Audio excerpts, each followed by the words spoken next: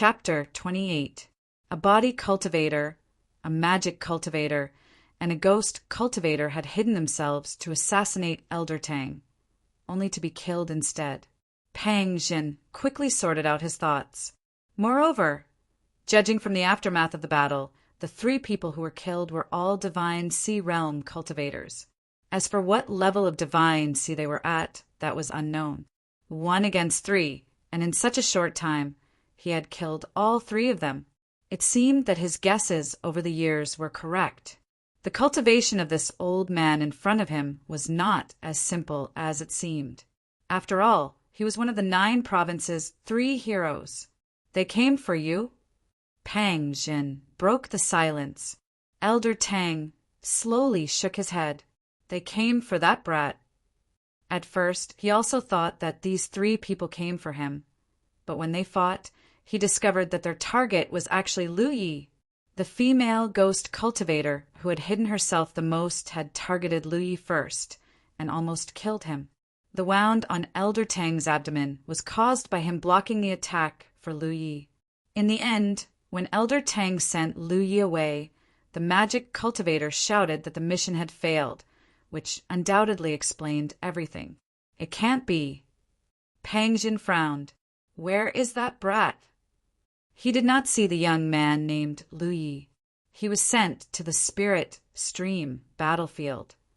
Pang Jin finally saw the crystal pillar in the ruins. He was surprised. The divine pillar? This is the ruins of the White Dragon Hall that was destroyed 100 years ago. If one wanted to enter the spirit stream battlefield, they had to use the divine pillar. The divine pillar was bestowed by the heavens and was usually erected in various sects. Of course, there were also many divine pillars scattered in the wilderness. If one were to trace back in time, one would know that every ownerless divine pillar represented the destruction of a sect. The Tianji pillar was extremely sturdy and was protected by the heavens, making it very difficult to destroy. Therefore, even if the sect was destroyed, the Tianji pillar would still be preserved for many years. If someone wanted to re-establish a sect here, they would only need to respectfully request the Tianji pillar, and they would be able to obtain the ownership of the Tianji pillar and use it for themselves. However, after the White Dragon Hall was destroyed 100 years ago, no sect established a sect here, and this place had been deserted since then. Pang Zhen was from the military province, and he was also the vice sect master of the Vitality sect, as well as the vice chief of the Haotian Alliance. It only took him a moment to figure out which sect had left the divine pillar behind. This is troublesome. He frowned. The Heaven's Fate pillars could indeed send people into the spirit stream battlefield. However, if a cultivator did not use the Heaven's Fate pillar to enter the battlefield, there would only be one outcome. That was, they would be sent to a random location on the battlefield. The spirit stream battlefield was extremely vast, almost the size of a prefecture. That kid called Lu Yi had been sent inside, and no one knew where he was at the moment. Even if Pang Jin sent a few hundred spirit stream realm cultivators into the battlefield to search for him, they still might not be able to find him. Furthermore, that lad had only unsealed his first orifice. Entering the spirit stream battlefield with such a weak cultivation was basically a dead end. Every great sect that sent disciples to the spirit stream battlefield had to be at least at the first order spirit stream realm. Elder Tang! Pang Jin shouted. Elder Tang turned around and looked at him, his eyes downcast. My blue blood sect has endured for 30 years, but those people still refuse to give up. They've gone too far. Pang Jin sighed in his heart. He was also very annoyed. Today's incident seemed to be just a simple matter of Elder Tang being ambushed on his way back. But in fact, it involved a lot of things. Not to mention, 3 spirit sea realm cultivators had died. It was impossible for these 3 spirit sea realm cultivators to appear out of nowhere. Who was behind them? If things went wrong, the cultivation world of the War Province would be severely shaken. He could clearly feel Elder Tang's suppressed anger, like a volcano that was about to erupt. He had never seen Elder Tang in this state before. I didn't say that I had to accept that kid into the sect. I was thinking of sending him to another sect to cultivate. Elder Tang sneered, but those people couldn't wait for such a short period of time. He looked at Pang Zhen, endless anger burning in his eyes. I want to know who stretched out their claws. Pang Zhen understood and nodded. I will definitely give you an explanation for this matter. Not long after Elder Tang left the Flying Dragon ship, he was ambushed. How did the ambusher know Elder Tang's whereabouts? How did they arrange the ambush location so accurately? Obviously, there was something dirty going on here that nobody knew about. That kid, Lu Yi. Pang Zhen hesitated for a moment, then said, Do you need me to find some people to enter the Spirit Stream battlefield? Elder Tang shook his head sadly. No need. In the situation just now, leaving Lu Yi behind would have been certain death. Elder Tang couldn't fight with him at all. Elder Tang had no choice but to send him into the Spirit Stream battlefield. However, what were the chances of a cultivator who had just started cultivating in such a place? Not to mention, he didn't enter the battlefield through the divine pillar of his sect. Who knew where he would appear? If he appeared in the territory of any sect in the Myriad Devil Ridge, he would have been chopped into meat paste by now. Even if he was lucky enough to survive, it would be difficult for him to move an inch in the Spirit Stream battlefield. Elder Tang could only hope that Lu Ye's luck would be good enough for him to appear in a place with no one around. Only then would he have a chance to survive. Of course, he would definitely look for him, but he wouldn't use the help of others. This matter couldn't be made public either. Otherwise, if others learned that a Blue Blood sect disciple had entered the Spirit Stream battlefield, it would only cause more trouble for Lu Yi. It was with this in mind that Elder Tang had warned Lu Yi not to expose his identity at all costs. Lu Yi was sitting on a branch of a large tree that required several people to wrap their arms around. His face was filled with lingering fear. Below him, dozens of large wolves had gathered. These wolves were as large as calves and were baring their fangs at Lu Yi. He didn't know why he had appeared in such a place, nor did he know where his sect master had gone. Previously, he had followed the sect master's instructions and placed his hand on the crystal pillar, causing the entire world to become blurry. When his surroundings cleared up, he found himself in the middle of a forest. Not far away, there was a pack of wolves. When they saw each other, the pack pounced at him. Lu Yi quickly took out his sword and tried his best to kill it, but even more wolves gathered around him. With no other choice, Lu Yi could only flee, eventually climbing onto a tree. Sitting on the trunk, he looked around and saw that the trees were so large that it would take several people to wrap their arms around them. Their canopies blocked out the sky, and only through the gaps between the leaves could a little bit of sunlight shine through. Where was this? Where was the sect master? Where were the 3 people who were chasing the sect master? How did he end up in a place like this? Lu Ye's mind was filled with questions. Looking down at the pack of wolves below, it seemed that they wouldn't be retreating for the time being. Lu Yi felt helpless. The most important thing right now was to figure out his situation. At the very least, he needed to know where he was. He tried hard to recall the conversation he had with the sect master before and quickly grasped a key phrase: the Spirit Stream battlefield. The sect master had asked him if he had heard of the Spirit Stream battlefield. In such a critical moment, the sect master wouldn't ask him some insignificant questions. After that, the sect master took out a large seal and respectfully asked the sect master to bear witness, accepting him as an official disciple of the Jade Blood sect. He then placed the seal on the back of his hand. Thinking of this, Lu Yi hurriedly checked the back of his hand, but found nothing. After pondering for a moment, he urged his spirit power to pour into the back of his hand. The next moment, a miraculous scene appeared.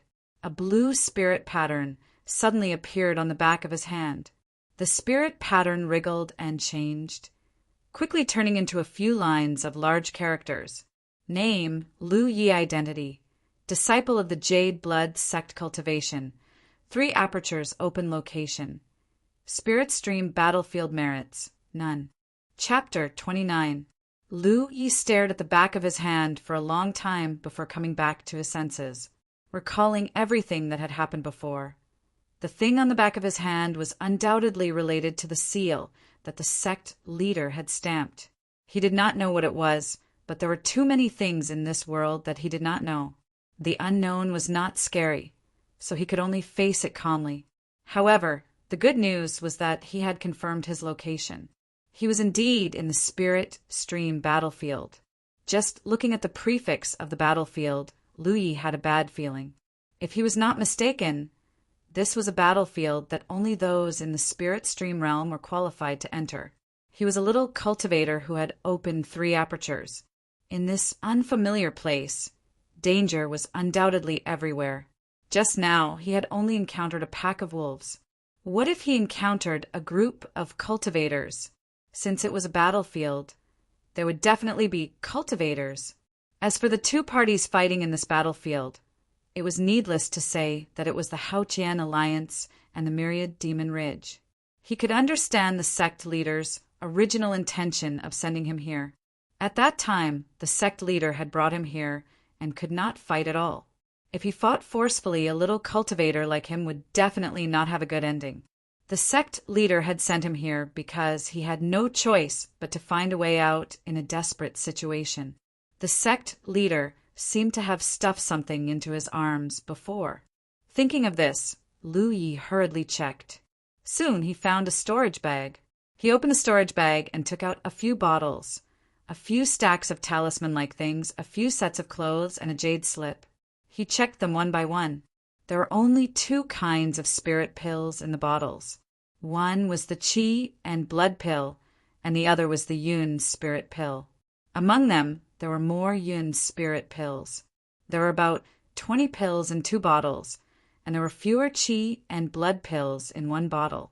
As for the talisman, he had never seen it before. However, he could vaguely guess what it was.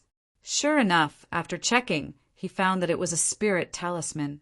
Among the external cultivators, there were those who were proficient in drawing talismans. Spirit talismans could be used to assist cultivators in battle or cultivation. However, Lu Yi had never come into contact with these before, so he had never seen them before. There were many types of spirit talismans in the storage bag. There were Vajra talismans for defense, fire snake talismans for attack, aura concealing talismans for support, and folding shadow talismans for concealment. Each spirit talisman's purpose was written clearly.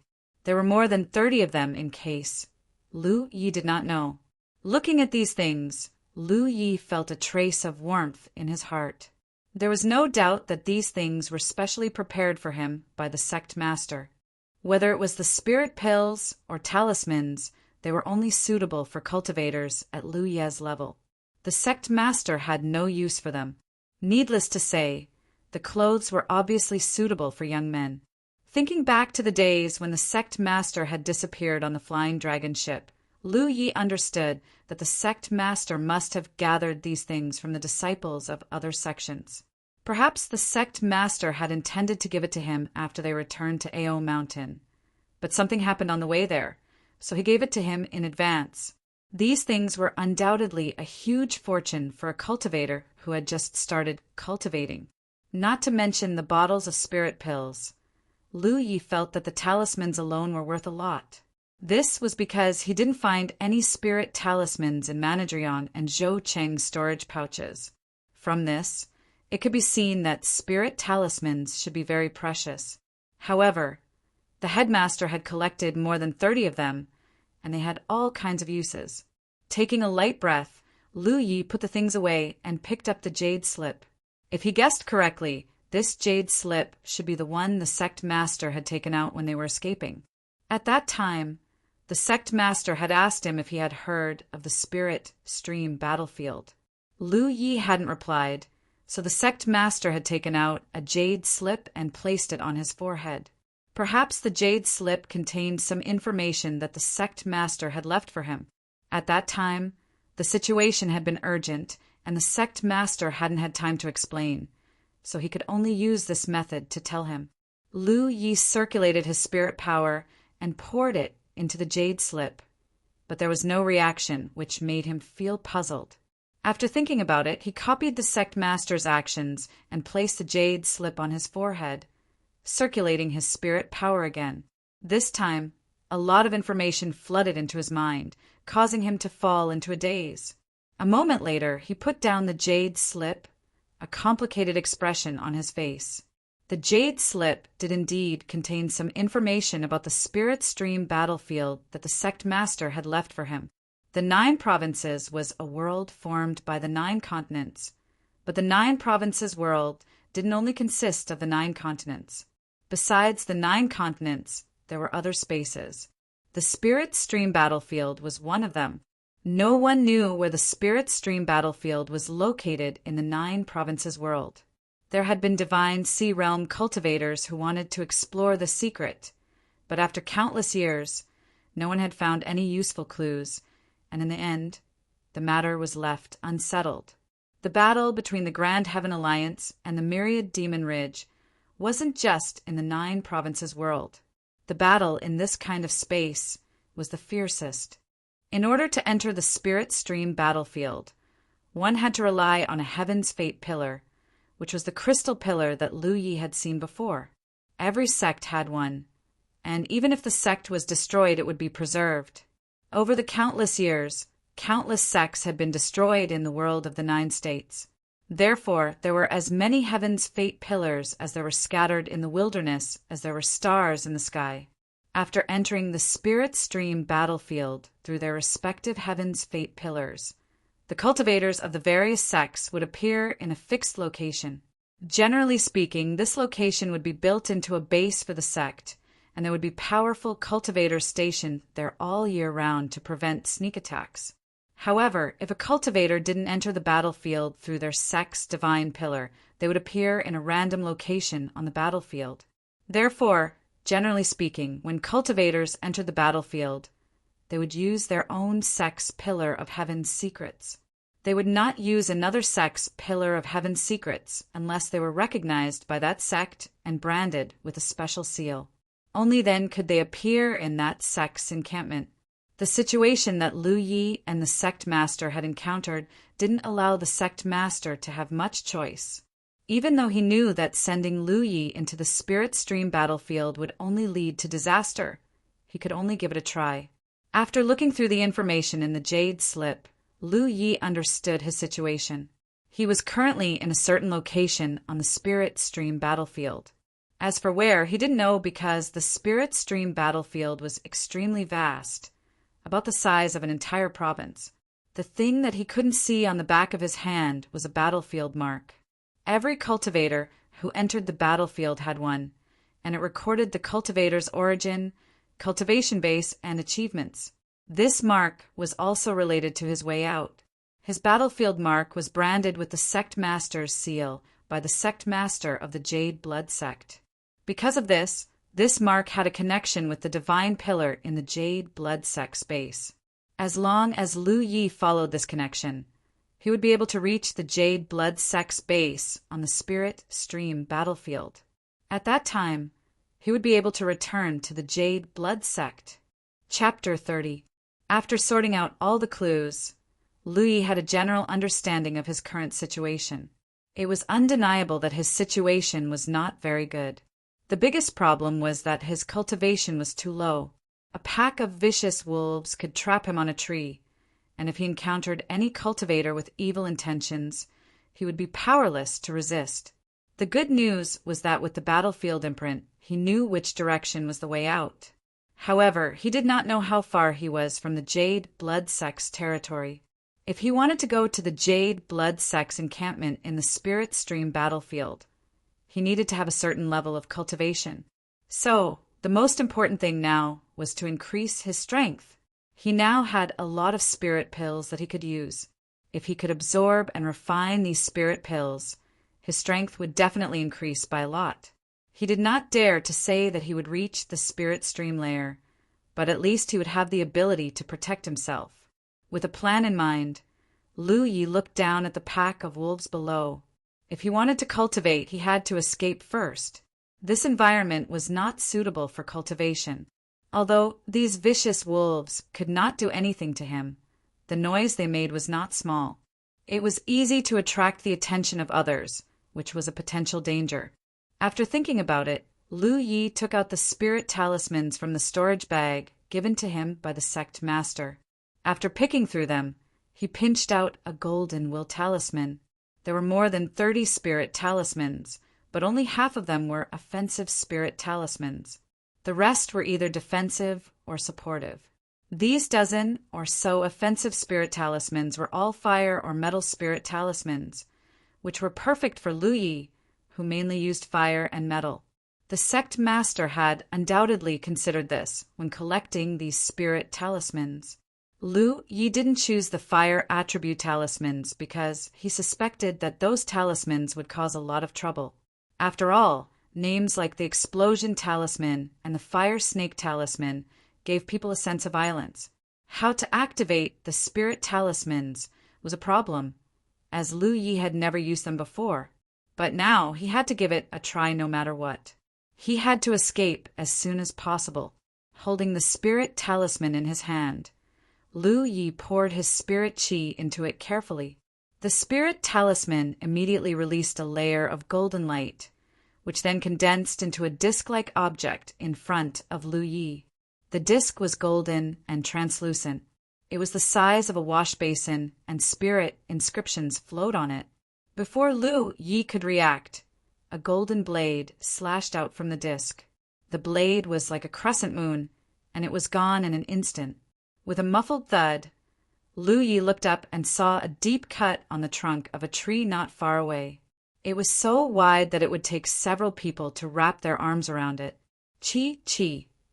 From the translucent golden disc in his hand, a continuous stream of crescent-shaped blades slashed out. In an instant, the surrounding trees were in trouble. Branches and buds were cut off and fell to the ground. So that's how it is. Lu Yi understood and quickly adjusted the direction of the disc in his hand, aiming it at the wolves below. Chi, chi, chi. The incomparably sharp, golden crescent moon broke through the barrier of space and slashed at the gathered wolves. Immediately, blood splattered, and flesh and blood splattered everywhere. Once the calf-sized wolf was hit, it would be cut in half in an instant. The wolves were obviously panicking and dodging in all directions. Lu Yi constantly adjusted his direction, trying his best to slash at the densest part of the pack. One wolf after another was killed, and the smell of blood filled the air. A moment later, the wolves seemed to have sensed that something was wrong.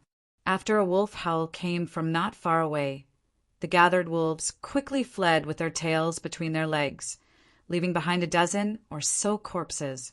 Lu Yi controlled the disc in his hand and chased in the direction of the fleeing wolves for a moment, exclaiming in his heart, the spirit talisman was indeed a good thing.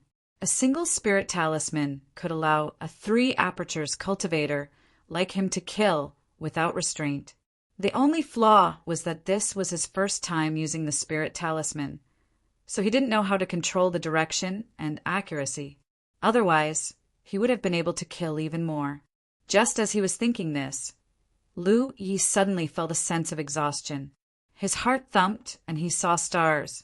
His body swayed, and he almost fell off the tree trunk. This gave him quite a fright. He quickly stabilized his body and gasped for breath for a moment. After recovering a little, Lu Yi looked down and found that the translucent golden disc had disappeared. The spirit talisman in his hand had also become dim, and the lines on it were obscure. The spirit talisman couldn't be used anymore. Lu Yi understood. But what happened to him just now? After checking, Lu Yi figured out the truth of the matter. The spiritual power in his body had been exhausted. The 3 spiritual apertures were empty, and the spiritual power originally stored in them had completely dried up. This was why he felt so tired. He quickly took out a spirit accumulation pill and stuffed it into his mouth. He refined it with all his strength, and it took him a while to recover. A spirit accumulation pill naturally couldn't let him fully recover. He didn't even wait for the pill to completely dissolve and jumped down from the tree. The smell of blood here was too strong, and it would easily attract more beasts, so it was better to leave first. As for the pill power that had accumulated in his body, he could dissolve it as he walked, but the efficiency was a bit lower. He also took the time to take out a long sword and cut a few large pieces of wolf meat and stuff them into his storage bag. After this incident, Lu Yi learned a lesson. When using the spirit talisman, he must not be complacent and always pay attention to the consumption of his spiritual power. This time he only killed wolves. If he encountered any hostile cultivators next time, once his spiritual power was exhausted, he could only wait for death. Half a day later, in a dry and dark cave, Lu Yi sat cross-legged on a praying mat under his butt. There was no shortage of caves in the mountains. After Lu Ye's inspection, this should be an ownerless cave. Staying here, he didn't have to worry about being disturbed by a returning beast. The environment in the cave was ordinary, but now wasn't the time to pay attention to this. If nothing unexpected happened, Lu Yi felt that he might have to live here for a while. He had checked the surrounding environment before and didn't find any traces of fierce beasts, but there were many small beasts. This was good news for him. If he was hungry in the future, he could go out to hunt at any time, so he wouldn't have to starve. In front of Lu Yi, there was a lot of messy things. He was counting his property. There were 3 storage bags, which were given to him by Steward Yang, Zhou Cheng, and the headmaster. These things weren't valuable. In any case, Lu Yi saw cultivators who basically had one, maybe more. The headmaster didn't have it, but the headmaster must have other storage methods, which was not something Lu Yi could know. There were 25 Yun spirit pills, 20 of which were given to him by the headmaster, and 5 were obtained from the storage bags of Steward Yang and Zhou Cheng. Originally, there were 6 pills, but after killing the wolf, Lu Yi took one. There were a total of 16 qi and blood pills, most of which were given to him by the headmaster, and the other half were obtained from the storage bags of Steward Yang and Zhou Cheng. There were 8 healing pills. There were more than 30 pieces of magnetic or various sizes, and some other ores that Lu Yi couldn't name. There was a storybook, the first part of the Golden Cicada carefree technique. There were nearly 30 kinds of talismans. There were 5 sets of clothes of various styles. The messy medicinal pills that were previously stored in Steward Yang and Zhou Cheng's storage pouches were nowhere to be seen.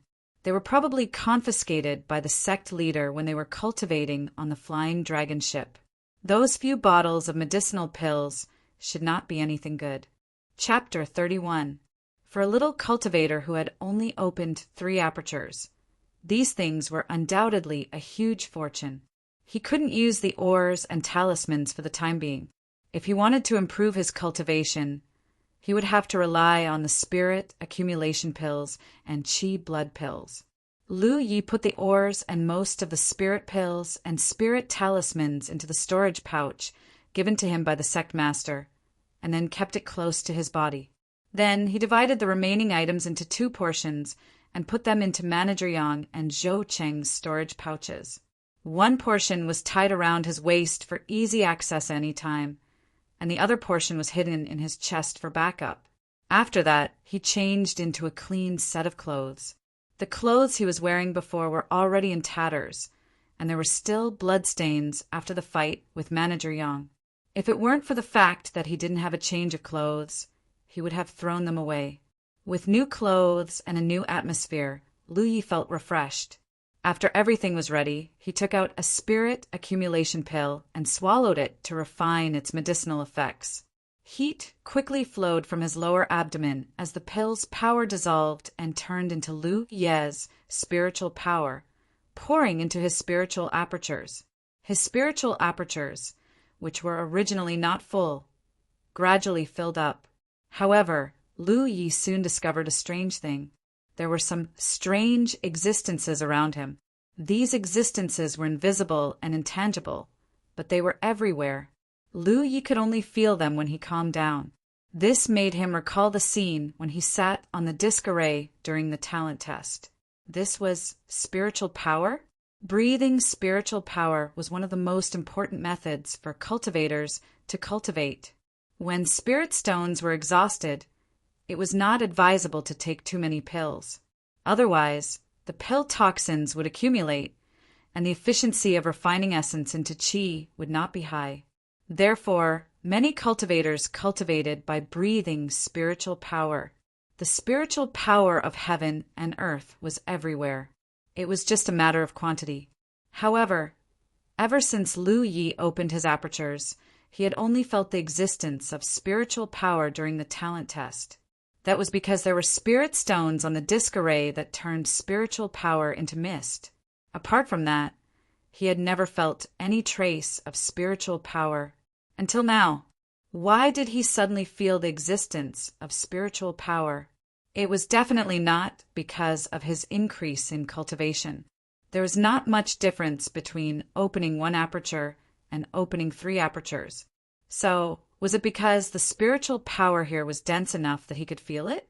Lu Yi calmed down and felt that the spiritual power around him was only slightly less dense than when he was tested. However, it was much better than the environment outside of Evil Moon Valley. Was this an environment unique to the Spirit Stream battlefield? In that case, it was clearly more advantageous for cultivators to cultivate on the battlefield. Lu Yi vaguely understood the significance of the Spirit Stream battlefield to cultivators. Lu Ye's guess was correct. The spiritual energy in the Spirit Stream battlefield was much denser than in the outside world. If Lu Yi could go to the encampments of the great sects, he would find that the spiritual energy there was even denser. The higher the rank of the sect, the denser the spiritual energy, and the faster the cultivators there could progress in their cultivation. This was also the reason why so many new sects had sprung up over the years. After all, after establishing a sect, they would be able to obtain the Heaven's Fate Pillar, which would allow them to have a base of their own in the Spirit Stream battlefield. Cultivating there would be far more efficient than cultivating in the outside world. Moreover, the encampments of the various sects on the battlefield could not only be used for cultivation, but could also be used to cultivate spirit plants, spirit herbs, or for other purposes. It could be said that the encampment of each sect on the battlefield was the most important foundation of the sect. Right now, Lu Yi didn't know much about the situation on the battlefield. He was just curious about the surrounding spirit qi. However, he did not cultivate by inhaling and exhaling spirit qi. That would not be very efficient. Of the several major cultivation methods, the most efficient was undoubtedly taking pills. A day later, Lu Ye's 3 apertures were full again. He took a short break and took out the wolf meat he had cut before roasting it and eating it. Wolf meat was not delicious. Even if it was roasted, it still had a fishy smell.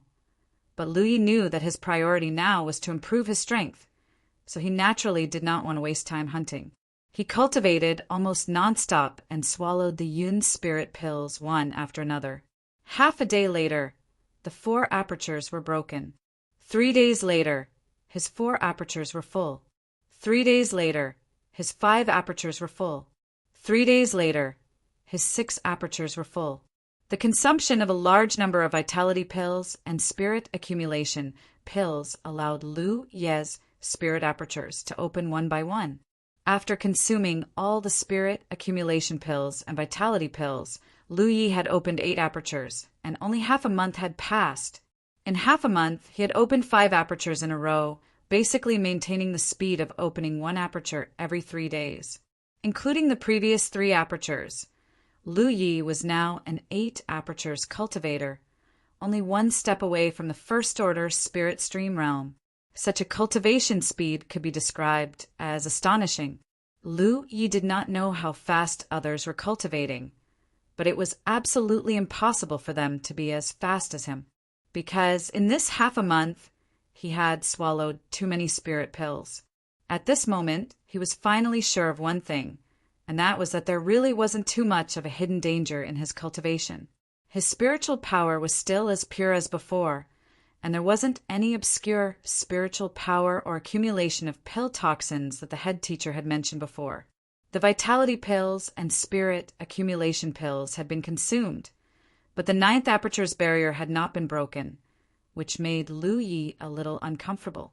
He tried to breathe in and out world energy to cultivate, but he helplessly found that the efficiency of such cultivation was extremely low.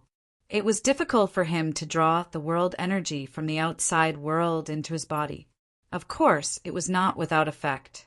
Lu Yi estimated that if he cultivated here for 3 to 5 months, he might have a chance to break through the ninth aperture's barrier. 3 to 5 months was too long. Lu Yi needed to reach the spirit stream realm as soon as possible to barely qualify for survival on the battlefield. He secretly regretted that the sect master did not prepare more spirit pills for him. Generally, for a cultivator like Lu Yi who had just started cultivating, taking a spirit accumulation pill every 3 to 5 days was the correct way to cultivate. When his cultivation was higher, he could consider increasing the frequency of taking spirit pills.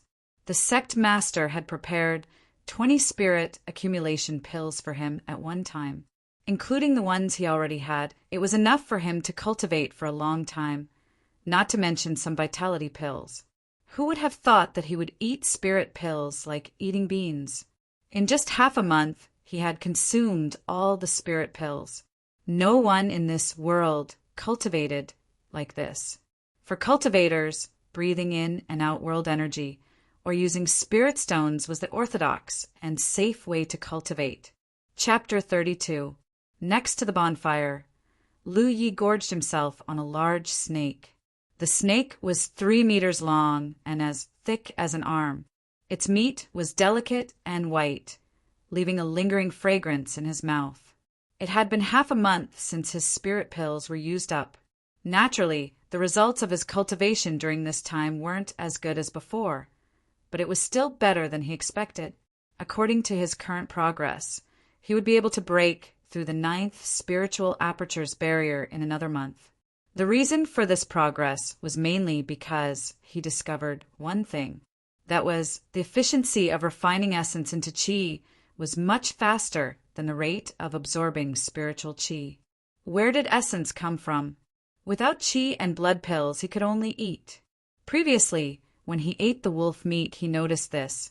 Later, when he hunted some other beasts, he discovered that the meat produced in the spirit stream battlefield was very nutritious. The larger the beast, the more obvious this was. He wasn't good at absorbing spiritual qi. Perhaps because of his low innate talent, it was very difficult for him to guide spiritual qi into his body. However, the things he ate were different. As long as he could digest them, they would be able to replenish his blood essence. Then he could refine his blood essence into spiritual qi, which would have the same effect of increasing his strength. As a result, in the past half-month, the nearby beast suffered. Originally, after Lu Yi opened his aperture, his appetite had been greatly increased. Now that he focused on refining essence into qi, he ate even more. As a result, there were no longer any beasts within a few kilometers of the cave. Today, Lu Yi had to search for a long time before he finally found the snake. Halfway through his meal, the cave's entrance darkened and a fishy smell assaulted his face. Lu Yi raised his head and saw a huge figure standing at the cave's entrance, letting out a low roar. Lu Yi hurriedly got up and took out a long sword from his storage pouch. With one hand holding the sword and the other holding a fire snake talisman, he secretly circulated his spiritual qi.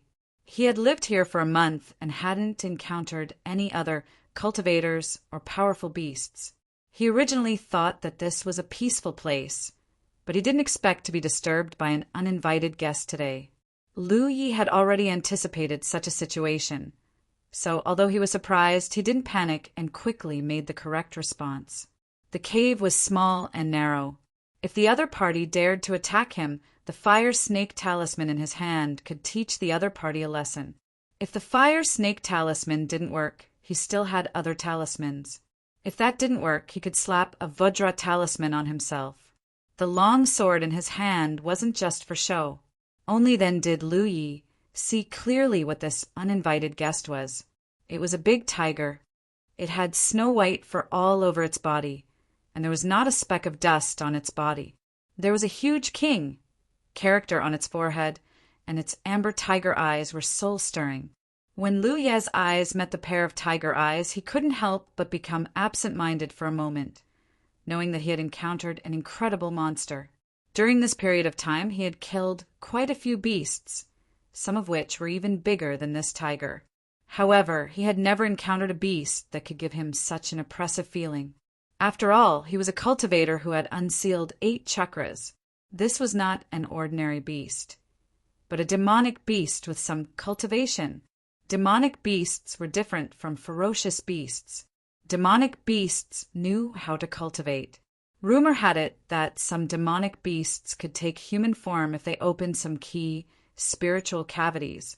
This was the origin of the saying that demonic beasts couldn't take human form if they didn't open their chakras, and humans couldn't cultivate if they didn't open their chakras.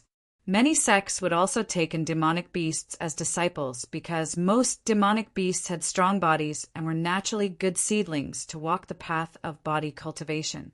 Lu Yi didn't know much about the cultivation world of the 9 provinces, so he naturally didn't know this information. He only knew that his current situation was somewhat troublesome. He was in the cave, and the big tiger had blocked the entrance. Unless he killed his way out, there was no way out. However, he didn't know how strong the big tiger was. During the confrontation, the big tiger roared at him, making Lu Yi even more nervous. He almost activated the fire snake talisman in his hand. "Brett, are you the one killing everyone?" A muffled, thunderous voice sounded in the cave, shaking the surrounding rocks. Lu Yi couldn't help but be startled, looking at the big tiger with inexplicable surprise. As if seeing Lu Ye's confusion, the big tiger said, "It's me who's talking, you little brat."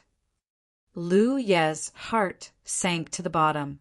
He seemed to have underestimated the big tiger's strength.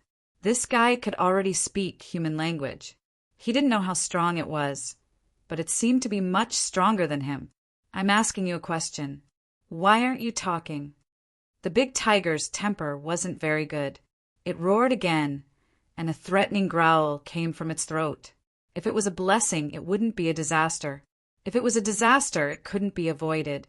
Lu Yi could only brace himself and say, "It's not me." The big tiger raised its claws and slammed the ground angrily, causing the earth to shake. "Who else could it be if it wasn't you? You're the only human in a 30-mile radius."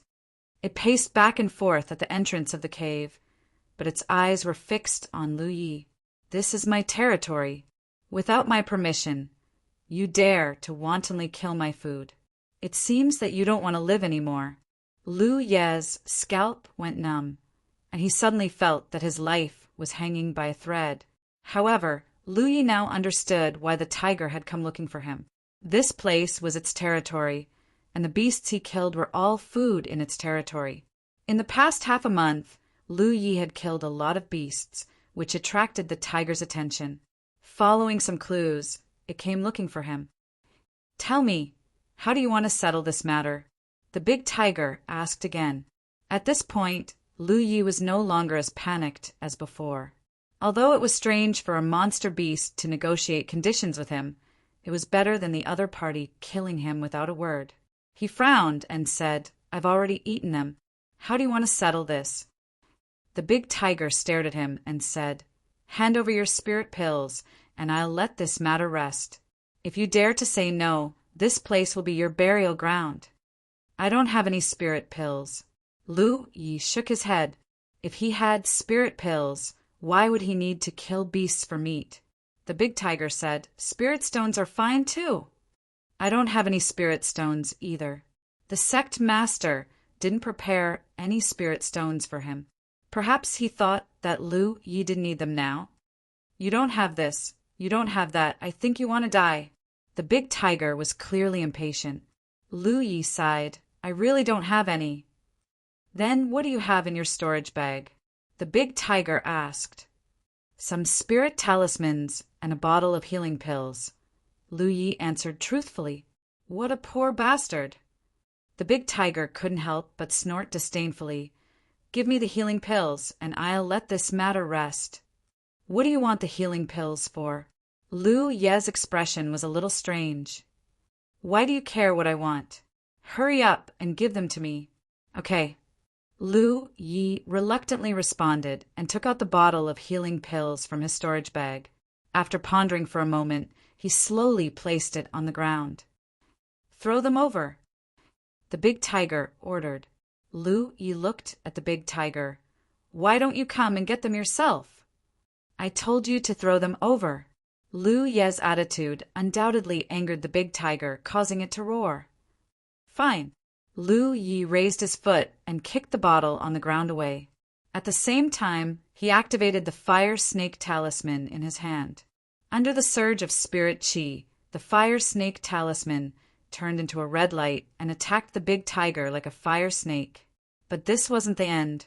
He stomped his foot and his body moved like lightning as he charged forward with his sword. Chapter 33. Lu Yi had thought that he had encountered a ferocious beast, but after coming into contact with it, he discovered that the tiger wasn't as strong as he had imagined.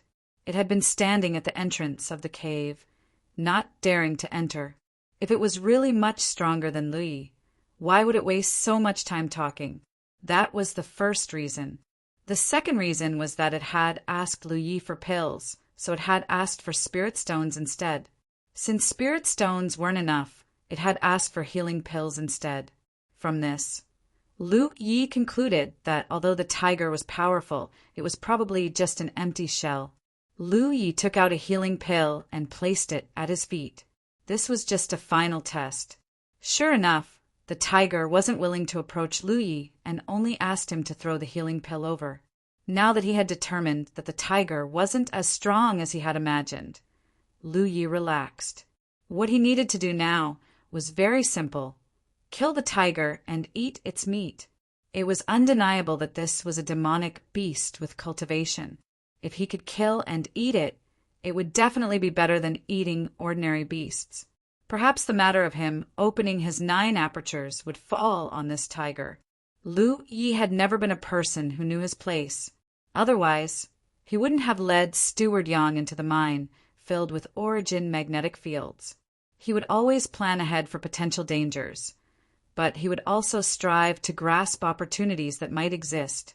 Activating the fire snake talisman, flames curling around it, he attacked the tiger. At the same time, Lu Yi drew his sword and attacked. However, just as he moved, he felt a weight on his shoulder, as if something was pressing down on his body, causing him to almost kneel on the ground. At the same time, he heard a sharp whistle. In an instant, he felt as if someone had smashed his head with a hammer, causing him to feel dizzy and stars to appear in front of his eyes. Holding his sword with one hand, he forced himself not to fall. At the same time, he urged the spiritual energy in his 8 spiritual cavities to protect his body. In an instant, his body seemed to be covered in a layer of flames, and within the flames there was a trace of gold. His 5 elements were fire and metal, so the spiritual energy in his body would show the luster of these 2 elements. A mournful scream rang out, and the heavy feeling on his shoulder immediately disappeared. Although his head was still a little dizzy, it had recovered a lot. But what made him feel inconceivable was that he had just been ambushed. It wasn't the tiger that launched the sneak attack, but someone else. One had to know that he had been at the bottom of the cave the whole time, and the big tiger had been blocking the entrance of the cave. From the beginning to the end, he had been communicating with the big tiger, and there was no trace of anyone else. Therefore, he did not expect that someone would launch a sneak attack from behind him. Fortunately, the strength of the sneak attacker did not seem to be very strong. He only activated his protective spiritual energy and forced the other party to retreat. At the same time as the mournful scream came out, Lu Yi suddenly turned his head, and from the corner of his eye, he vaguely saw something inexplicable sink into the rock wall and disappear. There was no time to investigate the identity of the sneak attacker, because a gust of fishy wind swept over, and that big tiger had already pounced in front of him. The fire snake talisman didn't kill the tiger, it only burned its fur. From this, it could be seen that this big tiger indeed had cultivation. At this moment, it was clear that it was too late to use the talisman again. Lu Yi had missed the best opportunity to attack, so he could only ruthlessly slash out with his sword. At the same time, he circulated his spirit energy and strengthened his sword with the sharpness spirit mark. During this period of time, he had used Manager Yang's long sword to kill many ferocious beasts. Unfortunately, because he had not learned any sword techniques, he mainly focused on slashing. The long sword, strengthened by the sharpness spirit mark, was extremely sharp. When he fought Zhou Cheng, the other party's sword of the same quality was broken by Lu Ye's sword. However, this big tiger's bones seemed to be even stronger than Zhou Cheng's sword. Lu Ye's sword slashed at the other party's shoulder blade, but he was unable to completely cut the other party's body.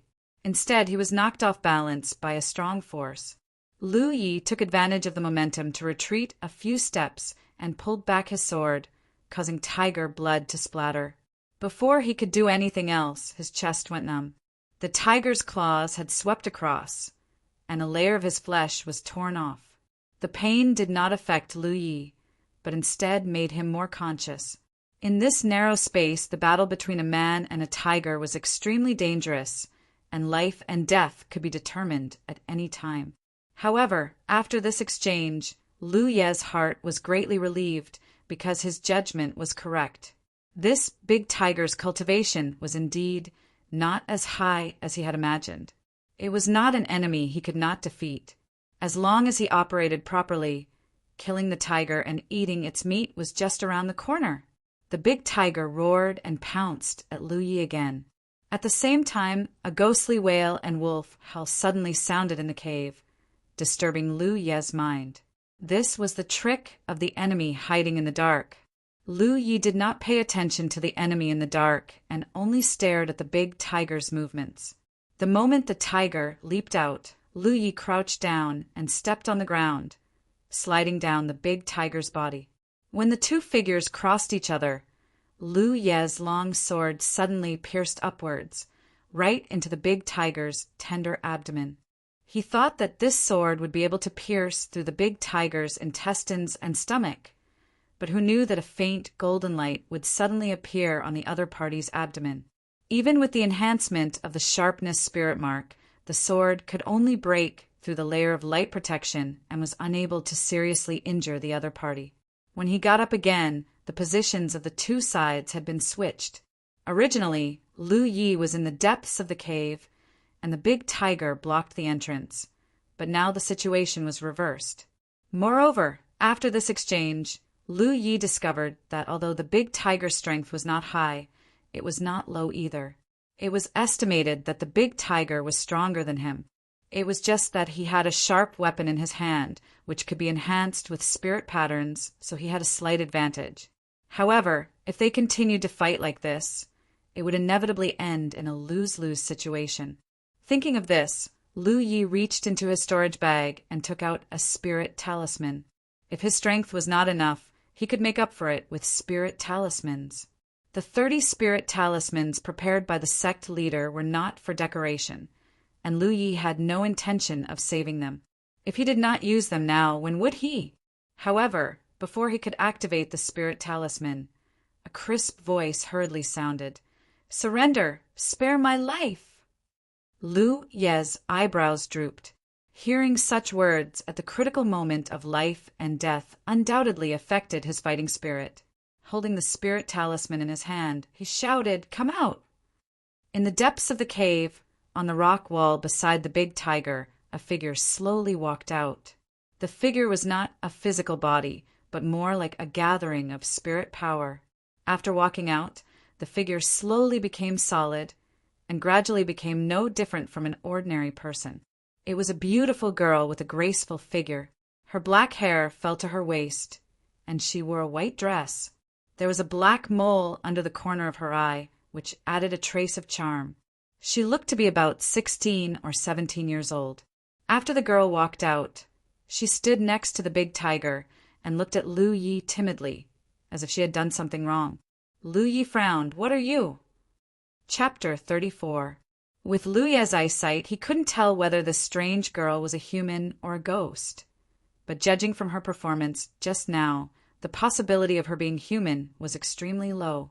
This girl could appear behind him without him noticing and launch a sneak attack. Moreover, her body seemed illusory and she could freely shuttle through the rock walls. This was clearly not something an ordinary person could do. This was the first time Lu Yi had encountered such a strange thing, so he couldn't help but be more vigilant, especially since she was obviously in cahoots with the big tiger. Although he had the geographical advantage at this moment, any carelessness could lead to eternal damnation. In his opinion, now that he had the upper hand, it was best to kill the big tiger with the talisman. However, he didn't know how to deal with this girl who appeared and disappeared mysteriously, so he couldn't help but feel troubled. Lu Yi's question seemed to be a little difficult for the girl. She hesitated for a moment before saying, "My name is Yi. I didn't ask your name." Lu Yi waved the talisman in his hand, the threat obvious. This action caused the big tiger to lower its body and growl in a low voice. The girl named Yi hurriedly comforted the big tiger. In the current situation, they were meat on the chopping block. If they wanted to live, they had to obediently cooperate. "Have you heard of helping a tiger do evil?" Yi asked. Lu Yi nodded. Yi said, "Some tiger-type monster cultivators will awaken a magical ability as they grow. They can turn the souls of people who have just died into ghosts." "So you're a ghost?" Lu Yi frowned. He had heard of helping a tiger do evil, but that was just an idiom. He didn't expect this idiom to have such a wonderful meaning in the cultivation world. "No." The girl shook her head, her black hair flying. "Are you kidding me? I'm really not." Yi was a little anxious. Generally speaking, ghosts are controlled by the tiger-type monster cultivator who transformed them. They have no spiritual intelligence or independent thought, but I'm different. Look at me. Besides having no flesh and blood, I'm the same as a living person. Then what are you?" "A ghost?" Yi tilted her head. Lu Yi didn't say anything else. His gaze moved between Yi and the big tiger. He narrowed his eyes slightly. "Then, if I kill this big tiger, will you also dissipate?" "Yes." "No." Yi screamed, sensing Lu Yi's killing intent. "Don't kill us, we know we were wrong. We'll pay for our lives." The light from the talisman in Lu Yi's hand gradually dimmed. He had almost activated the talisman. If they really fought, he was confident that he could get rid of this big tiger.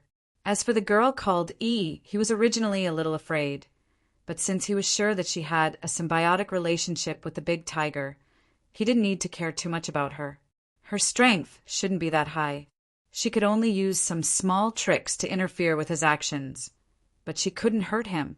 However, this would definitely require him to pay a few talismans, and he would definitely be injured in battle. If the price he paid was too high, this battle would not be worth it, especially since he was only one step away from the First Order Spirit Stream realm. If he consumed too much spirit chi, it would undoubtedly increase the time it would take him to break through to the Spirit Stream realm. Yi's last sentence made Lu Yi suppress his killing intent. He raised his eyebrows and said, "Using money to buy your life? What do you have?" What good things could a demonic beast that lived in the Spirit Stream battlefield and an accompanying nightmare spirit possibly have? "Just you wait. I'll go get it," Yi shouted, her figure flashing and disappearing into a nearby rock wall. But soon, she poked her head out from the rock wall again. "You can't kill Hoopa. I'll be back soon." "Hoopa." Lu Yi glanced at the majestic tiger in front of him, whose aura was comparable to a mountain, and his face twitched. Yi left, leaving Lu Yi and Hoopa to confront each other.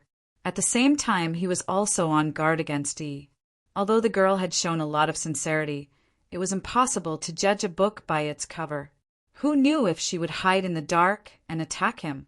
His cultivation was still low, so he didn't have a good method to investigate the girl's whereabouts. Yi indeed came back soon. Yi only waited for the time it would take to drink a cup of tea before the girl's figure appeared again. But this time she came out from behind Yi. Yi leaned back against the rock wall and let the girl enter the cave. She held something in her hand and held it up. "We'll use these things to buy our lives. Don't kill us." When Yi saw the thing in the girl's hand, he was shocked. It was actually a few storage pouches. Storage pouches were cultivators' items, so it was very suspicious for them to appear in the girl's hands. Moreover, there was more than one storage pouch. The girl was holding at least 4 or 5 of them. This spirit and tiger were indeed not good people. They had probably killed and robbed many times. "You're mistaken." The girl saw Ye's expression and knew what he was thinking. Hupo's strength isn't high. You should be able to feel it when you fought with it. The cultivators who appear in the spirit stream battlefield are at least at the first layer of the spirit stream realm. Hupa can't kill them. Then where did these storage pouches come from? Yi obviously wouldn't believe her so easily. Yi was a little embarrassed. "I tricked them. Those cultivators are very cowardly. I just scared them and they threw the storage pouches away." Yi thought back to his previous encounter. If he hadn't sensed that there was something wrong with this big tiger and that he really didn't have any spirit pills or spirit stones, he might have chosen to pay to avoid disaster. Compared to these worldly possessions, his own life was naturally more important. Of course, the big tiger's soul-stealing momentum was indeed frightening. Generally, cultivators with low cultivation levels would be frightened by its amber tiger eyes.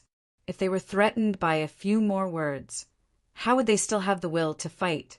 Little did they know that the one hiding behind them and speaking frighteningly was just a girl with a delicate figure.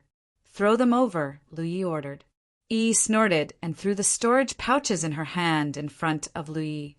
Yi lifted his foot and picked one up. After checking it, his face darkened. This storage pouch was locked. He looked at the second one and found that it was the same. The third one was still. After checking all the storage pouches, Yi looked up. "You tricked me." It wasn't that he couldn't open a locked storage pouch, but Yi didn't have the ability to do so. Yi felt a little wronged. Some guys ran away quickly and didn't even open the restriction lock before throwing the storage pouches down. There were also some who listened to orders and opened them. But we've already used up the useful things inside. This was the truth. And the big tiger had harvested more than just these few storage pouches in the forest over the years. It was just that most of the things in the other storage pouches had already been used up. There was only one empty pouch left, so Yi didn't bring it over. Yi lowered his eyes. "If that's all you have, then there's no need to talk. These things aren't enough to buy my life. How could it be like this?" Yi was about to cry. She regretted provoking Yi. She didn't think that this guy would be different from the other cultivators she had encountered before. Most of the cultivators in this area didn't have very high cultivation bases. Most of them were rogue cultivators or disciples from smaller sections. Because this was the border region of the Spirit Stream battlefield, any cultivator with even the slightest bit of common sense would be horrified to run into a demonic beast that could speak human language. A demonic beast that could speak human language wasn't something they could provoke. However, Yi didn't have any common sense. He didn't know what a demonic beast that could speak human language represented. He didn't have any preconceived notions and only believed in his own judgment. Chapter 35. Now that he thought about it, and who had never shown any intention of killing Yi. Yi was also the one who started the fight. It could even be said that the reason they came to find Yi was because Yi had broken into Dahu's territory and killed too many vicious beasts. They probably wanted to drive Yi away and get some benefits from him while they were at it. If Yi was a cultivator with a little common sense, their plan would have succeeded. But things didn't go according to plan. Now they were trapped in the cave by Yi and couldn't advance or retreat. To Yi, He didn't have to fight to the death with Dahu, although killing Dahu and eating its meat would benefit him greatly. If the price was too high, the battle wouldn't be worth it. However, he had already used up a fire snake talisman and his chest was injured. Naturally, he had to get some compensation from Dahu. These storage pouches couldn't satisfy Lu Yi. They were all locked, so who knew what was inside? Moreover, the storage pouches of low-level cultivators didn't have many good things. Not everyone was as rich as him. You can take these storage pouches to Green Cloud Market and find someone to open them. There must be good things inside, Yi said anxiously. Green Cloud Market? Lu Yi frowned. That's the market where loose cultivators gather. It's only 50 kilometers from here. I can take you there. No need. The reason he stayed in this forest was because his cultivation was too low. In his plan, he wouldn't leave easily until he reached the spirit stream realm. Lu Ye's stubbornness gave Yi a headache. She begged, "Can't you let us go? We already know we were wrong." Lu Yi said indifferently, "You have to pay the price for your mistakes. My patience is limited. You'd better not talk nonsense." Yi bared her small white teeth. "If we really fight, you won't have it easy either. I don't believe, is that so?" Lu Yi raised his hand and took out a bunch of talismans. Yi was instantly terrified. Looking at the talismans, she shrunk her neck. She knew that she had really kicked an iron plate this time. With so many talismans, the person in front of her must be an important disciple of some large sect. Facing such a person, the storage pouches of a few low-level cultivators were indeed unable to move him. As if she had made up her mind about something, she sighed and said, "There's one more thing. I'll go get it for you." Big Tiger seemed to understand her plan and immediately turned to her and whined. Yi forced a smile and raised her hand to touch Big Tiger's head. "Wait for me here. I will come back as soon as possible. Before I come back, don't get into a conflict with him." Big Tiger roared again. Yi's face hardened. "Be obedient." Big Tiger could not help but lower his head. Yi patted its head again, turned around, and disappeared into the rock wall. Lu Yi and who continued to confront each other. However, Lu Yi understood from Yi's conversation with Big Tiger that this demonic beast should be able to understand human nature.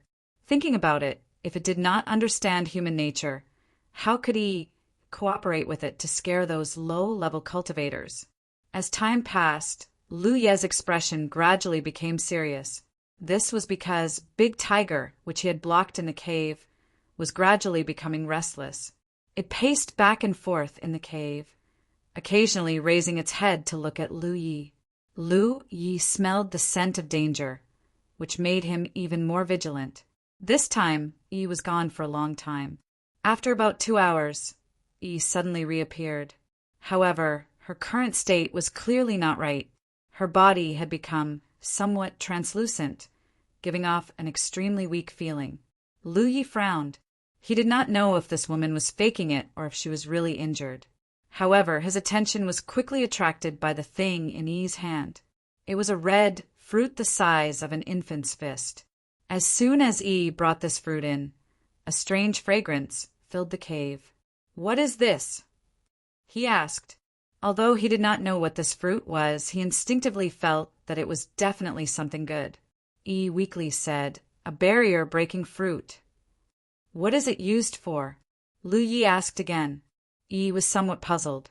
Logically speaking, it was impossible for an important disciple of a large sect like Lu Yi not to have heard of the barrier-breaking fruit. This thing was a precious treasure to any spirit stream realm cultivator. However, her current state was not good, so she did not have the time to talk nonsense.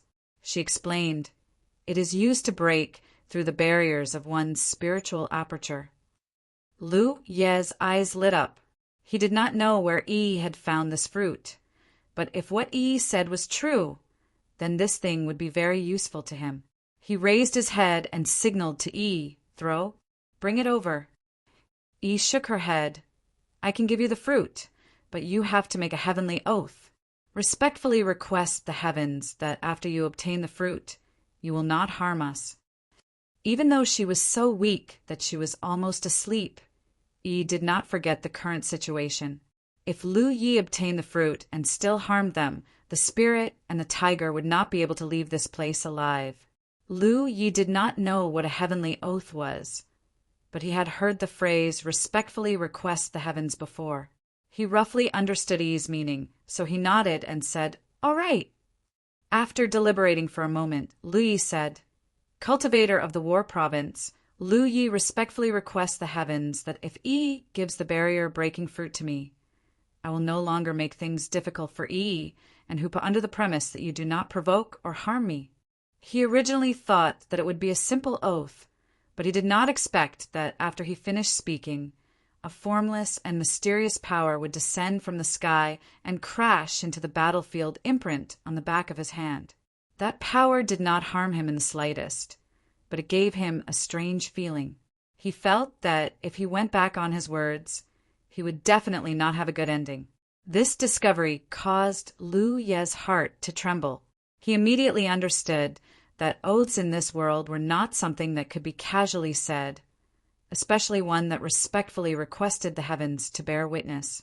After Lu Yi swore the heavenly oath, Yi let out a sigh of relief. She floated in front of Lu Yi and handed the barrier-breaking fruit to him. "Are you injured?" Lu Yi picked up the barrier-breaking fruit and looked at Yi. Yi nodded.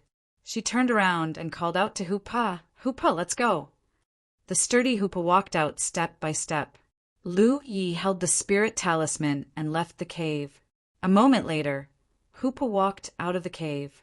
Yi dove into Hoopo's body and disappeared. The large tiger turned around and roared at Lu Yi. Its figure leaped a few times and disappeared into the forest. Looking in the direction that the large tiger disappeared in, Lu Yi pondered for a moment before slowly shaking his head. This half a day's worth of experiences could be said to be grotesque and variegated. Fortunately, the final result was not bad. Looking at the barrier-breaking fruit in his hand, Lu Ye's expression became fiery. If this thing really had the effect that Yi said, then he would be able to reach the spirit stream stage. Chapter 36. Lu Yi wasn't in a hurry to take the barrier-breaking fruit. He didn't know if it was real or fake, so he didn't dare to take it rashly. Although the battle with Big Tiger had been brief, it had been extremely dangerous, and he had been injured. Previously, he had been in a stalemate with Big Tiger and hadn't had the time to check his injuries. When he took off his clothes, he realized that his chest was a mess of flesh and blood. There were several deep claw marks on his chest, and the blood had already dyed the clothes below his chest red. Fortunately, he wasn't an ordinary person now, and he had deliberately used his spiritual chi to seal his wounds when he was in a stalemate with Big Tiger. So the bleeding wasn't too serious, but the injuries still looked quite fierce. Moving his muscles and bones, Yang Kai confirmed that there were no broken bones and breathed a sigh of relief. If it was just a flesh wound, it would be easier to deal with. He still had 8 healing pills in his hand, which had a good healing effect. Taking out the bottle containing the healing pills, Lu Yi poured out one and swallowed it, then took out another and crushed it with his fingers before applying the powder to the wound on his chest. He grimaced in pain. After finishing this, he put on his clothes, sat down cross-legged, and began refining the healing pill. After a night, Lu Yi felt much better and his wounds had already begun to heal. Presumably, it would take a few days for him to fully recover. During this time, he ate the unfinished snake to replenish his strength. At daybreak, Lu Yi came to a water source a few miles away and easily caught a fat rabbit. Holding the rabbit by the ear, he returned to the cave. A moment later, Lu Yi sat cross-legged in the cave, holding the barrier-breaking fruit in his hand. Taking out a long sword, he gently cut off a layer of meat and then pinched open the rabbit's mouth, stuffed the meat into it, then closed the rabbit's mouth and shook it vigorously for a while. After ensuring that the rabbit had eaten the meat, Lu Yi let it go. Perhaps it was too frightened, but the rabbit lay motionless on the ground. Lu Yi didn't care about it. He blocked the entrance of the cave to ensure that it wouldn't escape. He began to inspect the storage pouches that Yi had brought over. When Yi and Hoopa left yesterday, they didn't take back these storage pouches. The main reason was that these things had restrictions on them and were useless to them. The storage bag was covered in mud, as if it had been dug out from the ground. Casually picking up a storage bag, Lu Yi urged his spirit energy into the storage bag. However, he clearly felt that his spirit energy was unable to enter the bag as it was blocked by a strange power. That was a restriction lock. Every storage bag had its own restriction lock, and the key to unlock it was the owner's spiritual power. Lu Yi originally had 3 storage bags. One was Manager Yang's, one was Zhou Cheng's, and one was given to him by the sect master. Although Manager Yang's storage bag had a restriction lock, before Manager Yang died, he had opened the restriction lock in order to retrieve the sword from the storage bag. At that time, the situation was urgent, and Manager Yang did not have the spare energy, nor the mind to lock the storage bag again. Therefore, the items inside were all given to Lu Yi. Zhou Cheng's storage pouch was forcefully unlocked by the sect master. These 2 storage pouches had always been in an unlocked state. The storage bag given to him by the sect master was a brand new one. After Lu Yi obtained it, he used his own spiritual energy to nourish the restriction lock inside the storage bag, allowing his spiritual energy to seep into the restriction lock, allowing him to freely open and close the restriction lock. If he accidentally lost his storage bag, even if it was obtained by someone else, they would not be able to easily open it unless they had some special lockpicking skills. Lu Yi naturally did not have any special lockpicking skills. He was just giving it a try out of boredom. Slowly immersing his spirit energy into the storage bag, he felt the existence of the restriction lock.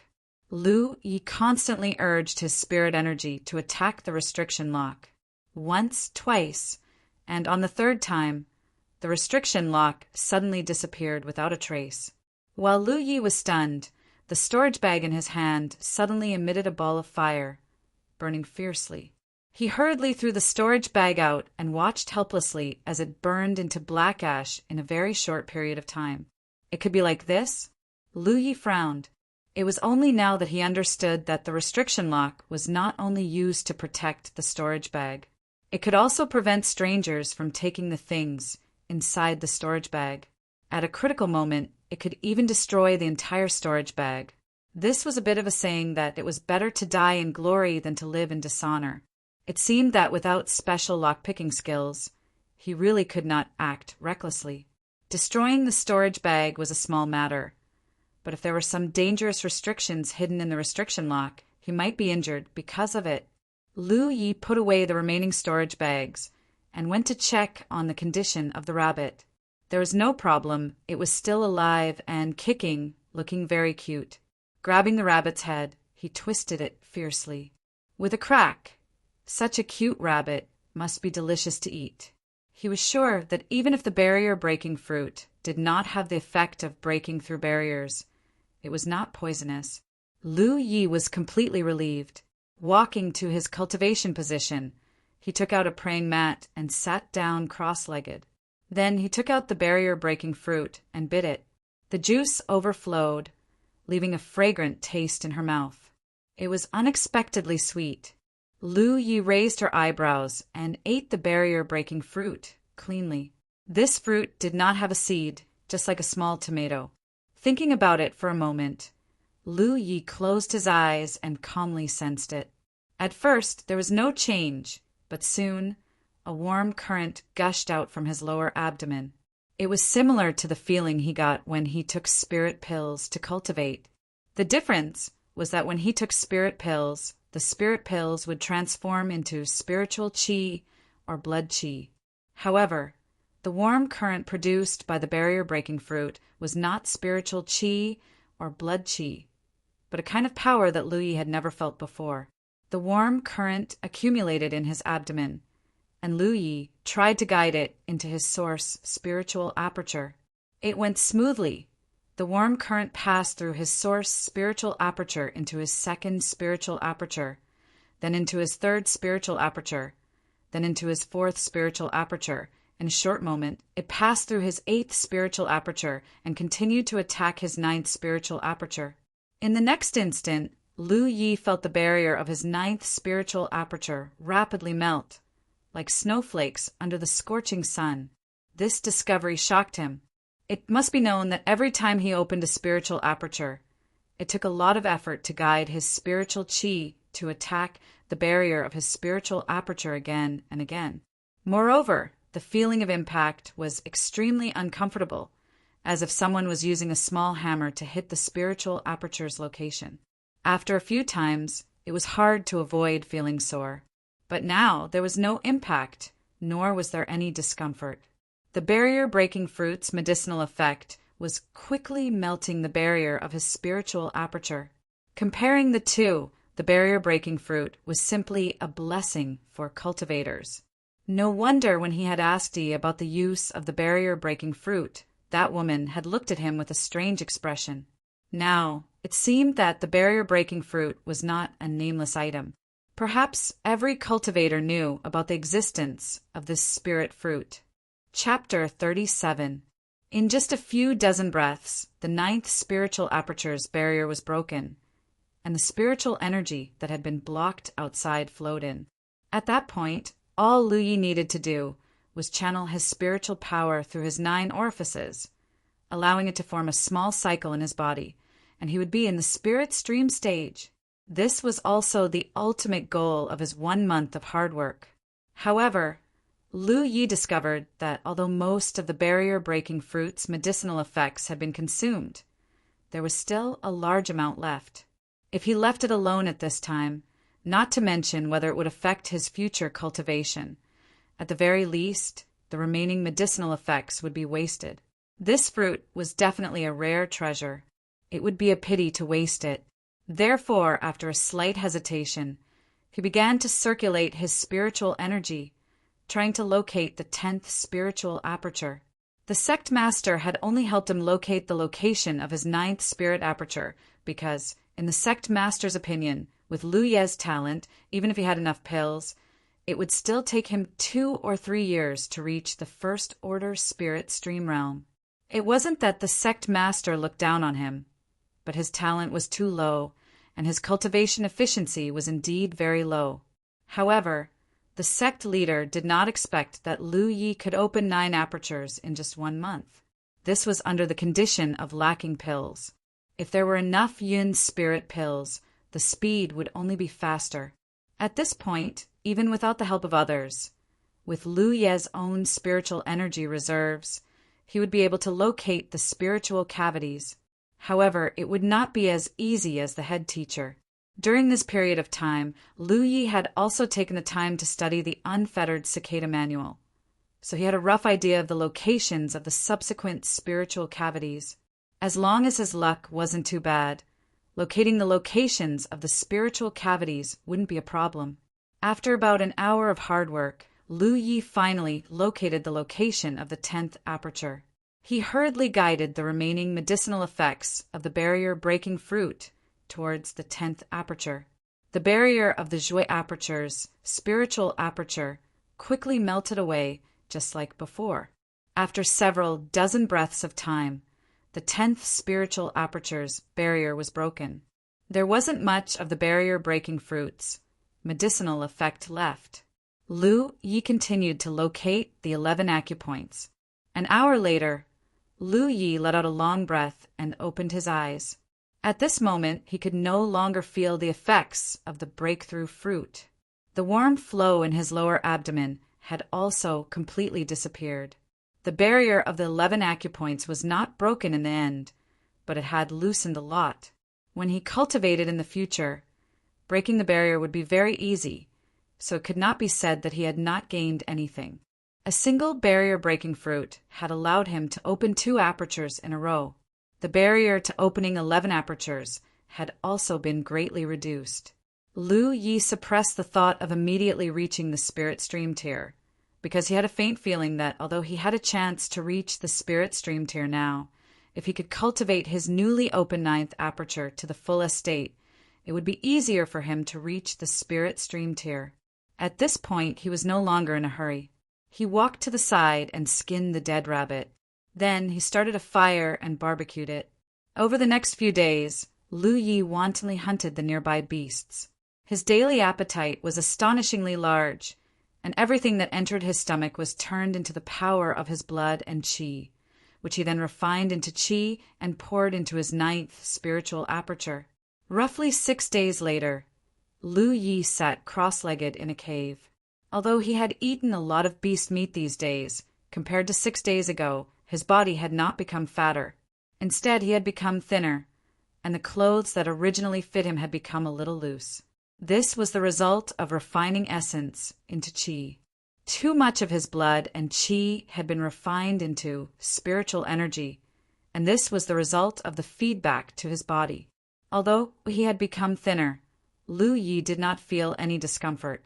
Instead, he felt that he had become even more powerful. The muscles on his body were clearly defined, and the word robust was the most appropriate to describe him. He had also finally cultivated his 9th aperture to the fullest state. After working hard for so many days, today was finally the time for him to reap the rewards. Lu Yi could not help but feel excited. Taking a few deep breaths and calming his mind, Lu Yi followed the circulation route of the golden cicada carefree technique. First, he poured the spiritual energy from his origin aperture into his 2nd spiritual aperture. Then, he led the spiritual energy from the 2nd aperture into his 3rd spiritual aperture. Then, he led the spiritual energy from the 3rd aperture into his 4th spiritual aperture, and so on until he reached the 9th spiritual aperture. The 9th spiritual aperture was located near the origin aperture. After the spiritual energy entered the 9th spiritual aperture, Lu Yi guided it back to the origin aperture. The 9 spiritual apertures were connected, forming a closed circle. This was the minor heavenly cycle. If the spiritual energy stored in the spiritual apertures before was a pool of stagnant water, then at this moment, it had become a pool of flowing water. The spiritual energy in his body started from the origin aperture, flowed through the other 8 spiritual apertures, and finally reached the origin aperture. Lu Yi suddenly had a different feeling. However, he did not stop there. Instead, he continued to guide the spiritual energy, continuously circulating the minor heavenly cycle. In the 9 spiritual apertures, the spiritual energy flowed faster and faster until it broke through a limit. In that instant, Lu Ye's eyes and ears buzzed. Even with his eyes closed, they were filled with a snow-white color. Immediately, the snow-white color receded, and his ears and eyes became clear.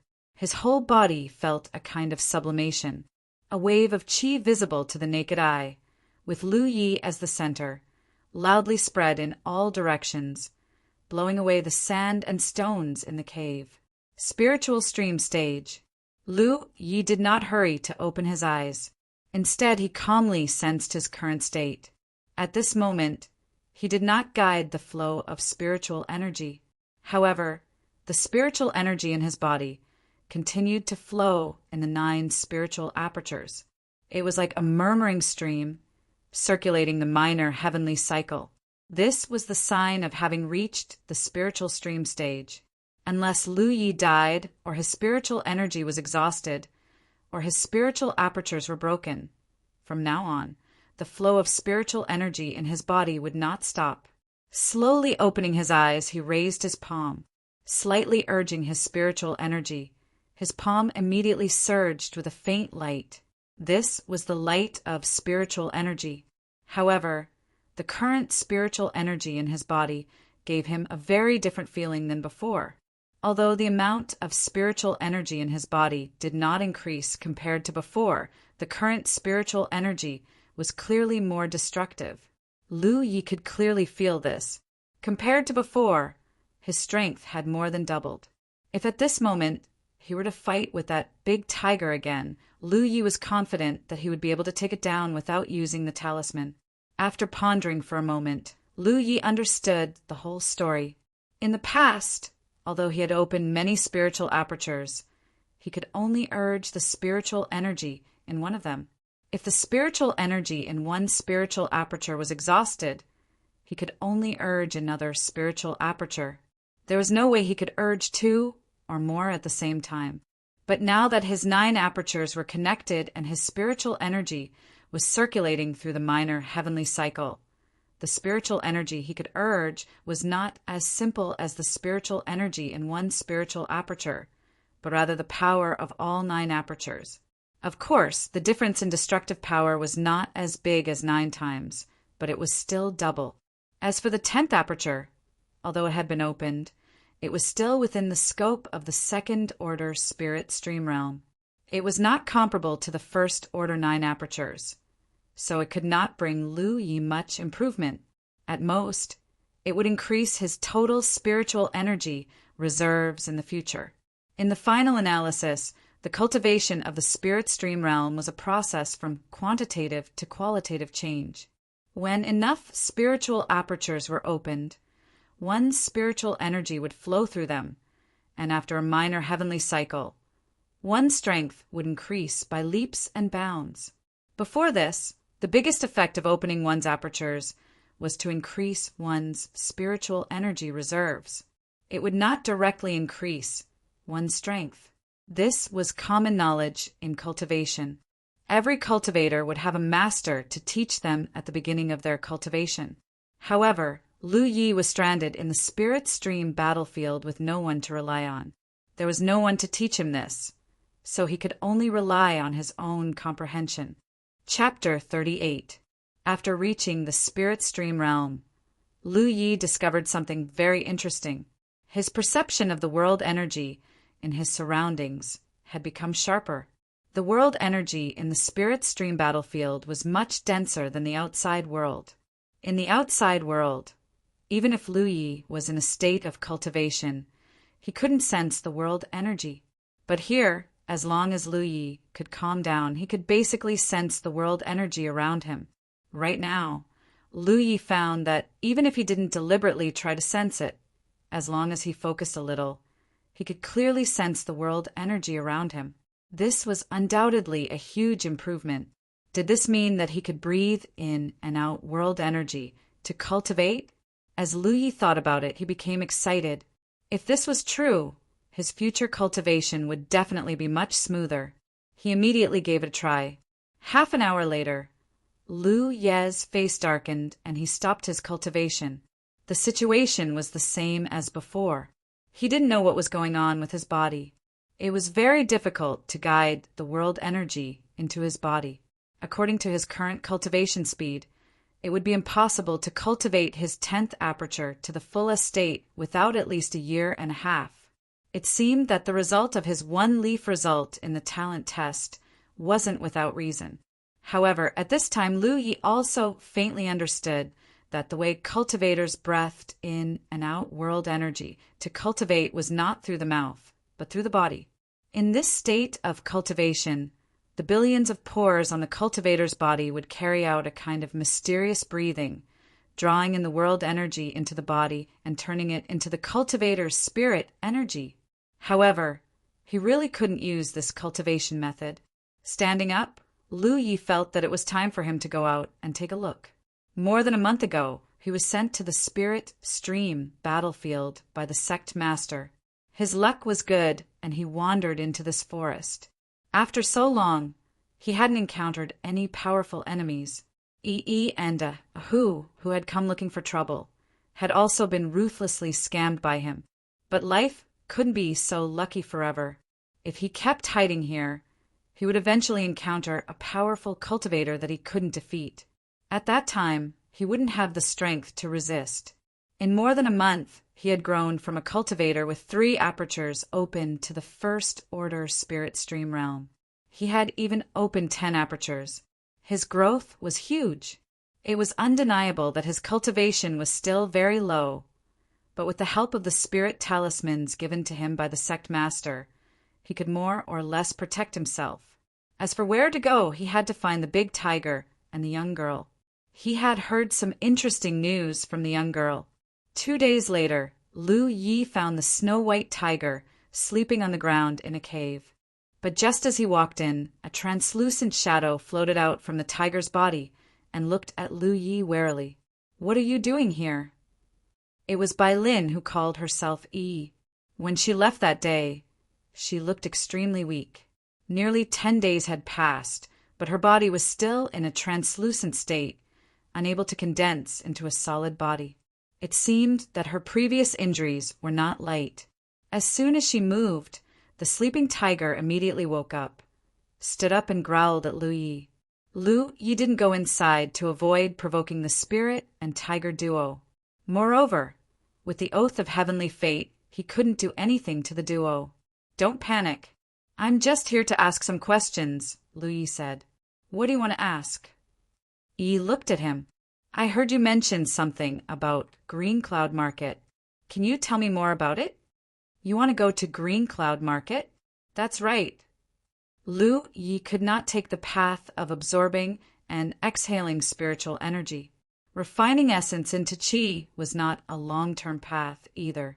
Lu Yi had almost killed all the beasts in the vicinity. Taking elixirs and cultivating was the source of happiness. Lu Yi knew that the Green Cloud Market was a place where cultivators gathered to trade. Lu Yi planned to go there and take a look. Maybe he could get some elixirs to eat. At the very least, he could broaden his horizons. Ever since he stepped into the cultivation world, he had been cultivating behind closed doors. This wasn't a good thing. "Is that so?" Yi tilted her head and thought for a moment, then stuck her tongue out at him. "I won't tell you. If you want to know, go find it yourself." Yi had suffered so much at Lu Ye's hands. So how could she cooperate with him obediently, now that she was bound by the oath of heavenly fate? As long as she and the big tiger didn't provoke or hurt Lu Yi couldn't do anything to them. What was there to be afraid of? Lu Yi stared at her for a moment, then turned and left. Yi didn't expect this. She didn't expect Lu Yi to leave so decisively. After a moment of hesitation, she floated to Lu Ye's side and said, "But if you beg me, maybe I'll tell you when I'm in a good mood." Lu Yi glanced at her and sensed her vile personality. "Hurry up and beg me. If you don't beg me, I won't tell you. Otherwise." Yi smiled and floated in front of him. She was as happy as a little butterfly. "Say that you're wrong, and I'll forgive you." Lu Yi stopped in his tracks and took out the long sword from the storage pouch at his waist. He slowly unsheathed it. "What are you doing?" Yi was so scared that her face turned pale. She instantly cowered to the side and hid behind the big tiger. The big tiger also lowered its body and roared. "I'm telling you, with the oath of heavenly fate, you can't act recklessly. Otherwise, you'll die without a burial place." Yi poked her head out from behind the big tiger and sternly warned. Lu Yi ignored her and simply pointed his sword at the void in front of him. As he poured his spirit chi into it, the long sword began to glow. He whispered softly, "I've decided." "Decided what?" Yi was confused. "From today onwards, I'll kill 10 beasts every day until there are no more beasts in this area," Lu Yi said in a sonorous voice. After speaking, he rubbed his stomach. "I'm hungry." Clang! Lu Yi sheathed his sword and stepped forward. Yi was startled for a moment before a bitter expression appeared on her face. The big tiger turned to look at her and rolled his eyes like a human. "Senior brother, please wait," Yi shouted and chased after Lu Yi. Half an hour later, under a large tree, Lu Yi looked at the graffiti-like pattern on the ground. Yi then pointed out the location to him. "This is Emerald Cloud Mountain. The market at the foot of the mountain is Emerald Cloud Market. Our location is here. If you walk from here, head east. After 20 miles, you will cross a small river. After another 10 miles, there will be a stone forest. After another 20 to 30 miles, you will reach Emerald Cloud Market." Lu Yi frowned and impatiently said, "Just tell me where to go. Don't talk about north, south, east, and west." "This way." Yi decisively pointed in a direction. Chapter 39. Half an hour later, Lu Yi got up and set off in the direction of Cyan Cloud Market. Behind him, Yi hovered in the air, enthusiastically sending him off. To Yi and who Lu Yi was an uninvited guest who had intruded into their territory. These days he had killed too many beasts, which had affected the stability of this area. This was also the reason why they had gone to find trouble with Lu Yi before. If Lu Yi continued to stay, it would not be long before all the food in this area had been killed. At that time, they would have to find another place to live. However, there were too many monster beasts in this mountain range, and rashly intruding into other territories meant facing unknown dangers. Therefore, after realizing that sending Lu Yi away was a good thing, Yi obediently cooperated. Otherwise, she would not have been so obedient. Of course, Lu Yi had warned them before leaving that if they could not find Cyan Cloud Market smoothly, or if they gave him any wrong information, he would return. In this regard, Yi patted her flat chest and promised that everything she had said before was not false. Along the way, Lu Yi recalled the various information that Yi had revealed. Not only the information about Cyan Cloud Market, but Lu Yi also asked her a lot about the Spirit Stream battlefield. It was not easy to find a person here who could communicate and manipulate, so naturally he wanted to make the best use of him. Yi also told him everything she knew. Although the jade slip given to him by the sect master recorded some information about the Spirit Stream battlefield, the situation at the time was too urgent, and the sect master did not know where Lu Yi would appear after entering the battlefield, so the information left behind was not detailed. On the contrary, the information obtained from Yi was more suitable for Lu Yi's current situation. According to Yi, the entire Spirit Stream battlefield was a circular area with an extremely vast area, the size of a state. If one were to break it down, it could be divided into 3 major areas: the outermost outer circle, the middle inner circle, and the innermost core circle. The deeper one went, the denser the spiritual energy of heaven and earth became. In addition, there were some special areas that produced some miraculous products, such as rare mineral veins and rare spiritual fruits. These were all cultivation resources that cultivators would desperately fight over. All the major sects of the 9 states had their own encampments in the Spirit Stream battlefield, and the higher the rank of the sect, the closer the encampment would be. For example, the 1st, 2nd, and 3rd rank sects in the various continents were stationed in the core circle. The 4th to 6th rank sects were generally scattered in the inner circle. As for the 7th to 9th rank sects, they could only occupy the outermost circle. Of course, the number of sects at this level was the highest, so the outer circle occupied the widest area. The good news was that Lu Yi was currently situated in the outer circle, and regardless of whether it was the density of the spiritual qi or the production of resources, it was not as good as the other 2 areas, so it was very unlikely that she would encounter any particularly powerful Spirit Stream stage cultivators. However, the bad news was that he did not know the exact location of the Jade Blood Sect's encampment. The Jade Blood Sect was a 9th rank sect, so their encampment was naturally in the outer circle. If he was lucky, he would not be too far away from the Jade Blood Sect's encampment.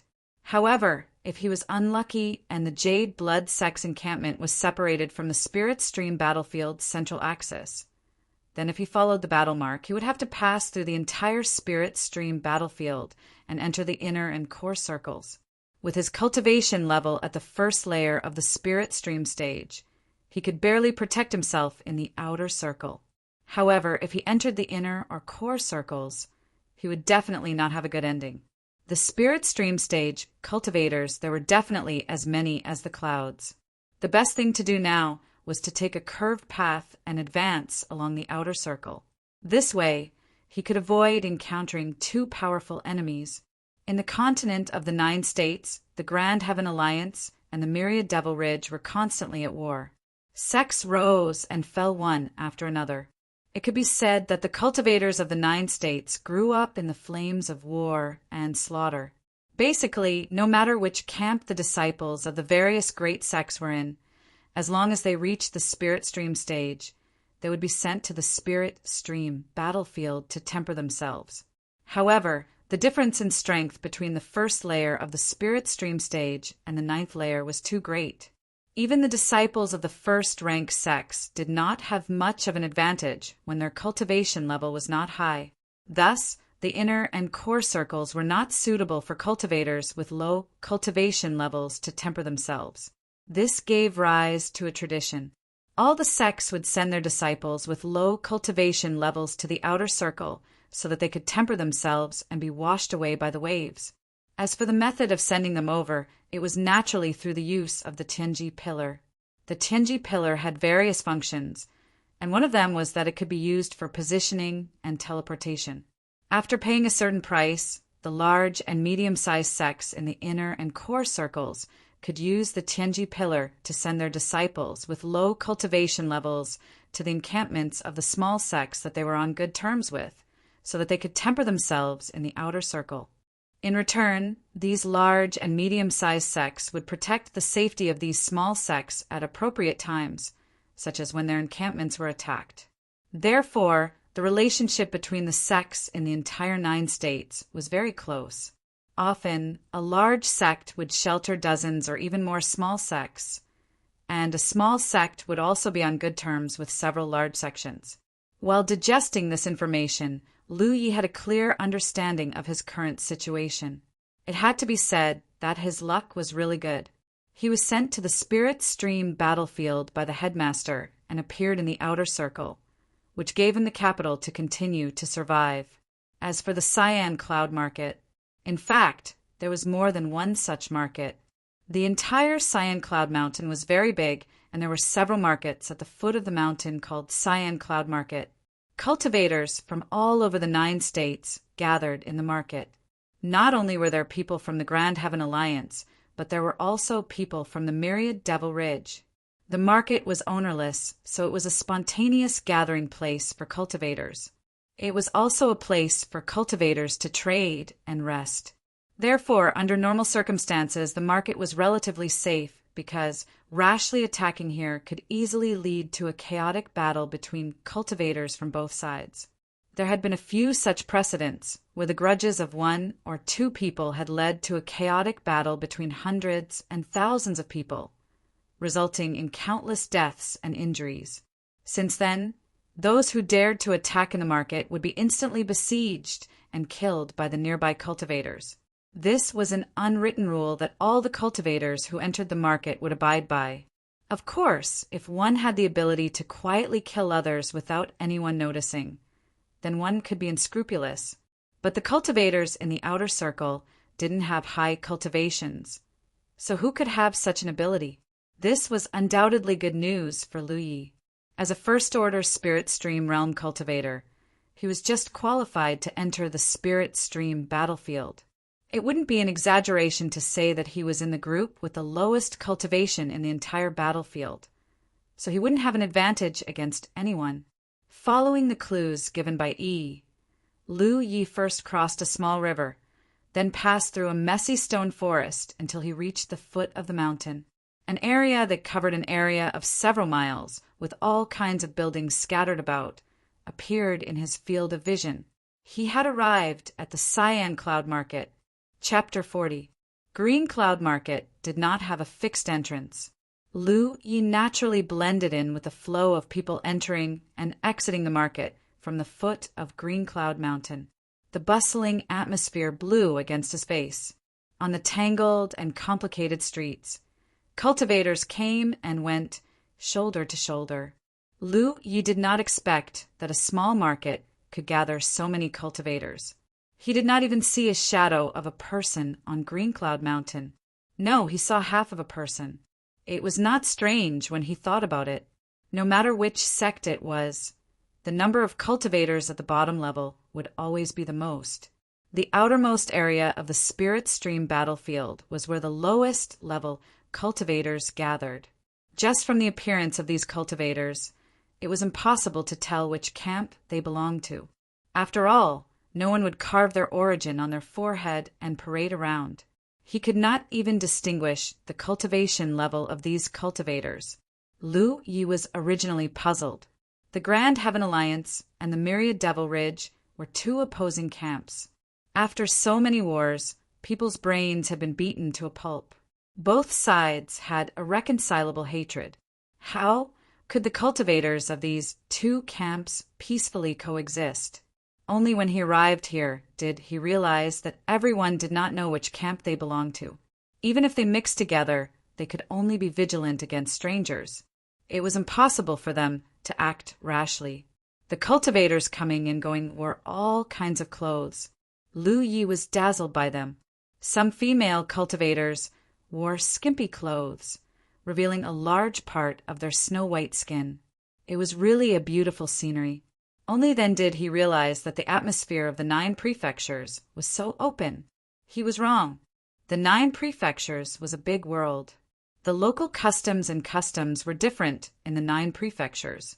The customs of some places were like this. It was not because one wore less that they were open-minded. "Kid, make way." A deep voice suddenly sounded behind Lu Yi. Lu Yi turned around and saw a sturdy chest with a large mass of black hair.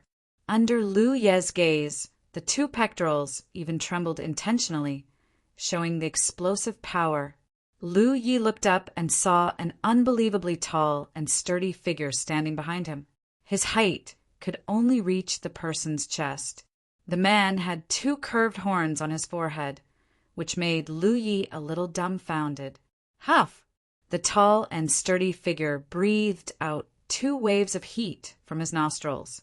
He looked down at Lu Yi and said, "You're blocking the way." Lu Yi hurriedly jumped to the side and pressed his hand on the hilt of his sword. However, his vigilance was quickly dispelled because there was a petite woman standing beside the bull-horned man. Most importantly, the woman had 2 furry ears on her head, which looked like cat ears. She should be the bull-horned man's companion. "Meow!" The girl looked at Lu Yi with amusement. She let out a soft cry and winked at him charmingly. Wow! Lu Yi was overjoyed. Under his reluctant gaze, the bull-horned, muscular man and the cat-eared girl quickly disappeared into the crowd. "That's a Yao cultivator who hasn't fully transformed." A voice suddenly rang out beside Lu Yi. Lu Yi turned his head and saw a chubby figure standing beside him. Looking at him with a smile, his eyes slightly narrowed. This person's clothes were inlaid with gold and jade, and he had a few jade thumb rings on his hand. He didn't look like a cultivator, but more like a local tycoon. "Yao cultivator?" Lu Yi raised an eyebrow.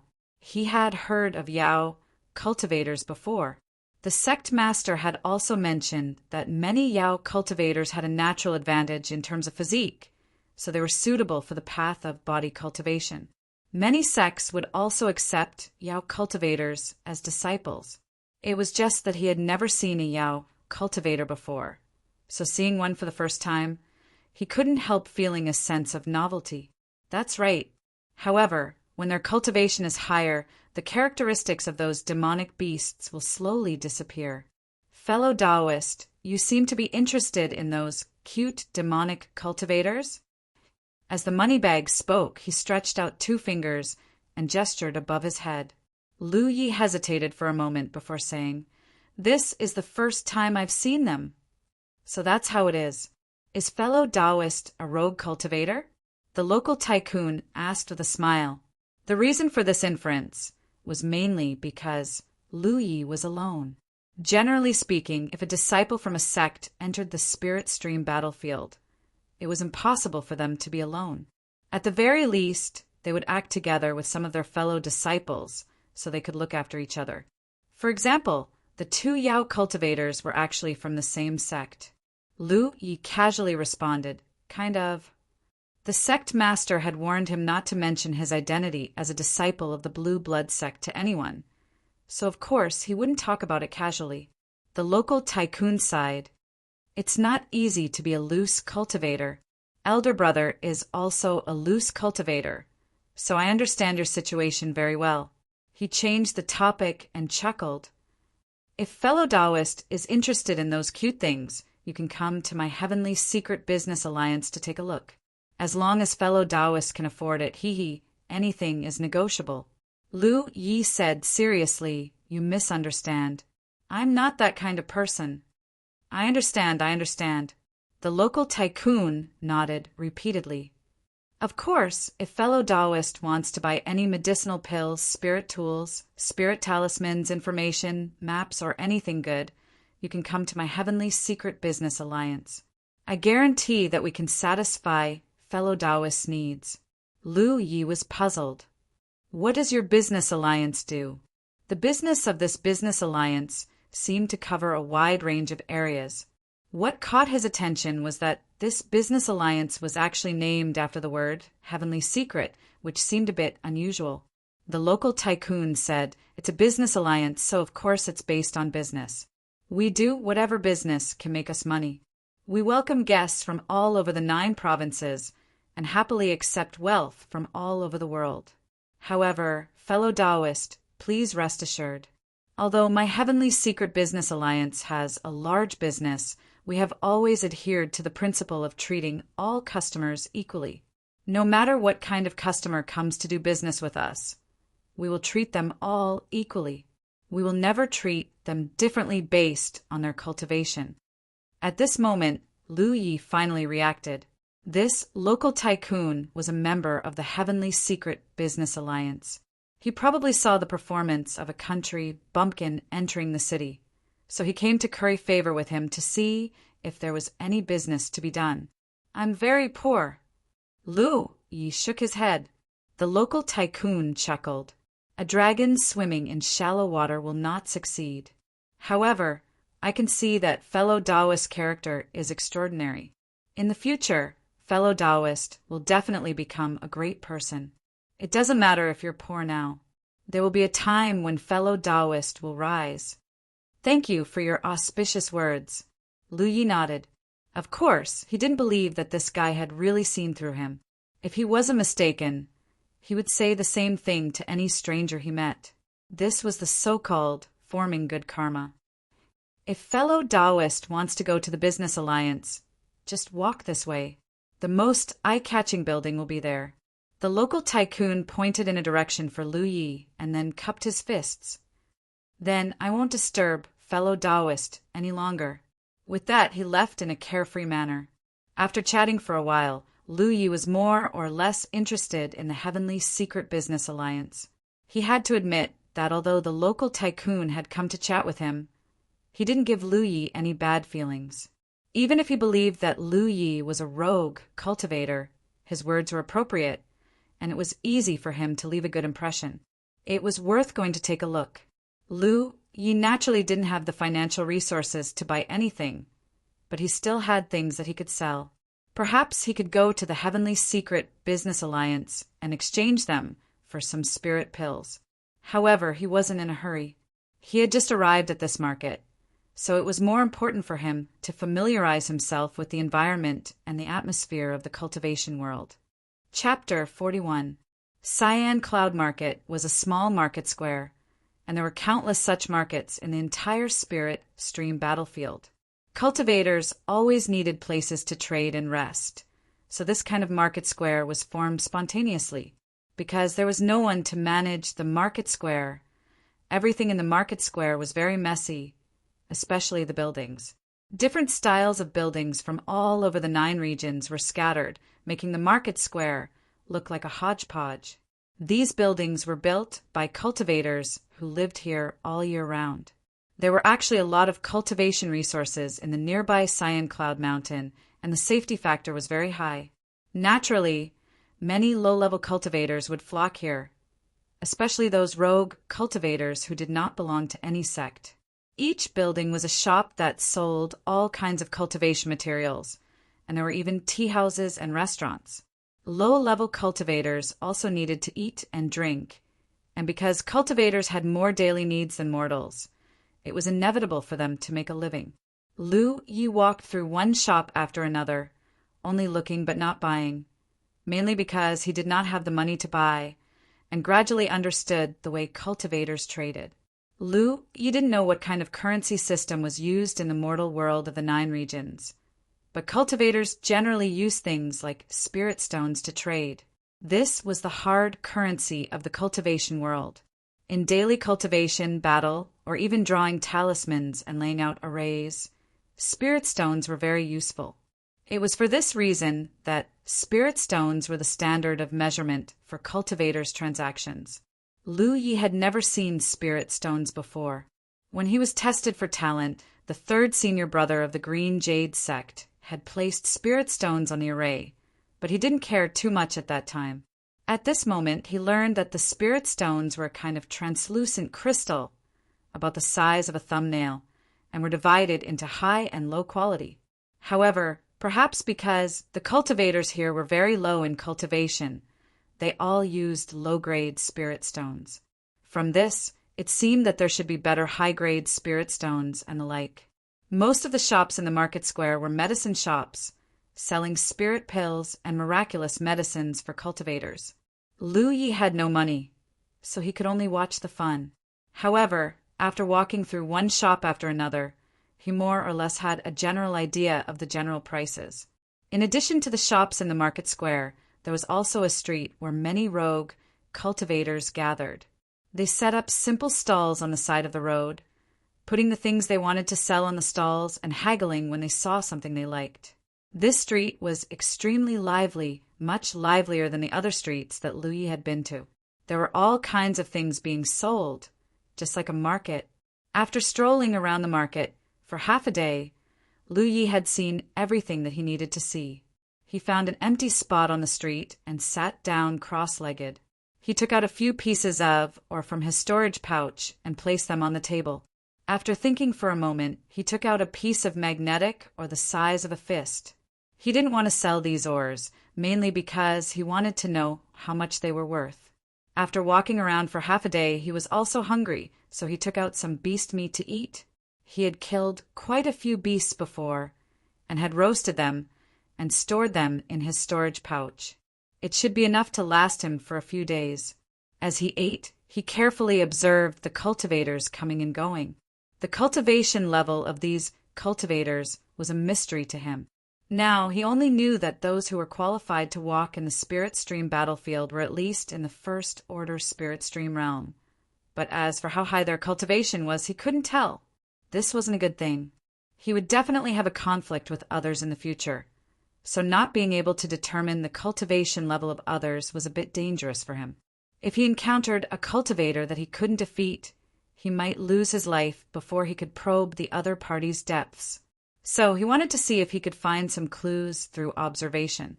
This way, he would have more means to protect his life in the future. Cultivators walked past one by one. Lu Yi carefully observed each of them, but he couldn't find anything. "Junior brother, what are you looking at?" Lu Ye's abnormal behavior attracted the attention of a nearby stall owner. She was a female cultivator with a voluptuous figure. She wore a green dress that had been washed many times, but it was still considered clean. Her hair was tied up in a bun, revealing her slender white neck. Lu Yi hadn't noticed her before, but when he turned his head to look, he immediately saw the scenery of undulating mountains. Retracting his gaze, Lu Yi shook his head. Nothing. He took a bite of dried meat and drank a mouthful of water. The female cultivator pursed her lips. "You can't be trying to see the cultivation level of others, right?" Lu Yi was surprised. "Is it that obvious?" The female cultivator laughed, "Because when I first entered the spirit stream battlefield, I was just like you, dumb and dumb. So everyone has the same idea." Lu Yi couldn't help but laugh. It's not easy to be a loose cultivator. There's no one to guide you, no elders to protect you, and you don't even have a place to shelter you from the wind and rain. The female cultivator clearly recalled her previous experience and sighed. She stopped thinking about it and said, "You can't see anything with just the naked eye." Lu Yi asked, "Then what should I do?" "Since you've become a spirit stream cultivator, you should have enough spiritual power. Why don't you try circulating your spiritual power?" Lu Yi was stunned when he heard this and secretly cursed himself for being stupid. He immediately tried to do as the female cultivator had said. He circulated his spiritual power and gathered it in his eyes. In the next moment, he seemed to have opened the door to a new world. The cultivators coming and going in front of him were all covered in a layer of spiritual light that couldn't be seen with the naked eye. The spiritual light flowed slowly, a sign that the spiritual power in the cultivators' bodies was flowing. At first glance, there wasn't much difference between the spiritual light, but if one looked closely, they would be able to see some differences. Some people's spirit light flowed faster and denser on the surface of their bodies, while others did the opposite. Lu Yi understood. Those whose spiritual light was denser and flowed faster obviously had higher cultivation bases, while those who didn't had lower cultivation bases. "Do you see it?" the female cultivator asked again. Lu Yi nodded repeatedly. The female cultivator said, "If you can enter a sect, you'll naturally know these things. However, loose cultivators have no one to guide them, so they have to figure it out on their own." At that moment, Lu Yi saw a few strange people. They didn't have any spiritual light on their bodies, which made him confused. After those people walked past, he asked the female cultivator next to him about this. The female cultivator said, "It's very normal. They either have a spiritual artifact that conceals their aura, or they cultivate some secret technique that conceals their aura. However, the cultivators here don't have high cultivation bases, so they don't have the energy to cultivate any secret techniques. So, it's most likely the former." "I see." Lu Yi nodded in understanding. "Let me give you a piece of advice," the female cultivator said with a smile. "If you encounter such people in the future, run as far away as you can. They definitely come from a powerful force with a deep foundation, not something that loose cultivators like us can compare to.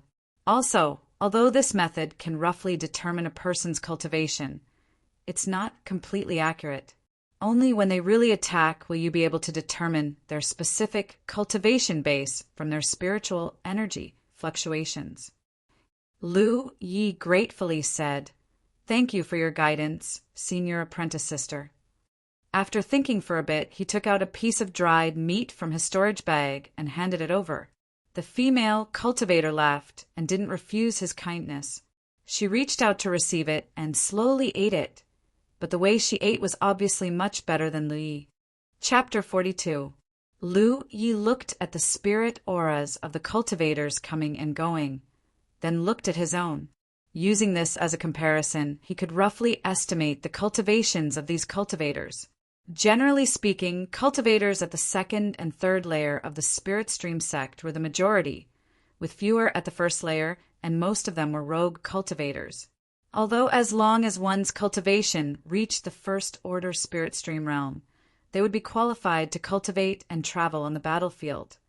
But under the premise that the large and small sects had spare energy, they would naturally wait for their disciples to have a higher cultivation before letting them leave the sect's encampment. This way, they would have more capital to protect their lives. On the other hand, rogue cultivators had no one to rely on. Although the battlefield was dangerous, there were opportunities everywhere. If they wanted to live comfortably, they would naturally come out early to fight. This was somewhat like the difference between the children of poor families and the children of rich families. There were also fourth-order spirit stream cultivators, but the proportion was not high. Usually, only one or two would appear in dozens of cultivators. Lu Yi also saw a guy who seemed to be at the fifth-order spirit stream realm. That person's perception was extremely sharp. When Lu Yi saw him, he turned his head and looked at him. His scarlet eyes were like a pair of beast's eyes, giving off an extremely oppressive feeling. Lu Yi suddenly felt a chill all over his body. After such an observation, Lu Yi more or less had an idea in his heart.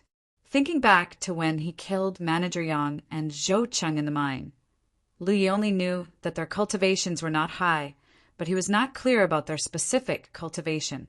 Looking at it now, Manager Yang was probably at the third-order spirit stream realm.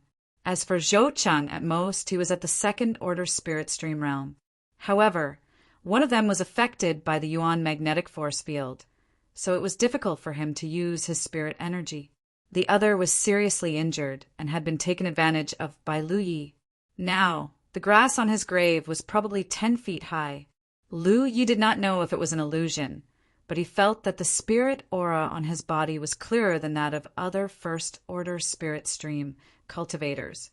As he was observing, a person suddenly squatted down in front of him. That person picked up an ore from Lu Ye's stall and asked, "How much is this?" How would Lu Yi know how to sell it? He had placed these ores here to test the waters, so he had prepared the wording. "Name a price. If it's appropriate, I'll sell it." At the same time, he checked the other party's cultivation. From the spirit aura on his body, he should be at the second-order spirit stream realm. But this guy's spirit aura seemed to be much more turbid. Lu Yi suddenly came to a realization. Could this be what the headmaster had said about the obscure spiritual power? If that was the case, it meant that the person in front of him had taken too many spirit pills recently and had accumulated pill toxins in his body. That person then reported a number. 2 spirit stones. Krull. Although Lu Yi didn't know how much his or was worth, he was sure that the other party was here to pick up a bargain. So he didn't need to think too much about it. That person wasn't angry. He had only come over to see if there was anything he could take advantage of when he saw Lu Ye's foolish appearance. After confirming with his gaze, he knew that Lu Yi wasn't someone who could be taken advantage of so easily. Naturally, he wouldn't be so unlucky as to become enemies with Lu Yi. He put down the ore and left. After that, more and more people came to ask for the price. Lu Yi told them to quote their own price, but not a single transaction was successful. What Lu Yi was concerned about was that the origin magnetic or was the most frequently asked questions, and the price offered by others was also the highest, with a price of 20 spirit stones, and it was the price offered by a cultivator at the 4th layer of the spiritual stream tier. It seemed that this thing was indeed very valuable. No wonder whether it was Manager Yang or Zhou Cheng. They both used their positions to hide some. This kind of valuable thing, even for cultivators at their level, was no small fortune. Lu Ye's side didn't open for business. On the contrary, the things on the female cultivator's stall were constantly decreasing. She was selling herbs that she had harvested from Mount Azure Cloud, which had a very wide audience. In less than half a day, she had sold everything. The female cultivator packed up and prepared to leave. Before leaving, she asked Lu Yi, "You want to know the value of these ores, right?" She had been watching from the side for half a day, so how could she not see Lu Ye's intentions? Lu Yi nodded. "Does senior apprentice, sister know how much these things are worth?" The female cultivator shook her head and said, "I don't know much about ores. I can't even recognize what these stones are, so I don't know how much they are worth. However, if you really want to sell them, you can go to the Tianji Business Alliance. Although the price they buy is slightly lower than the normal price, generally speaking, it's still fair. The main thing is that the cultivators here aren't rich. You can sell some small things, but, for example, magnetic ores, there aren't many people who have the financial resources to buy them. The price they offer won't be too high." In fact, Lu Yi also noticed this problem. However, he didn't intend to sell his ores here. At this moment, after hearing the female cultivator's words, he naturally followed her advice. "Thank you for your guidance, senior apprentice sister. Then I wish you good luck." The female cultivator smiled gently at Lu Yi. She took a few steps and disappeared into the crowd. Not long after the female cultivator left, Lu Yi also packed up his stall. He didn't set up a stall here to sell things. His main purpose was to observe other cultivators more conveniently and find a way to judge their strength. Now that he had achieved his goal under the female cultivator's guidance, there was naturally no need to waste any more time. After an incense stick's worth of time, Lu Yi stood in front of a huge circular building and looked up. In the messy layout of the market square, such a building was definitely an eye-catching symbol. This was the Heavenly Secret Commerce Alliance.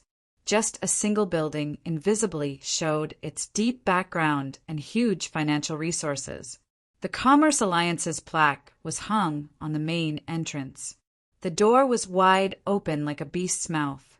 Countless cultivators went in and out. On both sides of the door, there was a pair of golden couplets.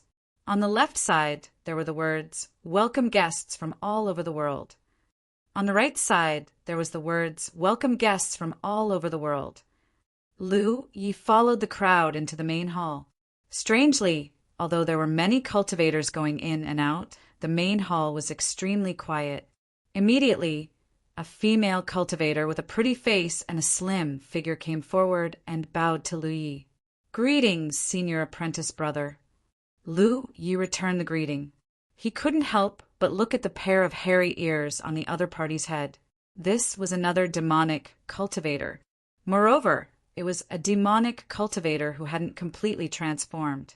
According to the fat cultivator from before, once these demonic cultivators' cultivation reached a high level, their demonic beast characteristics would slowly disappear and they would gradually become no different from ordinary people. Therefore, it wasn't strange to see many demonic cultivators with demonic beast characteristics here, because the cultivators here didn't have high cultivation. Although she noticed Lu Ye's gaze, the female cultivator was already used to it. Naturally, she didn't show any abnormalities. She still asked in a gentle voice, "Senior apprentice brother, do you want to buy or sell? Or do you want to take a stroll?" It seemed that different choices would lead to different receptions. Lu Yi calmed down and said, "I'll sell." The female cultivator smiled and gestured with her hand. "Senior apprentice brother, this way please." Lu Yi followed her in that direction. There seemed to be many cubicles there. He could vaguely see figures sitting in those cubicles and discussing. Chapter 43.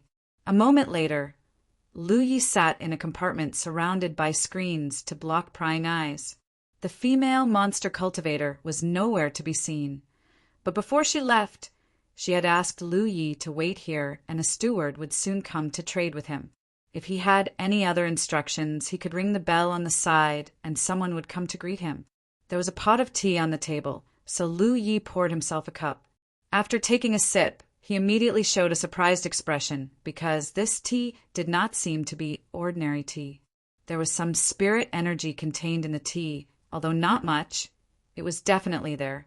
This discovery made Lu Yi realize the huge financial resources of the Heavenly Secret Commerce Alliance. This was just tea to entertain guests, but who knew how much it would cost in a day? Without a foundation, one would not be able to withstand such a torment. He drank in big mouthfuls. After drinking a pot, still no one came to greet him. Lu Yi was not in a hurry and gently rang the bell on the side. Immediately, a maid from the Heavenly Secret Commerce Alliance came in. "What orders does guest have?" Lu Yi pointed to the empty pot on the table. "Refill." The maid was stunned for a moment, but her reaction was not slow. She quickly figured out what Lu Yi meant, smiled, picked up the empty pot and walked out. A moment later, another maid came in with a pot of spirit tea and gently put it down. "Guest, please enjoy." It was not until Lu Yi drank 3 pots of tea and burped that a woman came in. "Sorry to keep fellow Taoist waiting." This mistress, Lu Ruyan, greets fellow Taoist. A faint fragrance immediately lingered at the tip of Lu Ye's nose. Looking at the woman who came in, he saw that she was wearing skimpy clothes, exposing a large part of her snow-white skin. Coupled with her soft voice, the atmosphere in the small compartment became ambiguous. "It's fine," Lu Yi nodded. The woman named Lu Ruyan pulled out a chair across from Lu Yi and sat down. She then picked up the teapot and personally poured a cup of tea for Lu Yi. Her body leaned forward greatly, and the outline of her back looked alluring. Her split neckline was snow-white, and it made Lu Yi dizzy. He quickly took a sip of tea to calm his nerves. When she came in, Lu Yi had checked her aura and speculated that this woman should be a third-order spirit stream realm cultivator, but her aura was not clear. It seemed that she often took pills to cultivate. Putting down the teapot, Lu Rian asked, "May I know what fellow Taoist wants to sell?" Lu Yi took out the ores he was going to sell from his storage bag. Of course, he wouldn't take them all out at once. This was his first time coming into contact with the Tianji Business Alliance. He still didn't know the character of this business alliance. What he took out were the ones he had taken out from the stall earlier. Pieces of ores were placed in front of Lu Rian.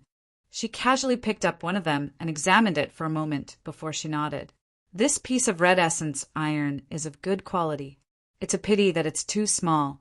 If it was bigger, it could be refined into a long sword." She picked up another piece, and her beautiful eyes lit up. "This star moonstone is also fine. It has very few impurities." Then he took the third piece. Lu Yi finally saw what professionalism was. This woman, named Lu Rian, was very familiar with the ores in front of Lu Yi. Her comments were all on point, although Lu Yi didn't really understand. Finally, she picked up the magnetic ore and said with a smile, "This thing is rare in the outer circle of the battlefield. It can be sold for a good price." Putting down the magnetic ore, she looked at Lu Yi and said, "The Business Alliance can sell these things for 55 spirit stones. If fellow Taoist thinks the value is appropriate, we can trade." Thanks to the results of his observation in the market, Lu Yi roughly understood the purchasing power of 55 spirit stones. Moreover, this price was also within his expectations. When he set up the stall earlier, although many people offered prices with the intention of taking advantage of him, overall, Lu Yi also used this opportunity to figure out the general value of his ores. It could be said that there wasn't much difference between Lu Rian's price. He frowned slightly and said, "It's a bit cheap." Lu Rian smiled and said, "Compared to fellow Taoist peddling them one by one, it's naturally cheaper, but it can save fellow Taoist a lot of effort, right? The Business Alliance has a large business, and many people need to feed. Fellow Taoist, you should at least give us some space to profit. Add a bit more." Lu Rian raised her hand and rubbed her forehead as if she had a headache.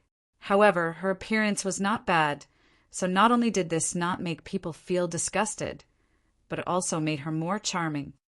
"All right, since fellow Taoist is sincere in selling, then I'll make the decision to add 4 more spirit stones. Fellow Taoist, you must not bargain anymore, or I'll have to pay for this deal myself." She looked at Lu Yi pitifully as if she was bullied. Lu Yi naturally did not believe her, but seeing her like this, he knew that there was no way to raise the price anymore, so he said, "Okay."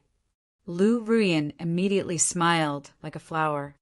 "Fellow Taoist, how do you want to pay? Spirit stones or spirit pills? How much are you selling these spirit pills?" Lu Yi asked. He was a little surprised that he could pay with spirit pills. He originally planned to buy the spirit pills after getting the spirit stones, but on second thought, many low-level cultivators would do this. The Tianji Business Alliance's method of payment undoubtedly saved him a lot of formalities. There are 9 spirit pills in a bottle, and the price is 10 spirit stones. Lu Yi frowned and said, "Don't fool me. It's only 1 spirit stone per pill outside. Why are you selling them more expensive?" Lu Rian explained, "Although they're all spirit pills, the quality of the spirit pills refined by different alchemists is different. The alchemists in the Business Alliance who refine spirit pills are all great cultivators with superb skills. Those alchemists outside can't compare to them. If fellow Taoist doesn't believe me, you can buy some to compare and you'll be able to feel it. Moreover, if there's really a problem with the quality of the Business Alliance's spirit pills, there won't be so many cultivators coming to the Business Alliance to buy them." Lu Yi nodded. "What you said makes some sense. Then give me 5 bottles of spirit pills and the rest of the spirit stones." "Okay." Lu Rian nodded and stood up. "Fellow Taoist, please wait a moment." She turned around and left the compartment while swaying her waist. Soon, she returned and took out 5 bottles and 4 spirit stones, placing them in front of Lu Yi. "These are your things, fellow Taoist." After the deal was done, each of them put the things into their own storage bags. Without waiting for Lu Yi to stand up, Lu Ruyan said, "It's already late. Fellow Daoist, do you have a place to rest?" When she asked this, Lu Yi suddenly remembered that there didn't seem to be any inns in this market. At least he didn't see any. Seeing Lu Ye's expression, Lu Ruyan understood and said, "The business alliance's third floor and above are all inns. 1 spirit stone is enough to stay for a night. I guarantee that fellow Taoist won't be disturbed when you rest and cultivate." Also, she moved closer to Lu Ye's ear and breathed out, "If fellow Taoist has any other needs, we can also satisfy them. You just have to call the manager over there." "I'm not that kind of person," Lu Yi said seriously. At the same time, he was secretly surprised. This heavenly secret business alliance really did all kinds of business. Lu Ruyan had seen many people like Lu Yi, so she pretended not to hear him and said softly, "I'm a servant. If fellow Taoist wants me to serve you, you can call the manager to find me at that time." Lu Yi felt a headache coming. "I'm really not that kind of person." A moment later, Lu Ruyan looked at Lu Ye's back as he left. The smile on her face disappeared, and she said angrily, "Stingy man." Under normal circumstances, if a cultivator made a large transaction here, they would be rewarded with 1 or 2 spirit stones, especially after Lu Ruyan raised a price for Lu Yi. This was an unwritten rule. Unfortunately, it was Lu Ye's first time here to make a transaction, so he naturally didn't know about the reward. Chapter 44. There were many people like Lu Ruyan in the business alliance who were responsible for trading with cultivators. Although they received a monthly salary, it was not high enough to meet their needs for cultivation. The tips from customers were one of their additional sources of income. Of course, people like Lu Ruyan, who were willing to put down their pride to serve customers, were another way to make money. The people in the business alliance were all itinerant cultivators. Before they entered the business alliance, they were poor. They knew better than any other cultivator the cruelty of the cultivation world and the difficulty of survival. Therefore, serving customers was not something unacceptable. It was all forced by life. Walking out of the Tianji Business Alliance, Lu Yi sighed. He originally wanted to ask if he could sell those storage bags, but Lu Ruyan had made him forget about it. It was not good to turn back, so he could only wait for the next time. He originally planned to set off for the Jade Blood Sex Station, but now it seemed that there was no need to rush. He had some good things on hand, so digesting them and completely transforming them into his own cultivation was the right way. The higher his cultivation, the safer his journey. As for staying in the Tianji Business Alliance, Lu Yi did not consider it. He was short of money at the moment. 1 spirit stone per night did not seem much, but if he had to stay for many days, it would be a huge expense. With 4 spirit stones left, Lu Yi found an elixir store based on his memory during the day and spent 2 spirit stones to buy 2 Yun spirit pills. Then he returned to the street where he had set up the stall during the day.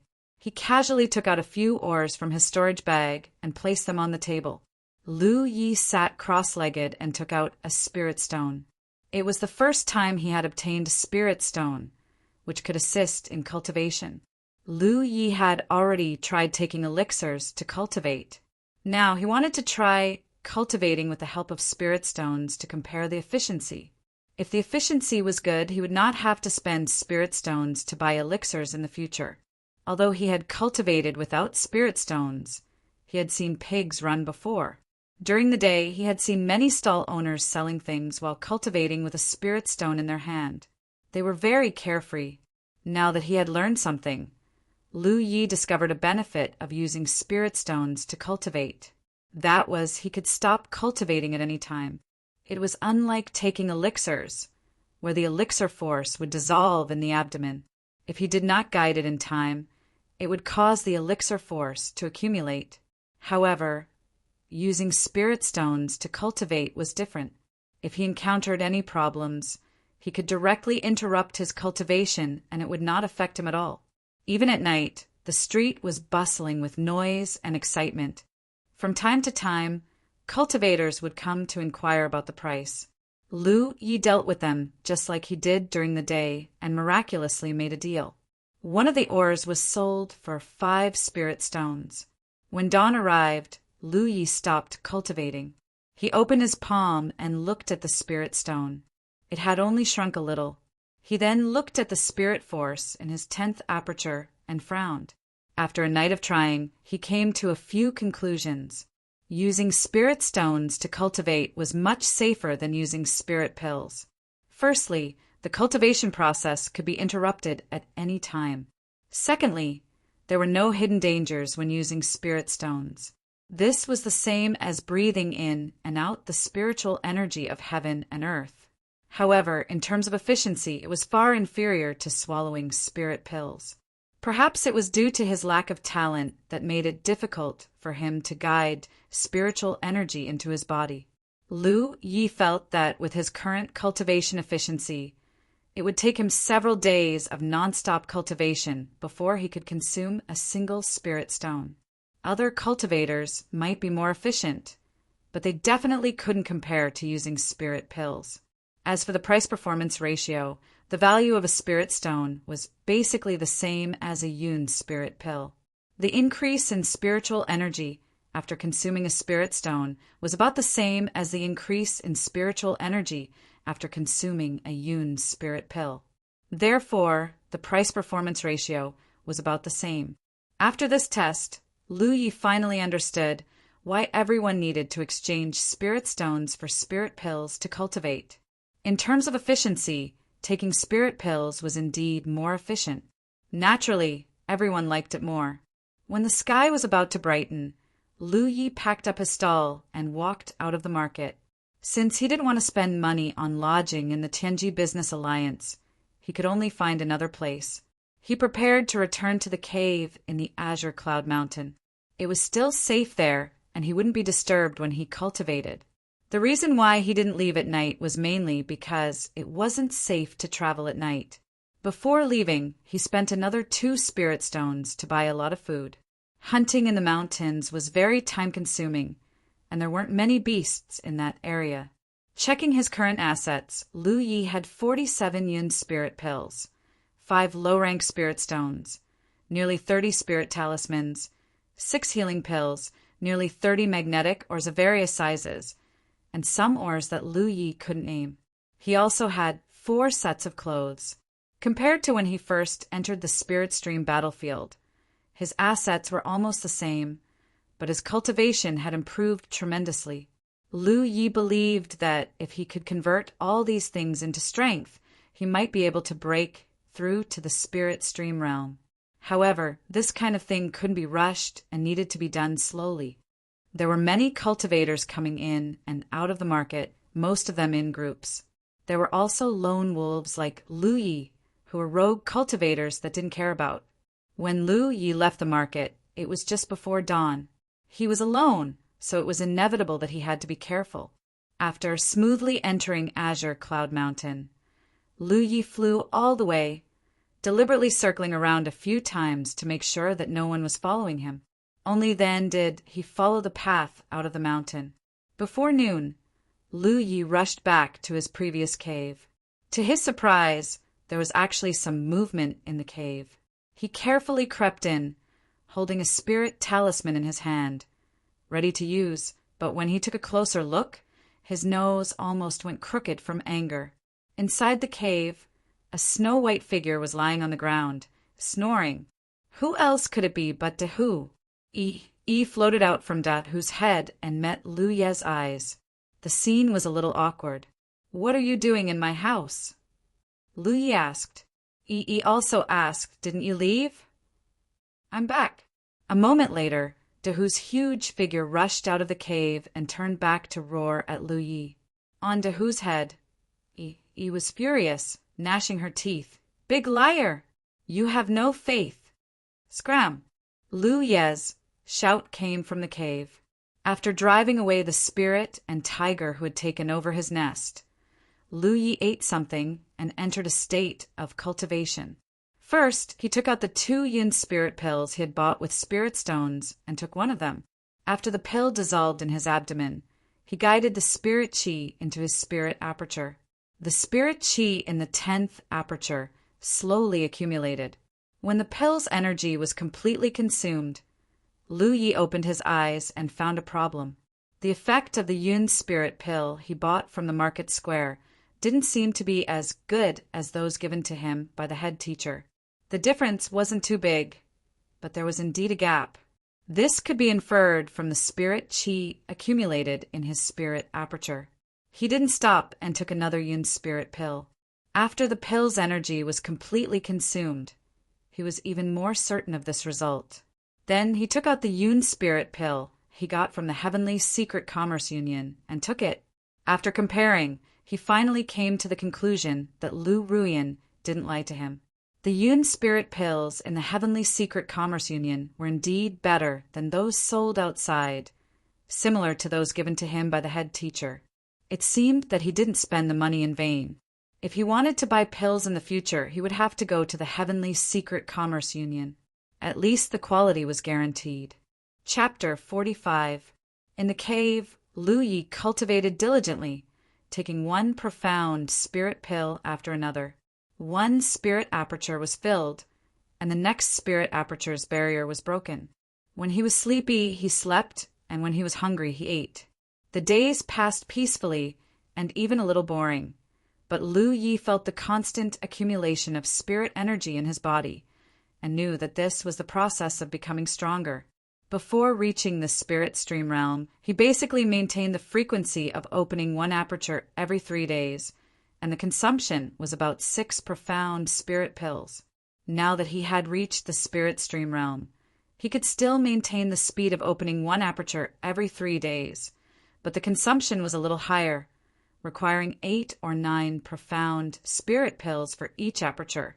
The reason why he could still maintain the speed of opening one aperture was that his cultivation had improved, and the efficiency of refining profound spirit pills was faster than before.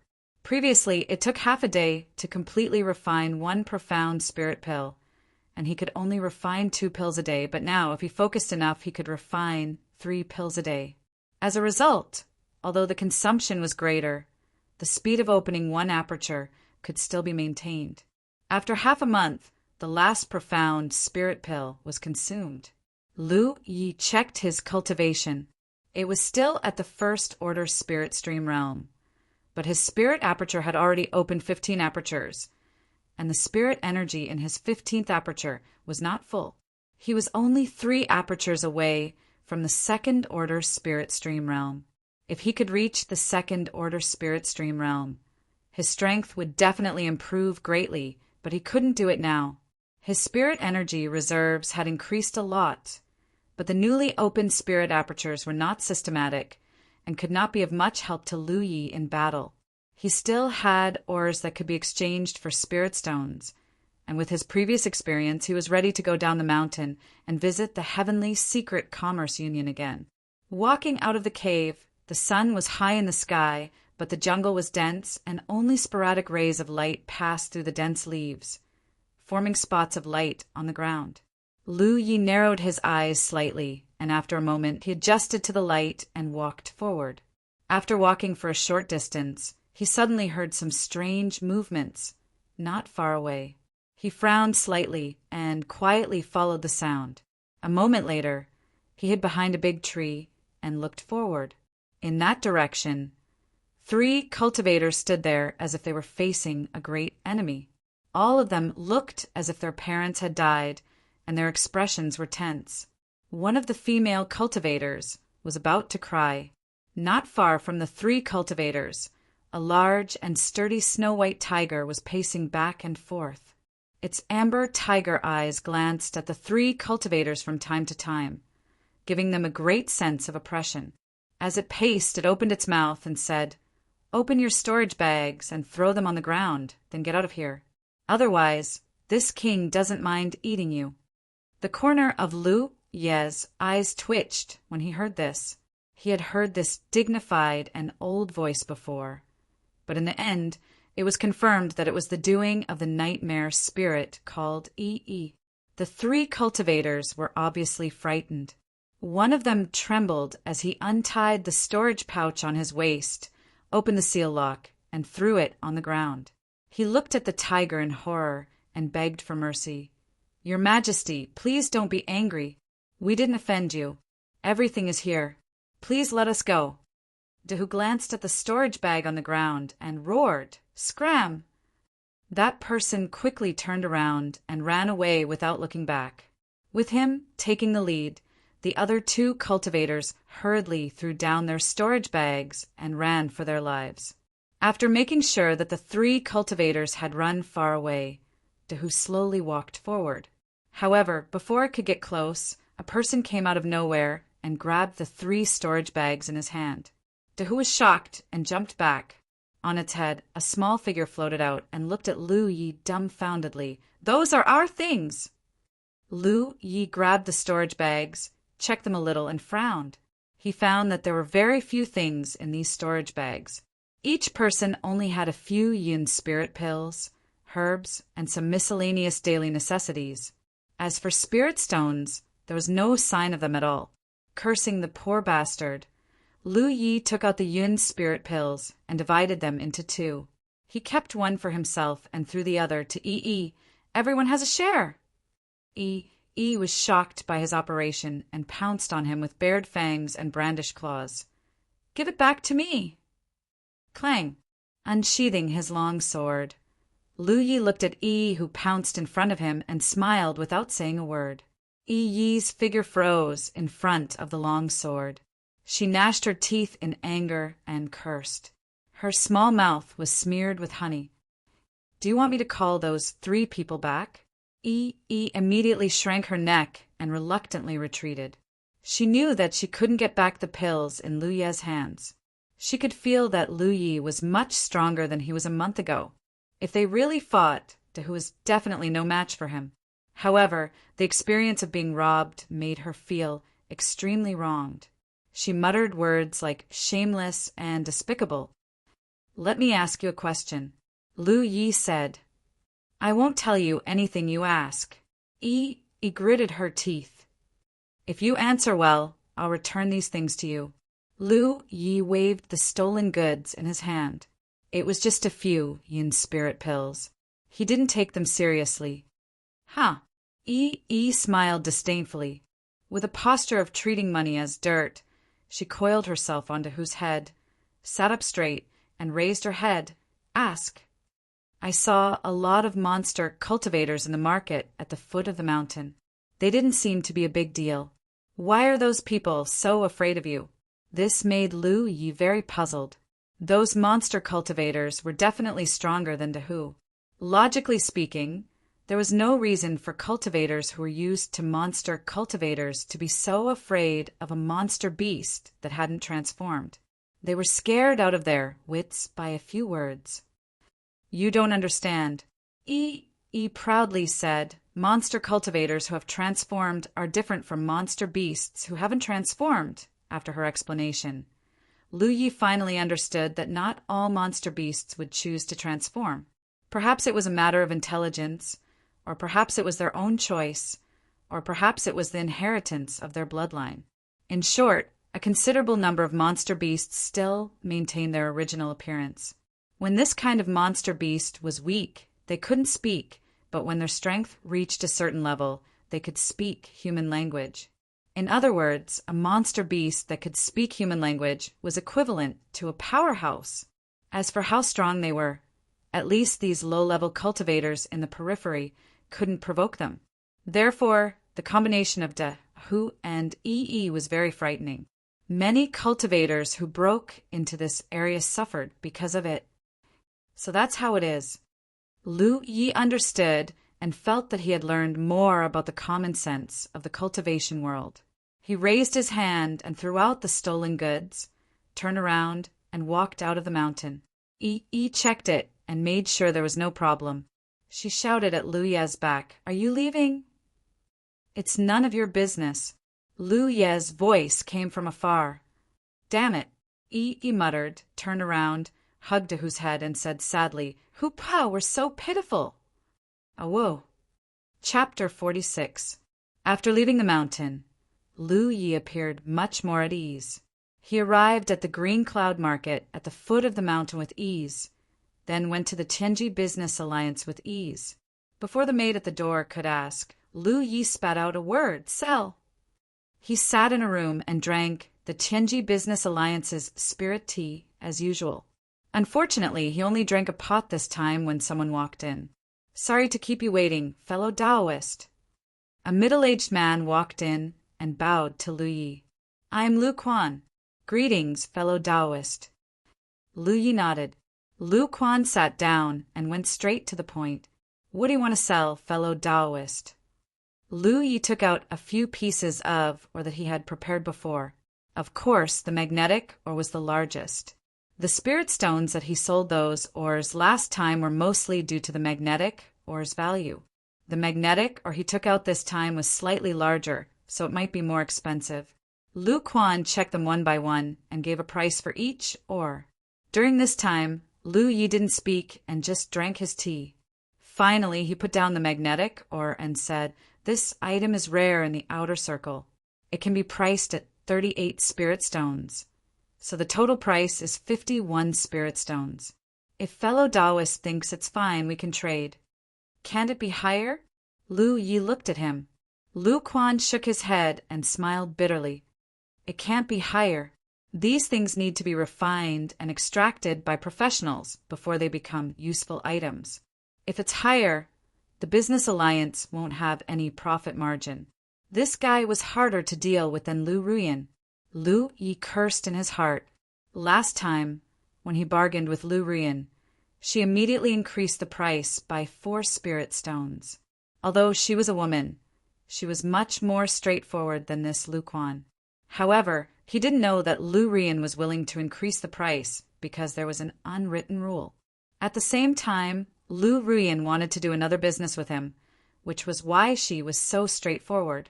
However, Lu Yi didn't know that rule at all and didn't even tip her, which made Lu Ruyan a little unhappy. Lu Quan was a man and didn't expect to do any business with Lu Yi, so he naturally had a businesslike attitude. Lu Yi couldn't be bothered wasting time and took out 4 storage bags. "You guys have a way to open these, right?" This was what Yi had brought to him previously. She had told him that there was someone in the Green Cloud Market who could unlock the restriction lock in the storage pouch. However, Lu Yi had forgotten about this matter the last time. Lu Quan calmly took the storage bags. Obviously, he had seen this kind of thing many times. After a brief inspection, he said, "If fellow Taoist wants us to help you open them, we can. However, we will have to charge a fee." "How?" Lu Quan reported a number. Lu Ye's face darkened. The asking price was a little high. Lu Quan smiled. "Of course, you can sell these items to our merchant union. Each storage bag will be priced at this price." He gestured with his hand. Lu Yi smiled. "This number is even lower than the previous one." In other words, the cost of opening the storage bags from the merchant union was actually higher than selling them to the merchant union. This didn't make sense. Lu Quan smiled. "I know what fellow Taoist is thinking, but this is indeed the price. Fellow Taoist, you have to understand that the storage bags of cultivators in the outer circle are worthless. Perhaps there is nothing inside, just an empty bag. The merchant union will have to bear some risk, so the price won't be too high. Of course, if fellow Taoist wants to take a gamble and see if there are any valuable treasures in these storage bags, you only have to pay a fee to unlock them. It all depends on fellow Taoist's choice." Lu Yi thought of the 3 cultivators that Yi and Big Tiger had robbed. Indeed, there was nothing good in their storage bags. He immediately had an idea and haggled with Lu Quan. In the end, the 4 storage bags were sold to the merchant union at a price of 20 spirit stones, including the previous one. That was 71 spirit stones. Lu Quan was clearly happy that the deal was done. He asked, "How do you want to pay? Spirit stones or spirit pills?" Lu Yi asked, "Do you have a map of the spirit stream battlefield?" The reason why Lu Yi asked this question was because he remembered that when he first entered the market, the landlord he met told him that the merchant union sold maps. If he wanted to go to the Jade Blood Sect base, he had to figure out the exact location of the Jade Blood Sect. Having a map in hand would naturally be more convenient. Lu Quan immediately became enthusiastic. Of course we do. What kind of map does fellow Taoist want? How many do you have? There are 3 types: 3-part map, 7-part map, and 10-part map. What's the difference? Lu Yi couldn't help but frown. It was just selling a map. What was the point of going through so much trouble? It's like this. Lu Quan began to explain. Listening to his explanation, Lu Yi slowly understood the difference between the 3 types of maps. In the entire Spirit Stream battlefield, there were countless bases of various forces. After all the sects and forces in the 9 states had their own bases on the battlefield. The forces intertwined with each other, and the bases frequently changed owners, so drawing a map was a very troublesome matter. However, the Tianji Business Alliance had the ability to do so. This was because the Business Alliance had countless sub-alliances throughout the battlefield. As long as they gathered the situation of each area, they could easily draw a map of the entire battlefield. This was an ability that no single force had. A complete map would include the situation of all the bases on the Spirit Stream battlefield, including which camp they belonged to and the rank of each sect. Not only that, but the various terrains of the battlefield would also be marked. This was the 10-part map. The 7-part map was a watered-down version of the 10-part map. It only included the general situation of 70% of the forces on the battlefield. The 3-part map had even less information, with only 30% of the bases. As for the original terrains of the battlefield, they didn't exist at all. For Lu Yi, if he wanted to buy a 10-part map, he would definitely buy a 10-part map because the Blue Blood Sect was only a 9th grade sect. The 3-part and 7-part maps might not be marked. If he bought a map and couldn't find the Blue Blood Sect, it would be a huge loss. Moreover, there was an advantage to buying a 10-part map, and that was that he could go to the Tianji Business Alliance to update the map at any time in the future. Because of the constant fighting in the Spirit Stream battlefield, bases frequently changed owners. Today, a base belonged to the Grand Heaven Alliance, and tomorrow it would belong to the Myriad Demon Ridge. If he didn't pay attention and rushed in, he would definitely not have a good end. With a map that could be updated in real time, a lot of risks could be avoided. However, after Lu Yi inquired about the price, he gave up on this idea. A 10-part map cost 600 spirit stones, and this was after a discount. As for the 3-part map that Lu Quan strongly recommended, it also cost a few dozen spirit stones. But why would Lu Yi want a 3-part map? In the end, he had no choice but to end the transaction. He kept one of the 71 spirit stones and used the remaining 70 to buy 7 bottles of 63 spirit accumulation pills. With so many spirit accumulation pills, his breakthrough to the 2nd order spirit stream realm was just around the corner. Chapter 47. In the Heavenly Secret Commerce Alliance, Lu Quan politely sent Lu Yi to the door. Most of the cultivators in the outer circle were relatively poor, unless they were disciples from large sects.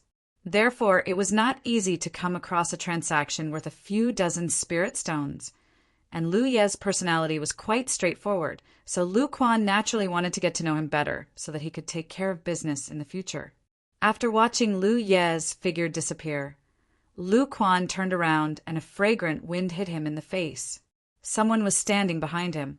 "You scared me," Lu Quan grumbled. "Why are you standing behind me instead of greeting the guests?" The woman said sweetly, "I missed you." Lu Quan glanced around with a guilty conscience and found that no one was paying attention to them. So he lowered his voice and said, "I'll find you tonight when I get off work." "Okay," the woman replied with a smile. Lu Quan walked to the hall and greeted the other guests as if nothing had happened. While the woman glanced in the direction Lu Yi left, a thoughtful look in her eyes. When it was night time, the two of them chatted casually. The topic of conversation was intentionally or unintentionally led by the woman to the transaction during the day. Lu Quan was a little sleepy, so he responded intermittently. Not long after, he fell into a deep sleep. The woman lay in his arms, but found it difficult to fall asleep. If she was not mistaken, the guest during the day was the one she served half a month ago. He sold a lot of ores and bought some spirit pills before leaving. She never thought that, in just half a month, he would come to sell ores again. Looking at the appearance of the guest, he should be a loose cultivator without a doubt. A loose cultivator who had no one to rely on could gather a few dozen spirit stones in such a short time, so it was natural that people would pay attention to him. Working in the Heavenly Secret Commerce Alliance like this, including the extra income, she could only get 12 or 13 spirit stones a month at most. This reminded her of her days as a loose cultivator, and when she compared them, she couldn't help feeling a little bitter. After thinking about it for a long time, she felt sleepy, but she couldn't sleep well. At the same time, in the cave of Azure Cloud Mountain, Lu Yi was cultivating. During the day, after he finished the transaction at the Heavenly Secret Commerce Alliance, he bought a lot of food with the remaining spirit stones and rushed back without stopping, finally arriving before nightfall. With enough spirit pills, he immediately began to take them and cultivate. As the spiritual pills were consumed one by one, the spiritual energy in the 15th orifice was gradually filled up, and it continued to rush towards the 16th orifice. 12 days later, Lu Yi sat cross-legged in the cave, meditating. Today was a big day. If everything went smoothly, he would be able to break through to the second-order spirit stream realm today. Since returning 12 days ago, he had consumed more than 30 yun spirit pills and finally opened the 18th aperture. Moreover, the spiritual power of the 18th aperture had been fully cultivated. Recalling the circulation route in the Golden Cicada Carefree technique, Lu Yi urged his spiritual energy to start from the 10th acupoint, then the 11th, the 12th, and finally the 18th. When he broke through to the first-order spirit stream realm, Yang Kai had done this before, so at this moment he was quite familiar with the process and didn't encounter any difficulties. The spiritual energy smoothly passed through the 9 spiritual cavities, slowly flowing like a stream.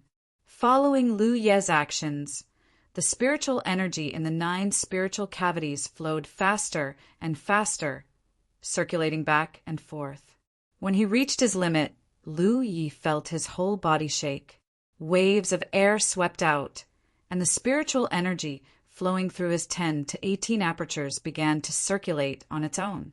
Second-order spirit stream realm. Success! Having had such an experience before, Lu Yi wasn't too happy about it. Instead, he was indifferent to it. The current him was no longer the little 3 apertures cultivator who had wandered into the spirit stream battlefield more than 2 months ago. If reaching the first-order spirit stream realm gave him the qualifications to survive in the outer ring of the battlefield, then reaching the second order gave him the qualifications to walk freely. Of course, there was still a gap between him and those cultivators with higher cultivation, but Lu Yi was already very satisfied. Compared to reaching the first-order spirit stream realm, the time it took him to reach the second-order spirit stream realm was much shorter. From the 3rd aperture realm to the spirit stream realm, it took him about 40 days, but from the 1st order to the 2nd order, it took him less than a month. The main reason was that he had sufficient cultivation resources, but even so, this cultivation speed was extremely terrifying. One had to know that in the early stages of cultivation, cultivators would need about 10 days to open a new aperture. This was because their main cultivation method was to breathe in and out world energy. If their cultivation wasn't high enough, the efficiency of breathing in and out world energy wasn't high, so their cultivation speed naturally wouldn't be fast. This situation would only improve slightly after reaching the 4th order spirit stream realm. In other words, in the early stages of cultivation, it was normal for an ordinary cultivator to break through 1 layer in 3 months. But for Lu Yi, he could break through 1 layer in a month on average. This was the joy of cultivation. When he was in the 1st order, Lu Ye's body only had a single minor spirit cycle from the source aperture to the 9th aperture. But after reaching the 2nd order, there was an additional cycle from the 10th aperture to the 18th aperture. Now he had 2 minor spirit cycle systems in his body. As a result, he could stimulate more spirit energy in a short period of time, and the destructive power of his spirit energy would naturally be stronger. At the 3rd order, there would be 3 minor spirit cycles and so on.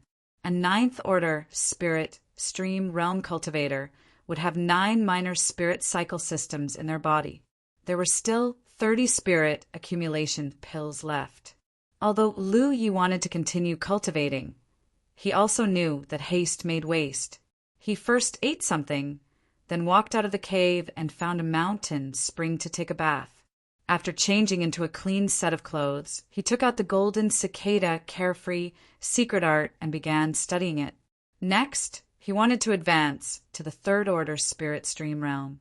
He needed to figure out the location of the spirit apertures after the 18th aperture so that it would be convenient for him to continue cultivating. The mountains were quiet, and the occasional sound of birds chirping and insects flying could be heard.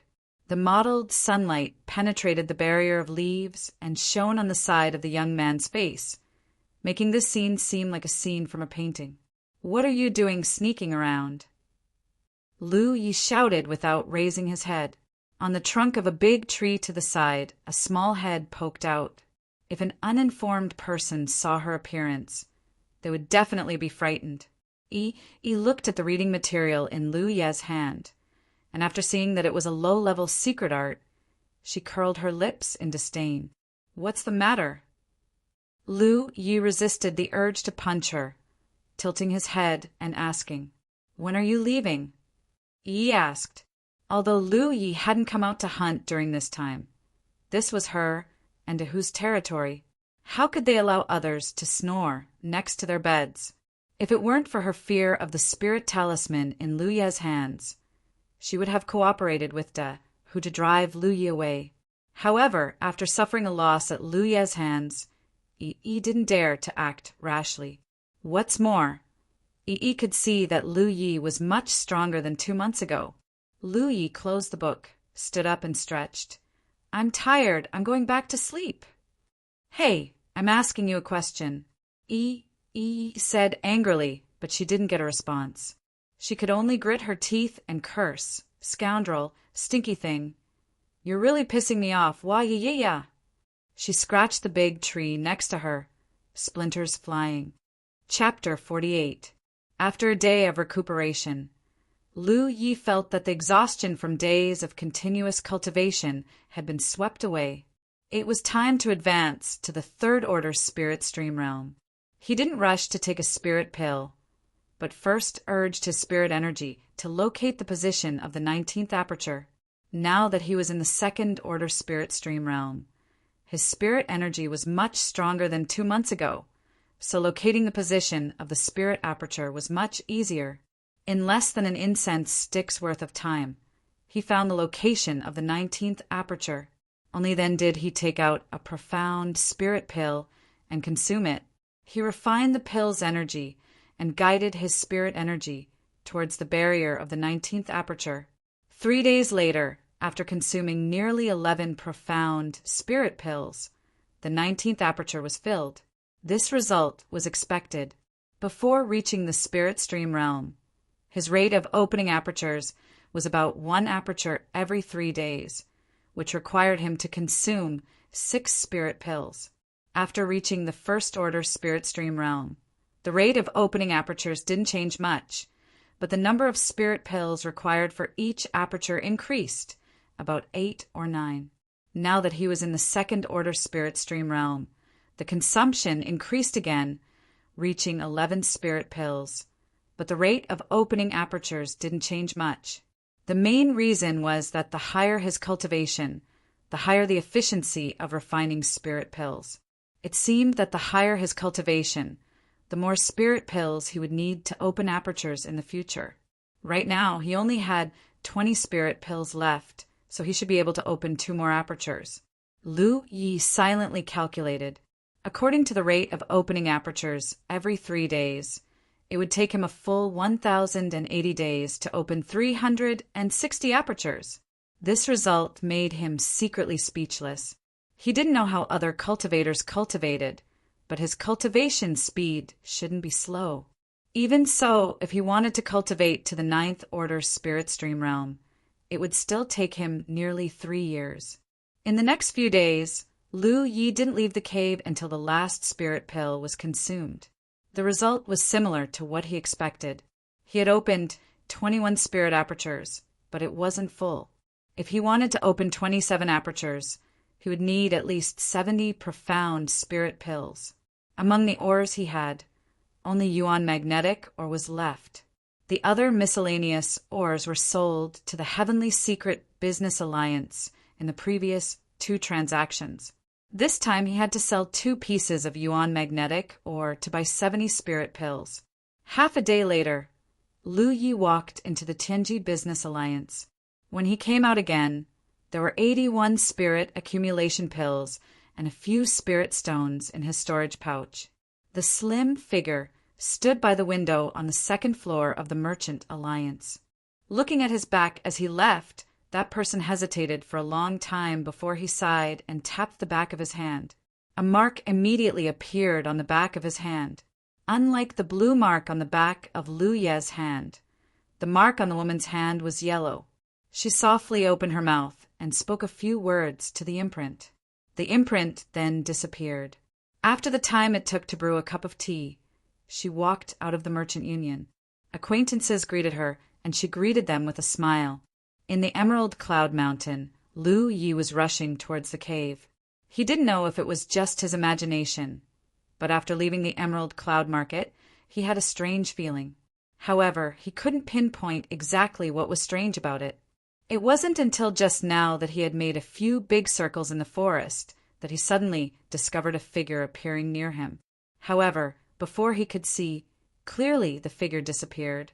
Am I being targeted? Lu Yi suddenly became vigilant.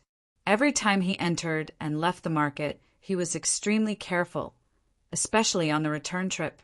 The previous 2 times were fine, but this time he was actually targeted by an inexplicable cultivator. This made him a little puzzled. He didn't know if the person chasing him was specifically looking for him, or if it was a coincidence. If it was the latter, then it was fine, but if it was the former, then it was somewhat thought-provoking. Fortunately, the other party's speed wasn't very fast. Under Lu Ye's full strength, it would be difficult for that person to catch up with him. From this, it seemed that the other party's cultivation wasn't very high. This wasn't difficult to understand. Cultivators who could appear in the outer circle of the battlefield weren't very high in cultivation. Just as he was thinking about this, spiritual power suddenly surged behind him, followed by a chill. Lu Yi turned his head and saw an icicle piercing through the air, arriving in front of him in the blink of an eye. Lu Yi was shocked. He hurriedly turned around and drew his sword. While urging his spiritual power, the long sword broke through the icicle, scattering fragments of cold air on Lu Ye's face. Affected by the impact of the icicle, Lu Yi lost his footing and staggered a few steps back. He took advantage of the momentum and rolled a little before regaining his footing. He was in an extremely sorry state. However, by the time he got up, the attacker had already pounced in front of him. It was a man who was a few years older than him. His face was white and beardless, and he had 2 fist-sized earrings hanging from his ears, giving him a rather exotic feeling. The weapon in his hand was like a saber or a sword. It was longer than an ordinary sword, but only half the width of a normal saber. It looked somewhat similar to the legendary embroidered spring saber. Taking advantage of the moment when Lu Yi got up, the fair-skinned male cultivator slashed down with his saber. In a hurry, Lu Yi didn't have time to urge the sharpness spirit pattern to enhance his long sword. He could only raise his sword to block. With a clang, sparks flew everywhere. Lu Ye's hand went numb, and the long sword in his hand almost flew out. He was also pressed down by the saber and almost knelt on the ground. Oh! The fair-skinned man seemed a little surprised. He didn't expect Lu Yi to block his attack. Just as he was feeling surprise, the long sword in Lu Ye's hand had already blocked his weapon and stabbed towards his chest. The fair-skinned man remained calm, and his long saber trembled a few times. Before Lu Yi could react, he felt a sharp pain in his arm. The long sword that he had thrust out also lost its strength and was easily dodged by his opponent. The sword pierced the air, causing Lu Ye's body to lean forward. A flash of saber light was imprinted in his eyes. Lu Yi felt a chill all over his body and only felt the aura of death rushing towards him. With a clang, the long saber struck Lu Ye's chest, but it didn't feel like it had cut his flesh. Instead, Lu Yi was sent flying. Looking at Lu Yi again, his body was enveloped in a layer of golden light. It was this layer of golden light that protected him and prevented him from being seriously injured. However, he realized that he was no match for his opponent and hurriedly took out a defensive talisman and slapped it on his body. Golden body talisman. The fair-skinned man's eyes were a little red. It wasn't that he was jealous that Lu Yi had a talisman to use, but this talisman should have been his spoils of war, but it was wasted by Lu Yi, making him feel distressed. However, he was now sure that the information he received was correct. This second-order spirit stream, realm rogue, cultivator was really rich. Otherwise, how could he have a talisman to use? One had to know that a random talisman was worth 10 or 20 spirit stones. Low-level cultivators rarely used talismans in battles. Most people didn't have that much money. At most, they would prepare 1 or 2 for emergency use. Looking at the golden light enveloping Lu Yi, the fair-skinned man floated back several meters. He held his saber in one hand and formed a seal with the other. As the corners of his mouth curled into a sneer, visible spirit energy gathered at his fingertips. Chapter 49. In the blink of an eye, an icicle appeared in front of the fair-skinned man. Under the mottled sunlight, the icicle reflected a rainbow-colored light. Lu Yi suddenly felt that something was wrong. Just now, he had gathered spiritual power in his eyes and clearly saw the spiritual light on the surface of his attacker's body. He judged that the other party was a cultivator above the 3rd layer of the spirit stream realm, but not yet at the 4th layer.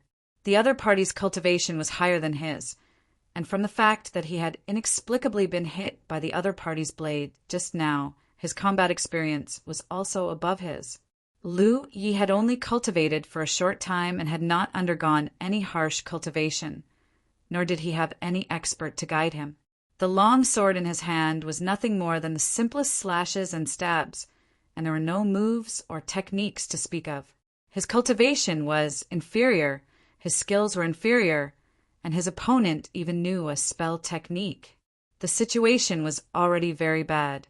Just as the icicle formed in the other party's hand, Lu Yi had already stomped his foot on the ground and rushed out with the help of the rebound force.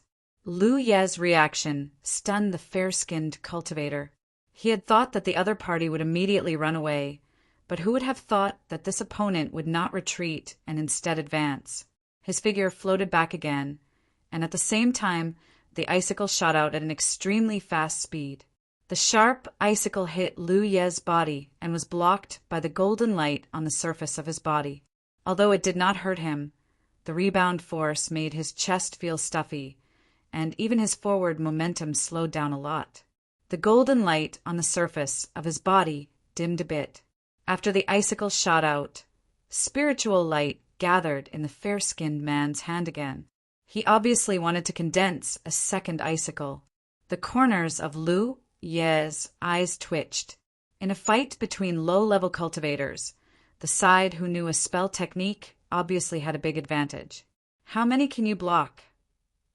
The fair-skinned man kept a safe distance from Lu Yi as he teased him. The two of them, one chasing and one retreating, in just a short while, Lu Yi had been hit by 3 icicles.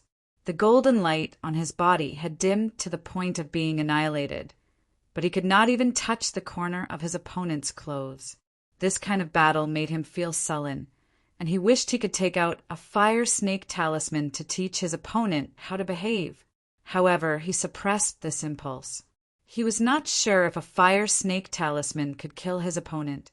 This was a cultivator, not one of the wolves he had killed when he first came to the battlefield. At this time, he did not have the right terrain to fight the tiger. He already had a vague plan in his mind, but whether or not it could be carried out smoothly would depend on luck. After the time it would take to brew a cup of tea, when Lu Yi was hit by another icicle, the golden light around his body finally disappeared. Struck by the icicles, he had already suffered some internal injuries, blood flowing from the corners of his mouth. Enveloped by the cold, he couldn't help but shiver. He glared at the fair-skinned man with a resentful look on his face. He opened his mouth and spoke for the first time since the battle began. "What enmity do we have?" The fair-skinned man chuckled. "No grudge." Lu Yi remained silent, waiting for the rest of the story. "Sure enough," the fair and clear man said, "but if you can tell me where you found so many ores, I can spare your life." A sharp light flashed in Lu Ye's eyes as he confirmed where the problem lay. This confrontation was not a chance encounter, but someone had specifically come to find him. The reason was because of the ores he sold. To be honest, Lu Yi had been very careful. During the 3 trips to the Tianji Business Alliance, he had traded with different people. Moreover, he had only sold a small portion of the ores each time, not daring to sell too much for fear of attracting the attention of others. On the way back, he had even circled around a few times to make sure no one was following him. However, it turned out that someone was really up to no good. No matter how careful he was, it was useless unless he didn't go to the Tianji Business Alliance to sell things. However, he needed spiritual pills to cultivate, so where else could he go but the Tianji Business Alliance? What he could be sure of was that the Business Alliance wasn't the mastermind. Such a huge business alliance that claimed to be sincere and honest had no reason to target a small cultivator like him. Therefore, it was very likely that some people in the business alliance were secretly doing something. Lu Yi thought back to the 3 business alliance cultivators he had traded with, but he couldn't think of anyone who had targeted him. These 3 transactions were very ordinary. If there was anything unusual, it was only the first time when the woman called Lu Ruyan hinted at something. However, that didn't mean anything. From the fair-skinned man's words, the other party suspected that he had found a mineral vein that contained all kinds of ores, so he wanted to inquire about the location of the mineral vein. He didn't know that Lu Yi didn't have a mineral vein at all. His ores were all brought out from the Evil Moon Valley. Seeing that Lu Yi didn't speak, the fair-skinned man's face darkened. "You refuse a toast only to drink a forfeit." He made up his mind to beat Lu Yi half to death and then interrogate him about the location of the mineral vein. With that, he rushed toward Lu Yi with his saber. He didn't use the icicle spell again, mainly because it consumed too much energy. After breaking Lu Ye's golden body talisman, he was confident that he could crush Lu Yi at will. However, Lu Yi, who was acting tough just now, turned around and ran at lightning speed. The fair-skinned man was so angry that he laughed. Looking at Lu Ye's back, he said leisurely, "You think you can run away?" He chased after him unhurriedly. At the same time, he took out a spirit stone from his storage bag and held it in the palm of his hand to slowly recover. He could see that Lu Yi was scared out of his wits. Running for his life like this would only increase the consumption of his spiritual power. Once a low-level cultivator lost his spiritual power, he was no different from a mortal. Steward Yang, who was killed by Lu Yi, was a precedent. So he just didn't lose Lu Yi. The 2 of them, one chasing and one fleeing, passed through a stone forest and crossed a small river. When they arrived at an open space, the fair-skinned man found Lu Yi standing there, gasping for breath. His face was as pale as paper, and he didn't move at all. Did he run out of spiritual power so quickly? The fair-skinned man sneered and slowly stepped forward. The long saber in his hand twirled. "Why aren't you running any more?" He stood about 10 feet in front of Lu Yi with a mocking look on his face. However, he soon found that something was wrong because Lu Ye's expression was extremely frightened. He was looking in a certain direction, and the hand holding the sword was trembling violently. A fishy wind blew, and a low roar sounded. behind a big tree. A big tiger with a strong body and snow-white body walked out leisurely. Its amber eyes looked at the fair-skinned man, causing him to be shocked. He suddenly remembered a rumor he heard in the market 2 days ago. He couldn't be so unlucky, right? He wailed in his heart. However, something happened that made him despair. The big tiger opened its mouth and spat out human words. "You dare to disturb this king's dream? I think you don't want to live anymore." The fair-skinned man's forehead was instantly covered with fine beads of sweat. He finally understood why Lu Yi was so frightened. The source of the fear wasn't him, but the big tiger. Just as he was at a loss, he heard Lu Yi say, "Tiger King, please spare us. We didn't know this was your territory. We'll leave now." When the fair-skinned man heard this, he nodded his head like a chicken pecking at rice. The big tiger roared and said angrily, "You come and go as you please? Where do you think this is?" Chapter 50. The tiger crouched in the forest, looking majestic. In front of the tiger, 2 figures were incomparably stiff. Just when the fair-skinned man was at a loss, he heard Lu Yi say, "Tiger King, please calm down. I know the rules. Let's follow the rules. Don't take my life." Saying so, he took off his storage pouch from his waist, pretended to circulate his spirit energy, and threw the storage pouch away. Not only that, he also threw away the long sword in his hand. Big Tiger looked at him and snorted softly. "Since you know the rules, I can spare your life." "Thank you, King." Big Tiger turned to look at the fair-skinned cultivator. "What about you? Do you want to die or live?" "I want to live." The fair-skinned cultivator blurted out with a pained expression. He copied Lu Yi and untied the storage bag from his waist, opened the restriction lock, and threw it on the ground in front of him. He had heard some rumors in the market before that there was a demonic beast that could speak human language in Qingyin Mountain. Many cultivators had encountered it, but the demonic beast generally didn't harm people's lives. It was only interested in spirit pills and spirit stones. As long as a cultivator was willing to pay a price, they could escape from the tiger's mouth.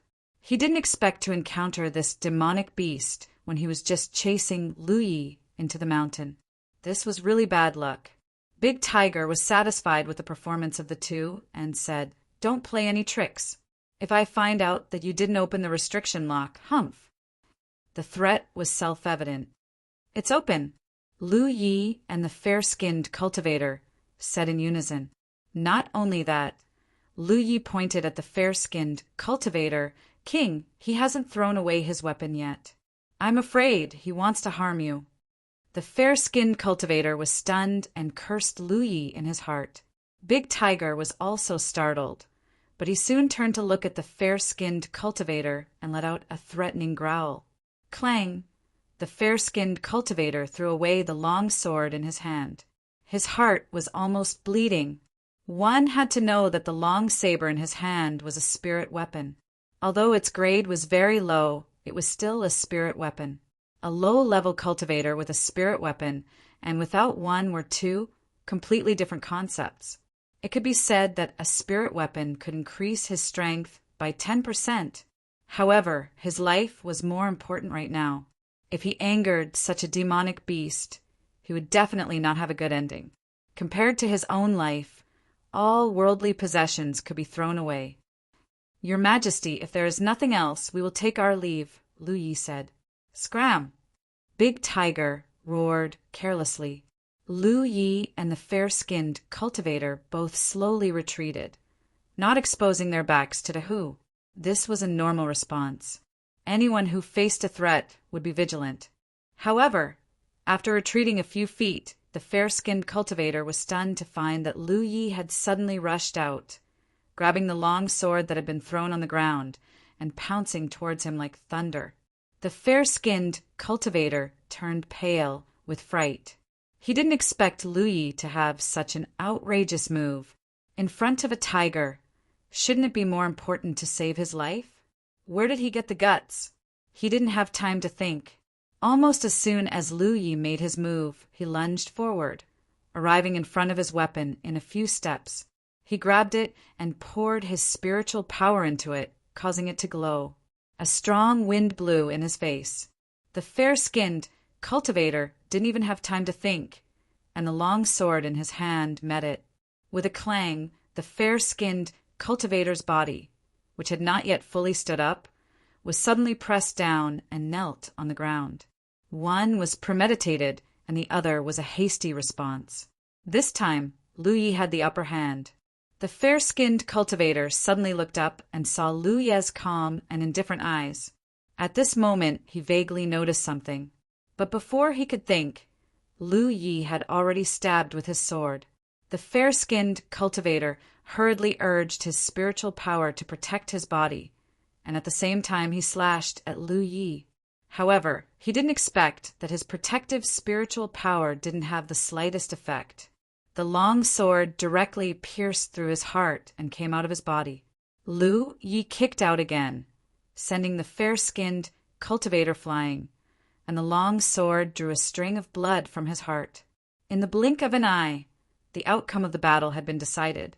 Lu Yi didn't know whether his opponent was dead or not, so he didn't rush forward. Instead, he took out an offensive talisman from his storage bag and held it in his hand, just in case. If his opponent dared to stand up, he would immediately activate the talisman. But looking around, the fair-skinned cultivator's body, which was lying on the ground, twitched a few times and then stopped moving. It seemed that his sword had stabbed a vital point. The battle between cultivators was so thrilling, and life and death could often be decided in a very short time. The ground was dyed red with blood, and the pungent smell of blood filled the air. Lu Yi gasped for breath a few times, calming his violent heartbeat. A little red light suddenly flew out from the fair-skinned cultivator's body and swept into the back of Lu Ye's hand. What? On top of Big Tiger's head, Yi's figure appeared, looking at Lu Yi somewhat at a loss. Just now, Lu Yi suddenly rushed over here and hurriedly said to her, "Help me rob." Then the fair-skinned cultivator chased after them. Yi understood what happened to Lu Yi and cooperated with Big Tiger to put on a show. Anyway, this was what they were good at, and they could also rob some good things while they were at it, so why not? But wasn't it a robbery? Why did someone die? Yi slowly came to her senses. The ones who wanted to rob were her and Big Tiger, and Lu Yi wanted to kill from the beginning to the end, but he was just borrowing their power. "You lied to me?" Yi glared at Lu Yi. Lu Yi glanced at her and criticized. "Your acting is too exaggerated." What? Yi was confused. Lu Yi was about to say something when a slight sound suddenly came from not far away. He only hesitated for a moment, then rushed out, and at the same time said, "Your secret has been exposed and there are people nearby.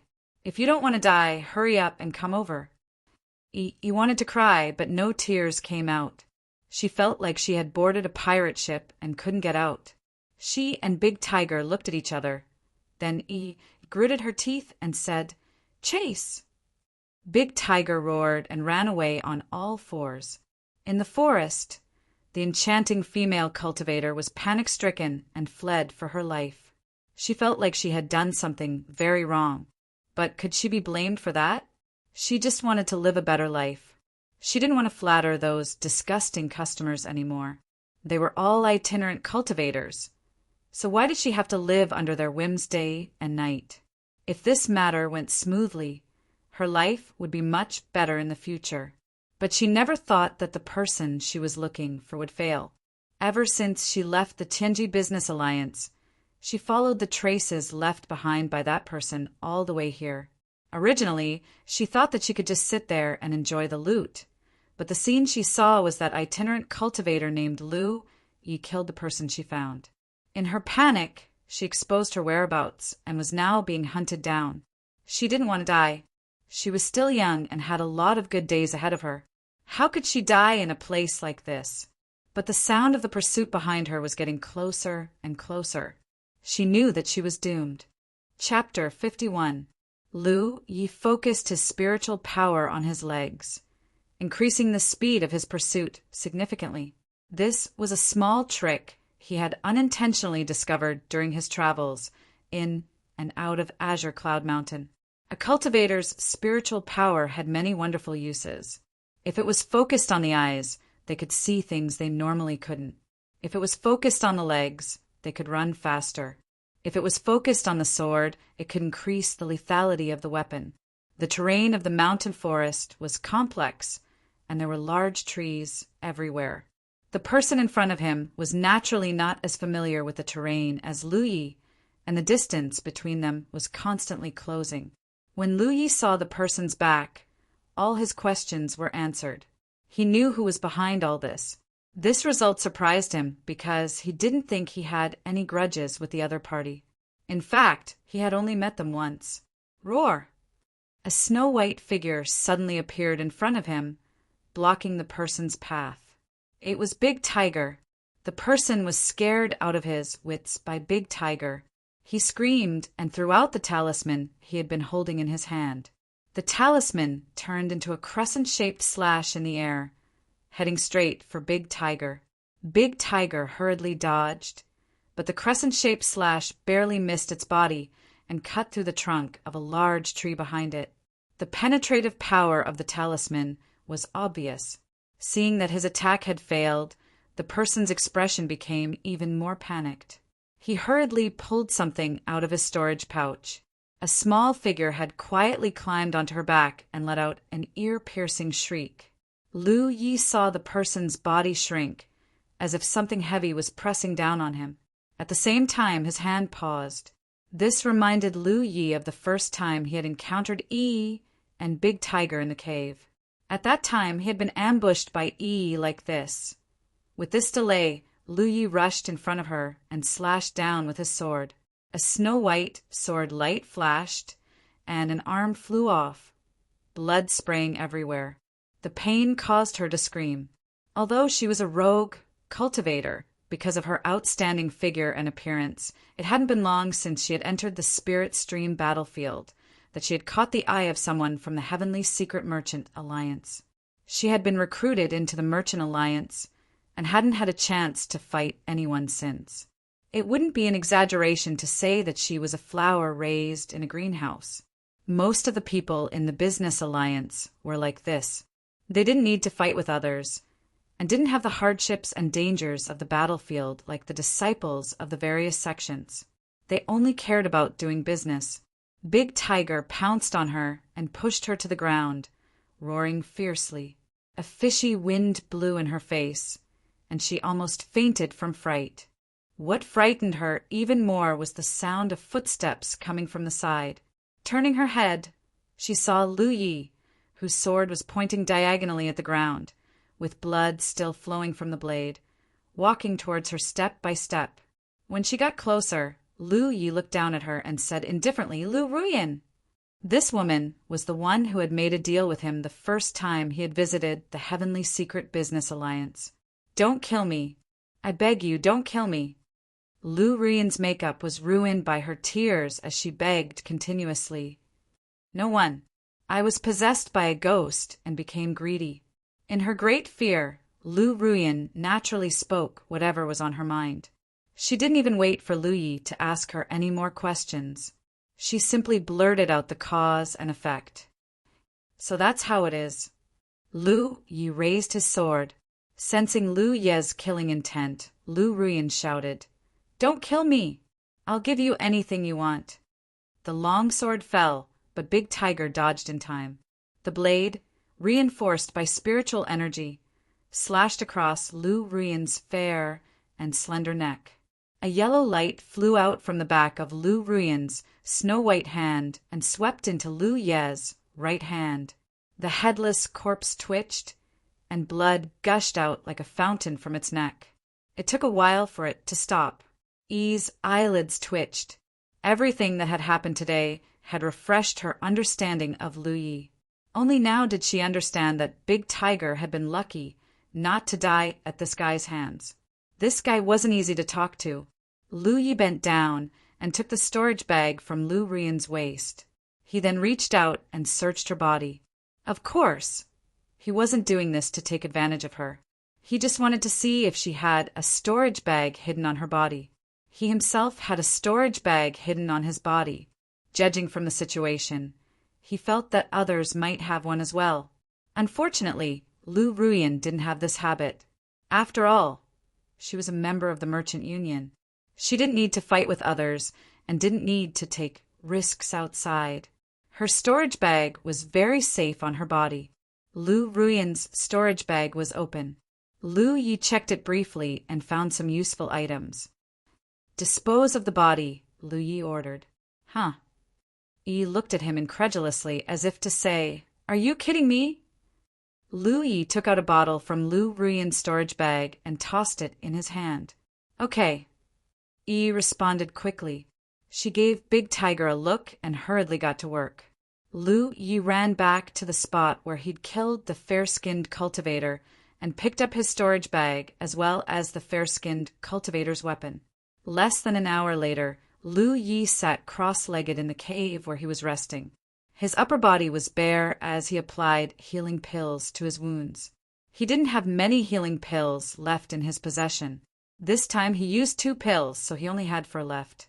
Thinking back to today's battle, Lu Yi didn't feel complacent because he'd killed a cultivator at the 3rd layer of the spiritual stream tier. Instead, he reflected on himself. Battles between low-level cultivators were mostly close combat.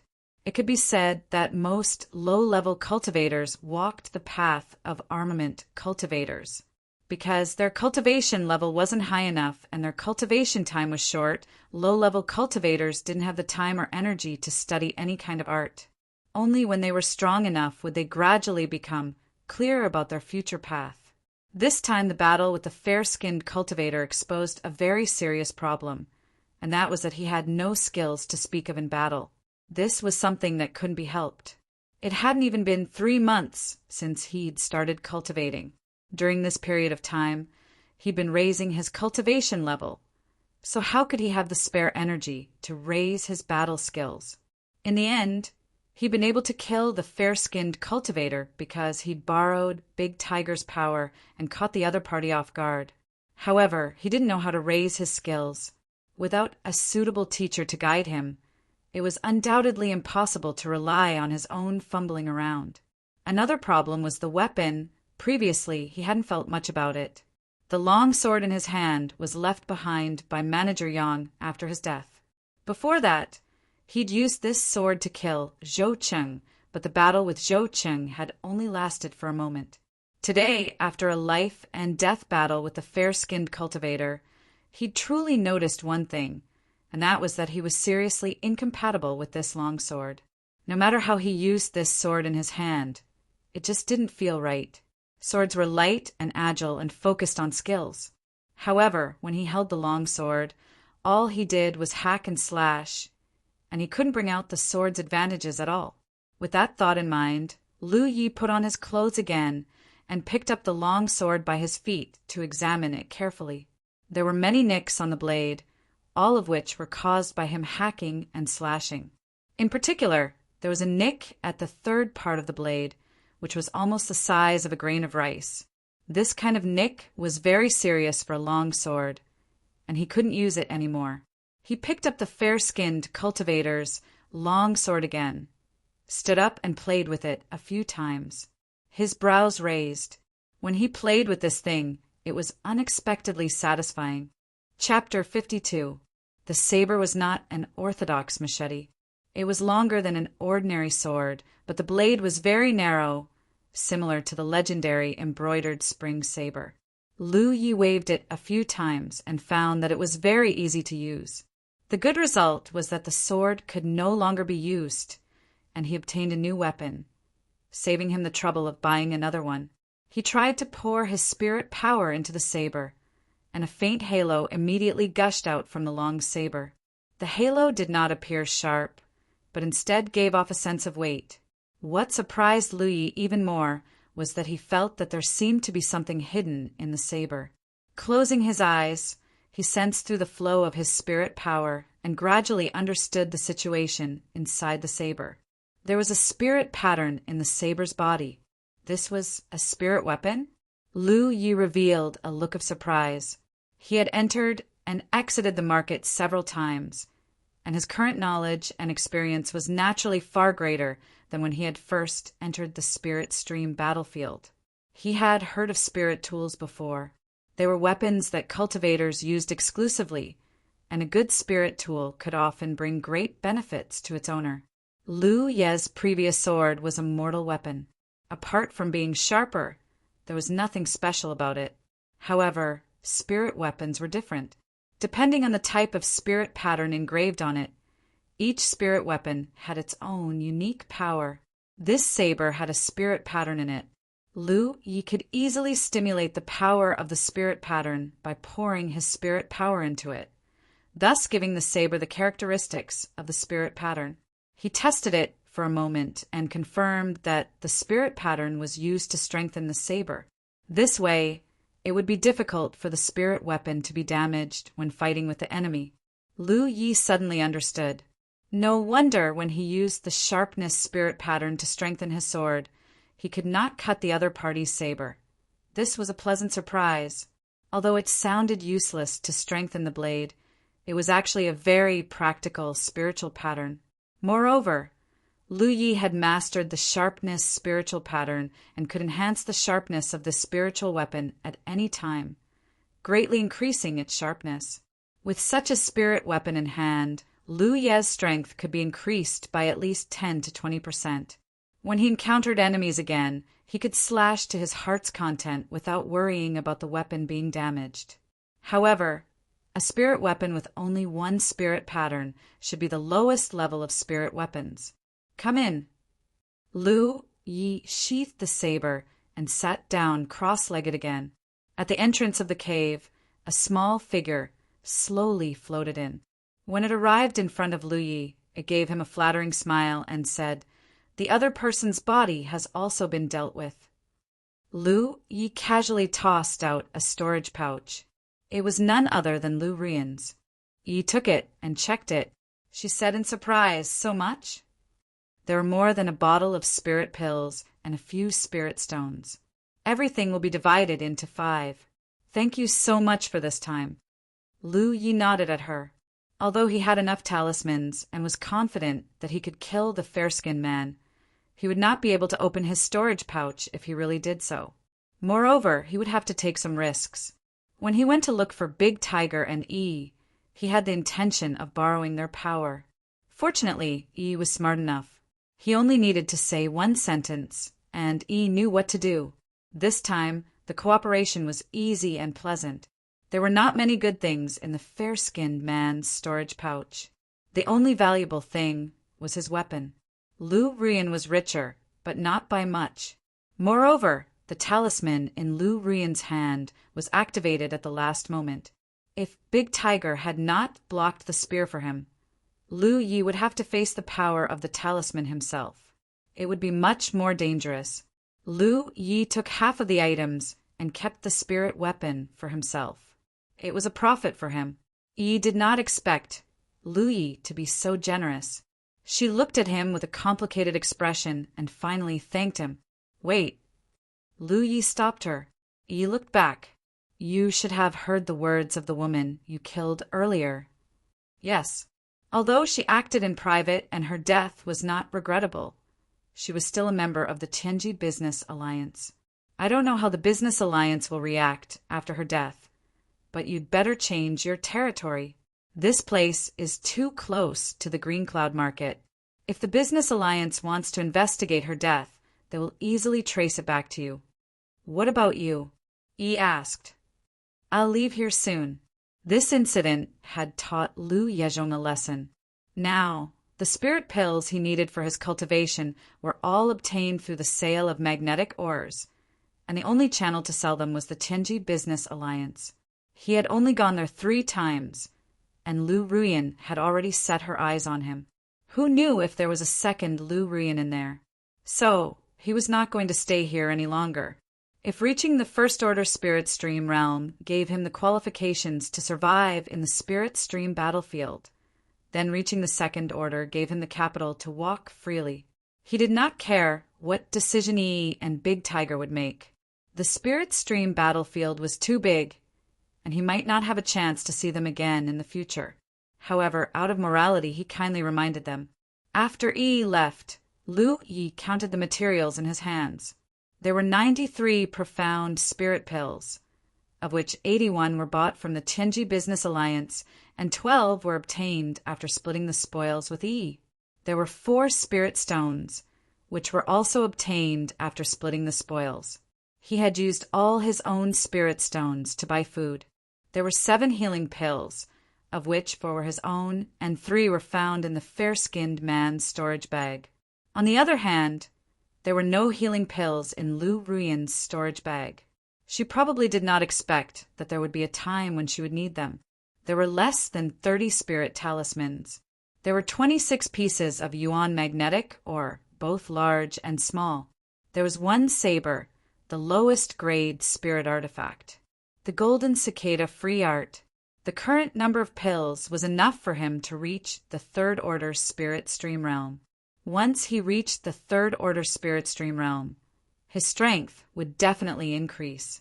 He would not dare to say that he could run rampant in the outer ring of the battlefield, but at the very least his ability to protect himself would increase.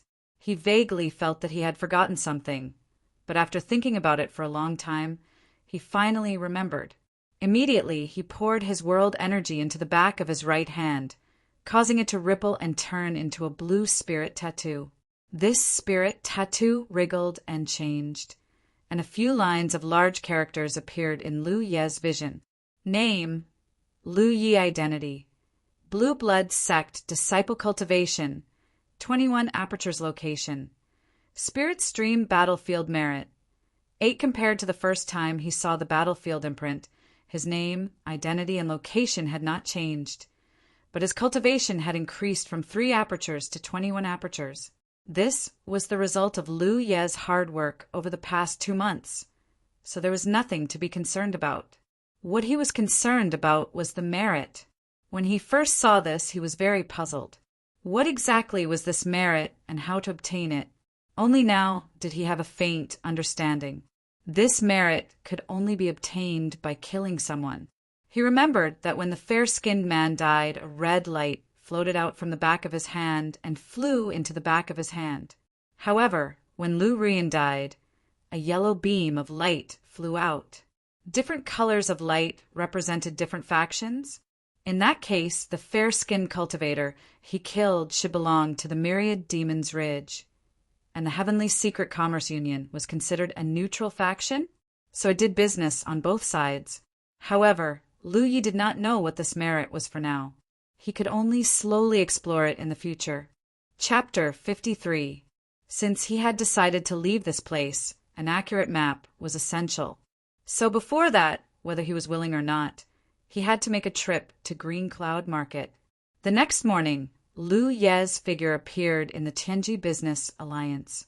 According to what Lu Ruiyan had said before her death, she had accidentally met Lu Yi when he went to the Business Alliance for the 2nd time to make a deal. It just so happened that she was familiar with a person called Lu Quan, and through Lu Quan, she had inquired about the contents of the deal. At that time, Lu Ruiyan had guessed that Lu Yi had a rich vein of, or in his hands, and had evil thoughts. In the end, she could not suppress the greed in her heart and contacted the fair-skinned man, telling him to be ready at any time. After that, Lu Ruiyan had been paying attention every day. It was not until Lu Yi went to the Business Alliance for the 3rd time and made an even bigger deal that she made up her mind that the fair-skinned man chased after her. Lu Ruiyan was afraid that the fair-skinned man would take all the benefits for himself. So not long after Lu Yi left, she took a leave of absence and followed him all the way here. Who would have thought that she would see the scene of Lu Yi killing the fair-skinned man with his own hands? In the end, she also lost her life. It was impossible for Lu Ruiyan to lie in the state before her death, so no one should know if she was alive or dead in the short term. For the time being, he was safe, which was why Lu Yi hurried to the Business Alliance. He had been selling magnetic ores bit by bit, afraid that he would attract the attention of others. Every time he sold them, he would only sell them to meet his needs for cultivation for a short period of time. Now that he had decided to leave this place, there was no need to worry so much. He would first obtain a map to determine the location of the blue blood sex station. An hour later, in a compartment, Lu Yi was drinking tea until he was full. A middle-aged man politely handed a palm-sized white jade disc to Lu Yi, along with 2 bottles of 18 yin spirit pills, 3 bottles of 15 healing pills, and more than 10 spirit stones. This time, Lu Yi had sold 12 pieces of magnetic ores in one go. He had obtained more than 600 spirit stones. In the outer circle of the battlefield, this was undoubtedly a big deal, worthy of the middle-aged man's courteous treatment of Lu Yi. The facts proved that if it weren't for some coincidences, doing business in the Tianji Business Alliance was very safe. Lu Yi had come here 4 times, and each time he dealt with a different person. Unless he took out too many goods like this time, it was very difficult to be targeted. Of course, being targeted was also because Lu Ye's strength wasn't high enough. If he was a 4th or 5th order spirit stream cultivator, then Lu Ruyan wouldn't dare to be disloyal no matter what. After the transaction was completed, the middle-aged man walked Lu Yi to the door and gave him a name card. He told Lu Yi that if he wanted to sell anything in the future, he could contact him in advance and he would definitely give him a good price. This was a treatment that Lu Yi had not received in the previous 3 times. Regarding this, Lu Yi naturally agreed. After leaving the Tianji Business Alliance, Lu Yi exchanged all the spirit stones for food and some daily necessities. Spirit stones were not of much use to him. He might have to travel a long distance on this trip, and he would have to spend some time in the open. Some daily necessities were essential. Fortunately, he had enough storage pouches, so he didn't have to worry about not having enough space. After this transaction, the number of profound spirit pills in Lu Ye's hands increased to 111, and he also had 22 healing pills. However, he only had 14 pieces of yuan magnetic ore left. Originally, he thought that the yuan magnetic ore in his hands would be enough for him to use for a long time, and he might even be able to cultivate to the 9th order spirit stream realm. But now, it seemed that these things were not enough at all. He had to hurry back to the blue blood sex station as soon as possible. Only by returning to the sex station would he be safe. Half a day later, Lu Yi returned to the cave where he was staying and took out the white jade disc.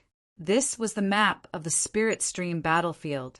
It included the distribution of the bases of the various great forces on the battlefield, as well as the terrain of the battlefield itself, as well as some dangerous places. However, when he remembered that this thing was worth 600 spirit stones, Lu Ye's heart ached. He had not spent 600 spirit stones since he started cultivating, but in order to return to the sex station, this was the price he had to pay. The only thing that comforted him was that this thing could be updated at the Tianji Business Alliance's subunion at any time, so it would never be out of date. Holding the white jade disc with both hands, Lu Yi poured his spirit energy into it. Immediately, a soft light flowed out of the disc, forming a halo on its surface. The halo twisted and changed, and in the blink of an eye, it turned into a map. What surprised Lu Yi was that this was not a flat map, but a 3-dimensional map. He saw that there were many undulating mountain ranges on the map, and the height of each mountain range was different. Somewhere on the map, there was a flickering dot of light. Lu Yi shifted his gaze to that spot, and the dot of light did not change. However, when he focused his spirit energy on the dot of light, the area it covered was immediately enlarged. With the influx of spirit energy, the map continued to enlarge. However, the disk was only so big, so as the map was enlarged, the area it could cover gradually decreased. Finally, the map was enlarged to its limit, and Lu Yi saw that the dot of light was located in an undulating mountain range. The mountain range was labeled as Azure Cloud Mountain. Looking around, there was a place labeled as Azure Cloud Market Number 3. Lu Yi immediately understood that the dot of light was his current location, and Azure Cloud Market Number 3 was the market he frequented. In addition to this market, there were also Azure Cloud Market Number 1 Azure Cloud Market number 2, and all the way to Lu Ye's location. In other words, there were a total of 6 markets in the entire periphery of Azure Cloud Mountain. After playing with it for a while, Lu Yi gradually figured out how to use this map. He began to look for the location of the Jade Blood Sect, while secretly praying that he was not too far away from the sect's encampment. If he was too far away, he did not know how long it would take for him to return. The Jade Blood Sect was a 9th grade sect, so its encampment was naturally in the periphery, which reduced the difficulty of searching. Lu Yi searched little by little, his gaze sweeping over one name after another. At one point, he almost thought that he had found the words Jade Blood Sect, but when he looked carefully it was Jade Heart Sect, which made him angry. After half a circle, Lu Yi still hadn't found the Jade Blood Sect, but his nervous mood relaxed, because this meant that the situation couldn't be any worse. After a while, he still did not find it, but Lu Ye's mood became happy because this meant that he was not too far away from the Jade Blood Sect. Finally, Lu Ye's gaze fixed on a certain location on the map, where there were 3 large words. It was the Jade Blood Sect he had been looking for. Found it.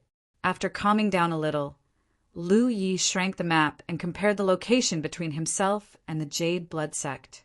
His current location was a little to the west of the map, while the Blue Blood Sect's location was a little to the west of the map. In other words, if he wanted to go to the Jade Blood Sect's encampment, he would have to go west and cross a quarter of the entire battlefield. The situation was not bad, but it was still acceptable. Chapter 54. While searching for the Jade Blood Sect's encampment, Lu Yi noticed that the words on the map were divided into 4 colors: red, yellow, blue, and white. Green Cloud Market 3 was marked in yellow, while the Jade Blood Sect was marked in blue. From the looks of it, the areas marked in blue should be the Grand Heaven Alliance's camp, the red was the Myriad Demons Ridge, and the yellow was the neutral area. As for the white, Lu Yi guessed that it was an unclaimed land. Most of the mountains and rivers were marked in white. Looking at the entire map, the red and blue words were interspersed with each other in an intricate manner. If the map was compared to a chessboard, the red and blue marks were the chess pieces of the 2 camps. Many years of conflict and entanglement had turned the chess pieces of the 2 camps into 2 large dragons on the chessboard, strangling each other. Lu Yi had not really integrated into the battlefield yet, but from the positions of the chess pieces on the map, he could feel the danger of this camp war. However, the general situation of the world had nothing to do with him for the time being. He was just a nameless cultivator in the 2nd layer of the spirit stream realm. Right now, he only wanted to hurry to the Jade Blood Sect's encampment. Lu Yi carefully plotted his route and slowly came up with a plan. The light at the entrance of the cave dimmed. Lu Yi looked up and saw Big Tiger stepping in. Yi popped out from Big Tiger's head and said cheerfully, "You didn't leave?" She came once in the morning, but did not see Lu Yi. She thought he had left. "I'm about to leave. What's the matter?" Lu Yi put away the map. This thing was related to whether he could smoothly return to the Jade Blood Sect's encampment. At the same time, it was the most precious thing he had, so he naturally had to keep it safe. "I want to talk to you." Yi floated forward and sat in front of Lu Yi, her small face tense. Lu Yi did not understand why this girl was acting like she wanted to negotiate. He frowned and asked, "Talk about what?" Yi said, "Leave this place." "Where are you going?" "That has nothing to do with you." "All right."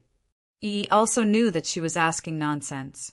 They were not related to each other, and their previous interactions were not very pleasant. The only time they worked together was to kill the fair-skinned man and Lu Rian. She was in no position to ask about Lu Ye's whereabouts. Looking at her conflicted expression, Lu Yi said impatiently, "What's the matter?" Yi's expression became more and more conflicted. Big Tiger stepped forward and nudged her back. Yi gritted her teeth and looked at Lu Yi and said, "Can you take us with you?" "What?" Lu Yi doubted he heard. "Take us with you," Yi repeated. "Why?" Yi said, "You said before that if we kill that woman, the Tianji Business Alliance might trace it back to us." This place is no longer safe, so we have to leave. But we don't know where to go. The battlefield is huge. You can go anywhere you want. Yi's suggestion surprised Lu Yi. He had never thought of such a thing before, nor did he expect Yi to come over and tell him about it. But you're the one who killed him. We didn't want to kill anyone. Yi looked aggrieved. After returning yesterday, Yi suddenly realized that she and Big Tiger were resting in the territory. Lu Yi lured a cultivator over and asked them to help him rob. In the end, they killed the cultivator and a member of the Tianji Business Alliance. They did not understand what happened from beginning to end. They were just sitting at home. But trouble fell from the sky. Didn't you split the loot? Lu Yi looked at her in confusion. Since they killed together and shared the loot, they naturally had to take the risk together. Yi opened her mouth and was speechless. In the end, she could only say, "Why can't you take us with you?" "You're too young." "Huh?" Yi looked at Lu Yi in a daze. After a while, she reacted. She crossed her arms and blushed. Rogue. God knew how a spirit like her could blush. Lu Yi stood up and patted his butt. "Is there anything else? If not, I'm leaving.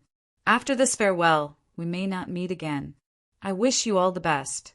Yi couldn't figure out how her small size had anything to do with Lu Yi not bringing them along.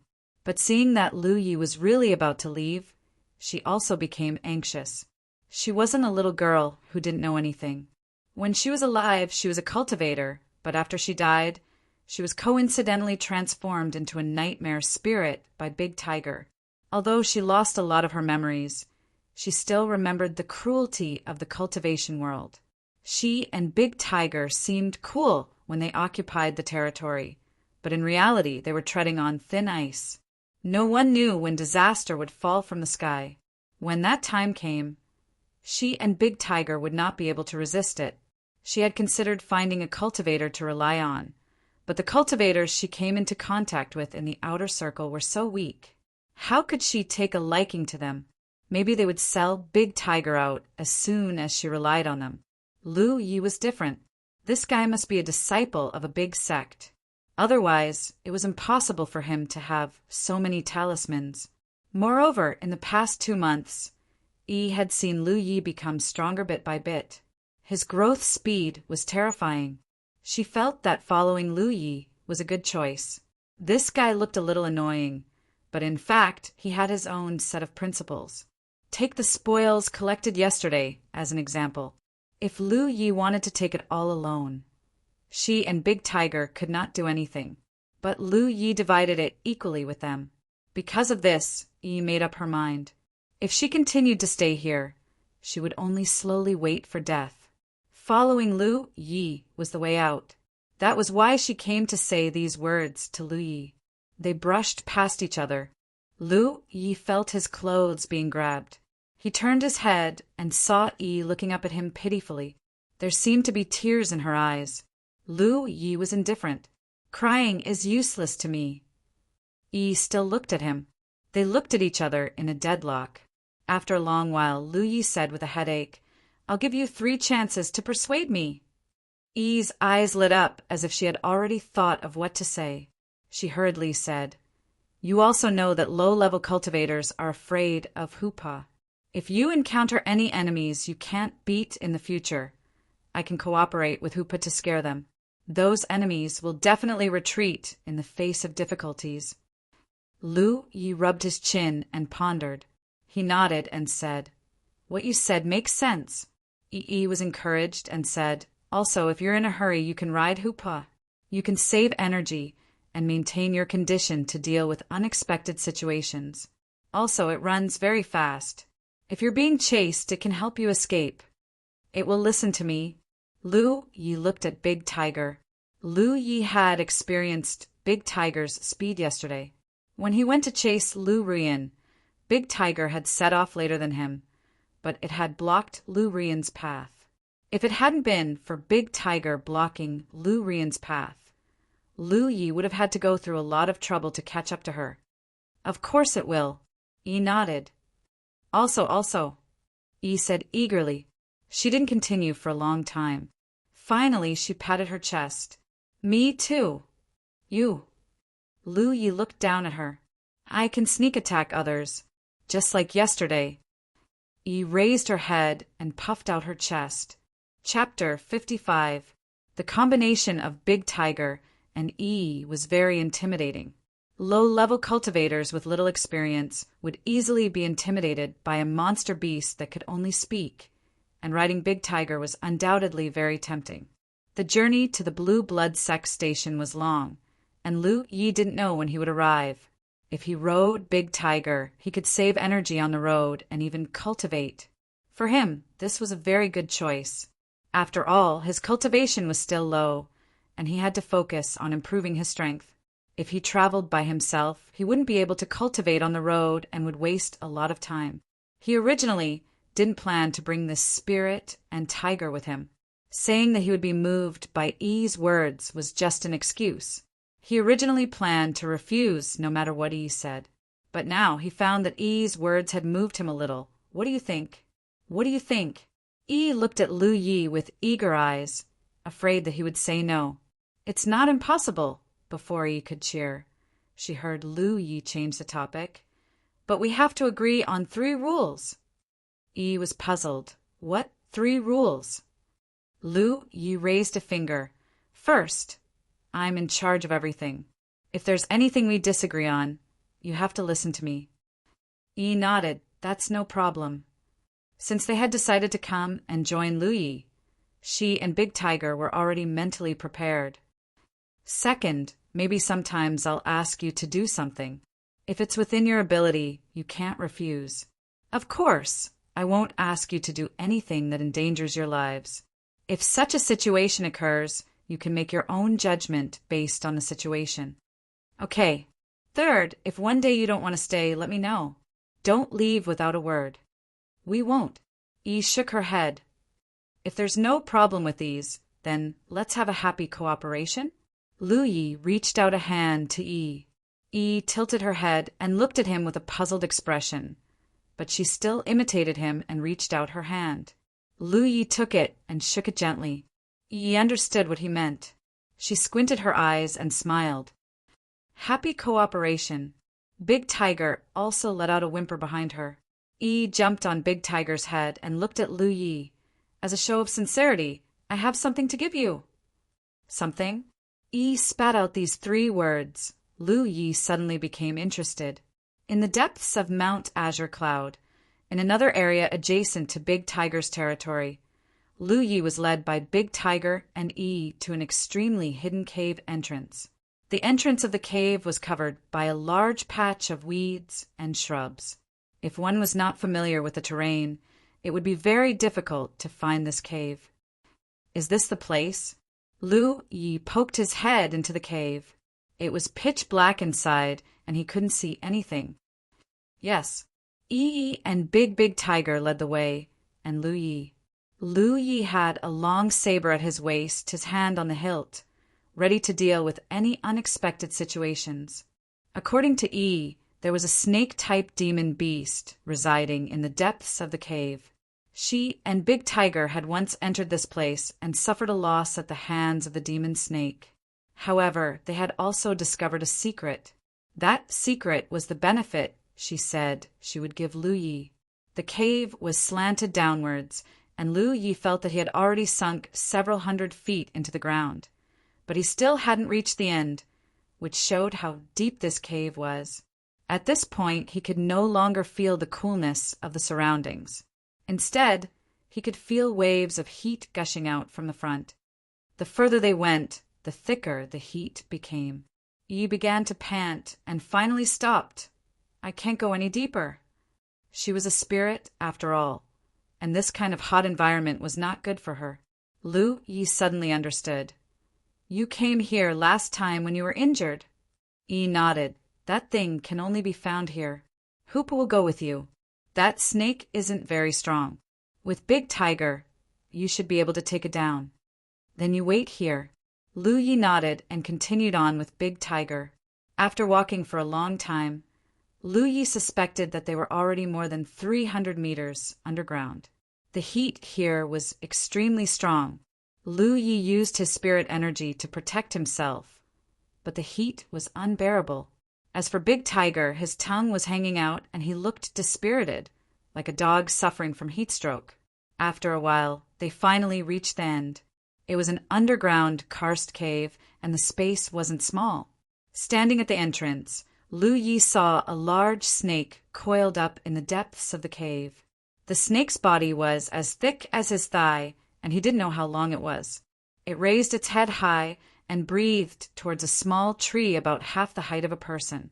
The small tree was completely red, like a red-hot iron. There were 2 fist-sized fruits on the tree, and the entire karst cave was filled with a strange fragrance. Barrier-breaking fruit. This was the benefit that Yi had mentioned before. If it were an ordinary item, with Lu Ye's current status, it might not be able to move him. However, the barrier-breaking fruit was different. This thing was very useful for cultivators to break through the barriers of their spiritual cavities. It could be said that as long as their spiritual cavities were not completely opened, they would always be useful. Lu Yi had eaten a barrier-breaking fruit before, and it was all thanks to that fruit that he was able to break through to the spirit stream realm. Thus, when Yi mentioned it, his interest was piqued. The barrier-breaking fruit that Yi had given him last time was stolen from here. She was a spirit and could come and go without a trace. Although the snake monster occupied this place, it was unable to guard against her. However, the environment here was extremely dangerous to her. If it weren't for the fact that she had no other choice, Yi wouldn't have taken the risk to come here. In the end, although she had obtained the fruit, Yi had been weakened for many days before recovering. She and Big Tiger already had some grudges with the snake monster. Previously, she hadn't been strong enough, so she hadn't been able to take revenge. Now that she had Lu Yi as her backer and was about to leave, Yi naturally wanted to take revenge. At the same time, she could also give Lu Yi 2 barrier-breaking fruits, which would deepen their friendship and strengthen their cooperative relationship. It could be said that she had killed 2 birds with 1 stone. The snake monster coiled its body, using its body as a cover to surround the barrier-breaking fruit. It raised its head high and breathed in and out, causing fiery red spiritual chi to flow into its mouth and nose. It looked like it was cultivating. 2 uninvited guests disturbed it. Following Big Tiger's roar, the snake monster suddenly raised its head and flicked its tongue. Big Tiger pounced forward like a gust of wind, but in the next moment, the snake monster shot out, opened its mouth, and bit down on Big Tiger's neck. Big Tiger roared in pain and also bit down on the snake's belly. However, their strengths weren't equal. Big Tiger was bitten until it was dripping with blood, but the snake monster was completely unharmed. Fiery red demonic energy pervaded the snake monster's body, forming a layer of protection that made it difficult for Big Tiger to bite through. In a single exchange, the awe-inspiring Big Tiger suffered a great loss. Moreover, the snake's body, which was several meters long, coiled around Big Tiger, trapping him like a dumpling. Instant kill. Although they were both demonic beasts, the difference in strength between them wasn't small. Fortunately, there was still Lu Yi. When Big Tiger pounced, he used Big Tiger's body as a cover to charge forward. At that moment, the 2 monsters were entangled in a fierce battle. It was a good opportunity to make a move. When Lu Yi unsheathed his saber, he activated his spiritual energy and added a sharpness mark to the blade. In an instant, a snow-white saber light flashed and blood splattered. Chapter 56.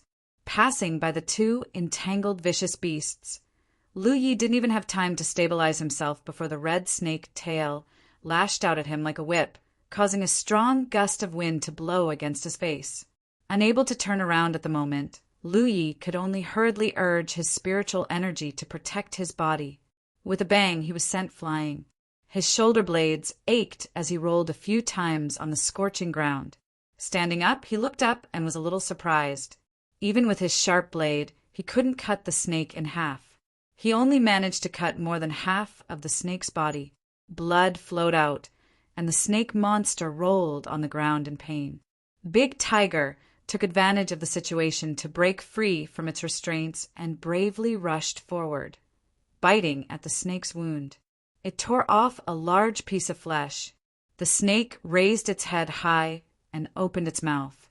A red light was brewing in its mouth, aiming at Big Tiger's position. The temperature of the entire cave suddenly rose. Big Tiger's bestial instincts didn't let it sense that something was wrong. With a low roar, it rushed to the side. In the next moment, the snake spat out a flame, burning the air in front of it. Seeing this scene, the corner of Lu Ye's eyes twitched. He knew that this snake monster was much stronger than Big Tiger. Fortunately, Big Tiger had pulled the snake's aggro. Otherwise, he would have to use the golden body talisman to block the flames. Big Tiger dodged in time, and the flame didn't hurt it. Lu Yi took the opportunity to rush behind the snake monster and slashed at the snake's head. This slash only cut more than half of the snake's body. The blade was blocked by the snake's bones. After suffering a big loss twice at Lu Ye's hands, the snake immediately turned its head and aimed at Lu Yi, red light brewing in its mouth. Lu Yi didn't retreat. Instead, he stabbed his blade into the snake's mouth and fell back at the same time.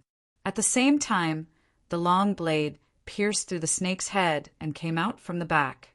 A snow-white figure rushed from the side and slammed into the snake, knocking it to the side.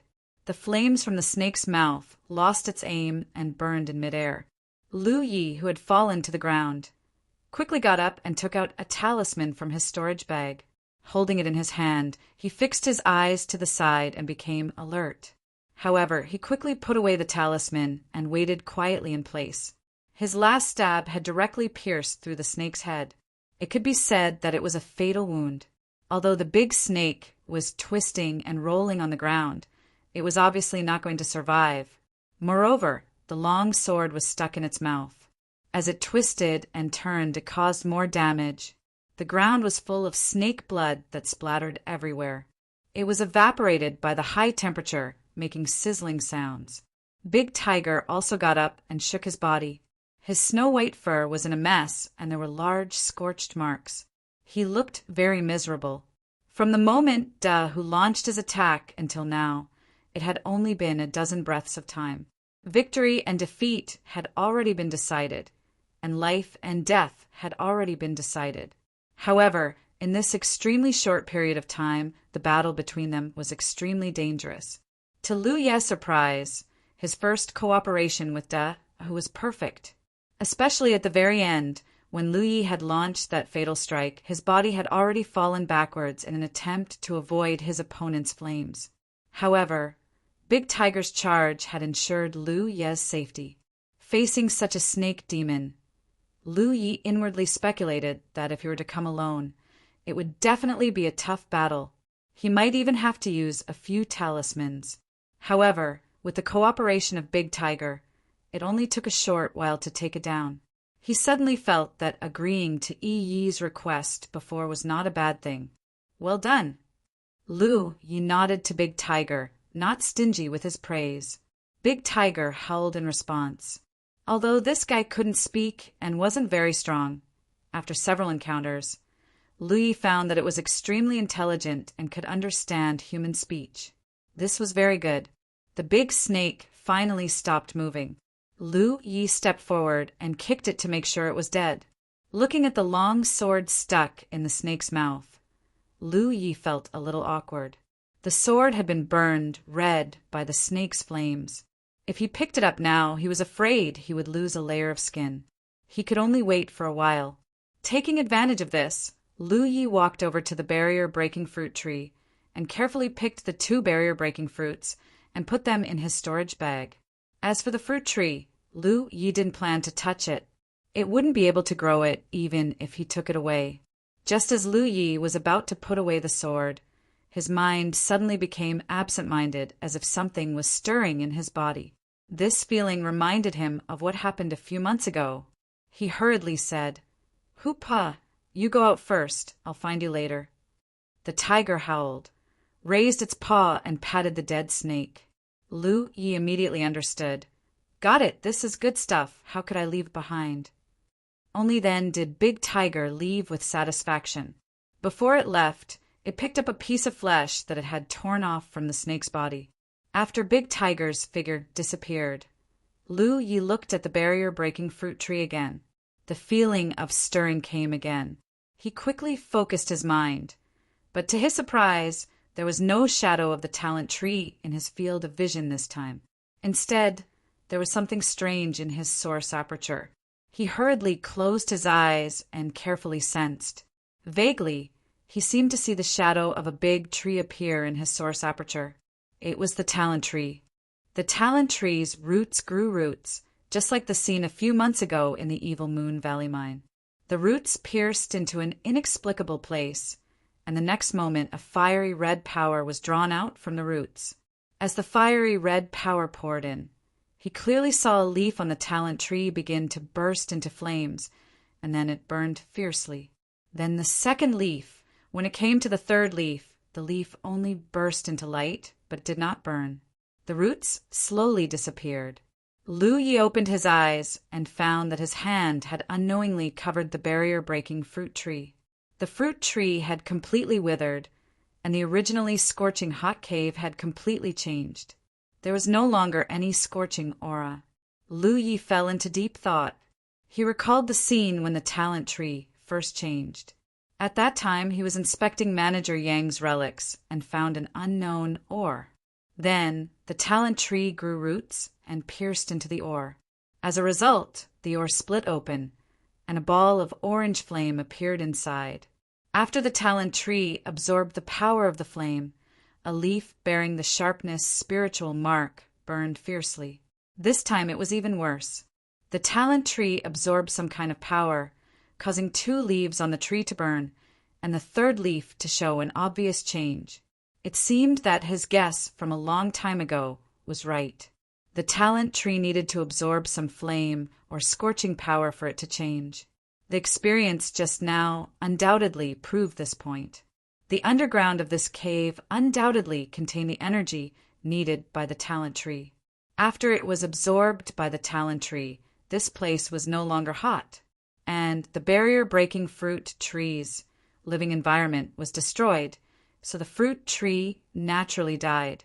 It could even be said that there was some scorching power in the fruit tree, but after it was absorbed by the talent tree, how could it continue to live?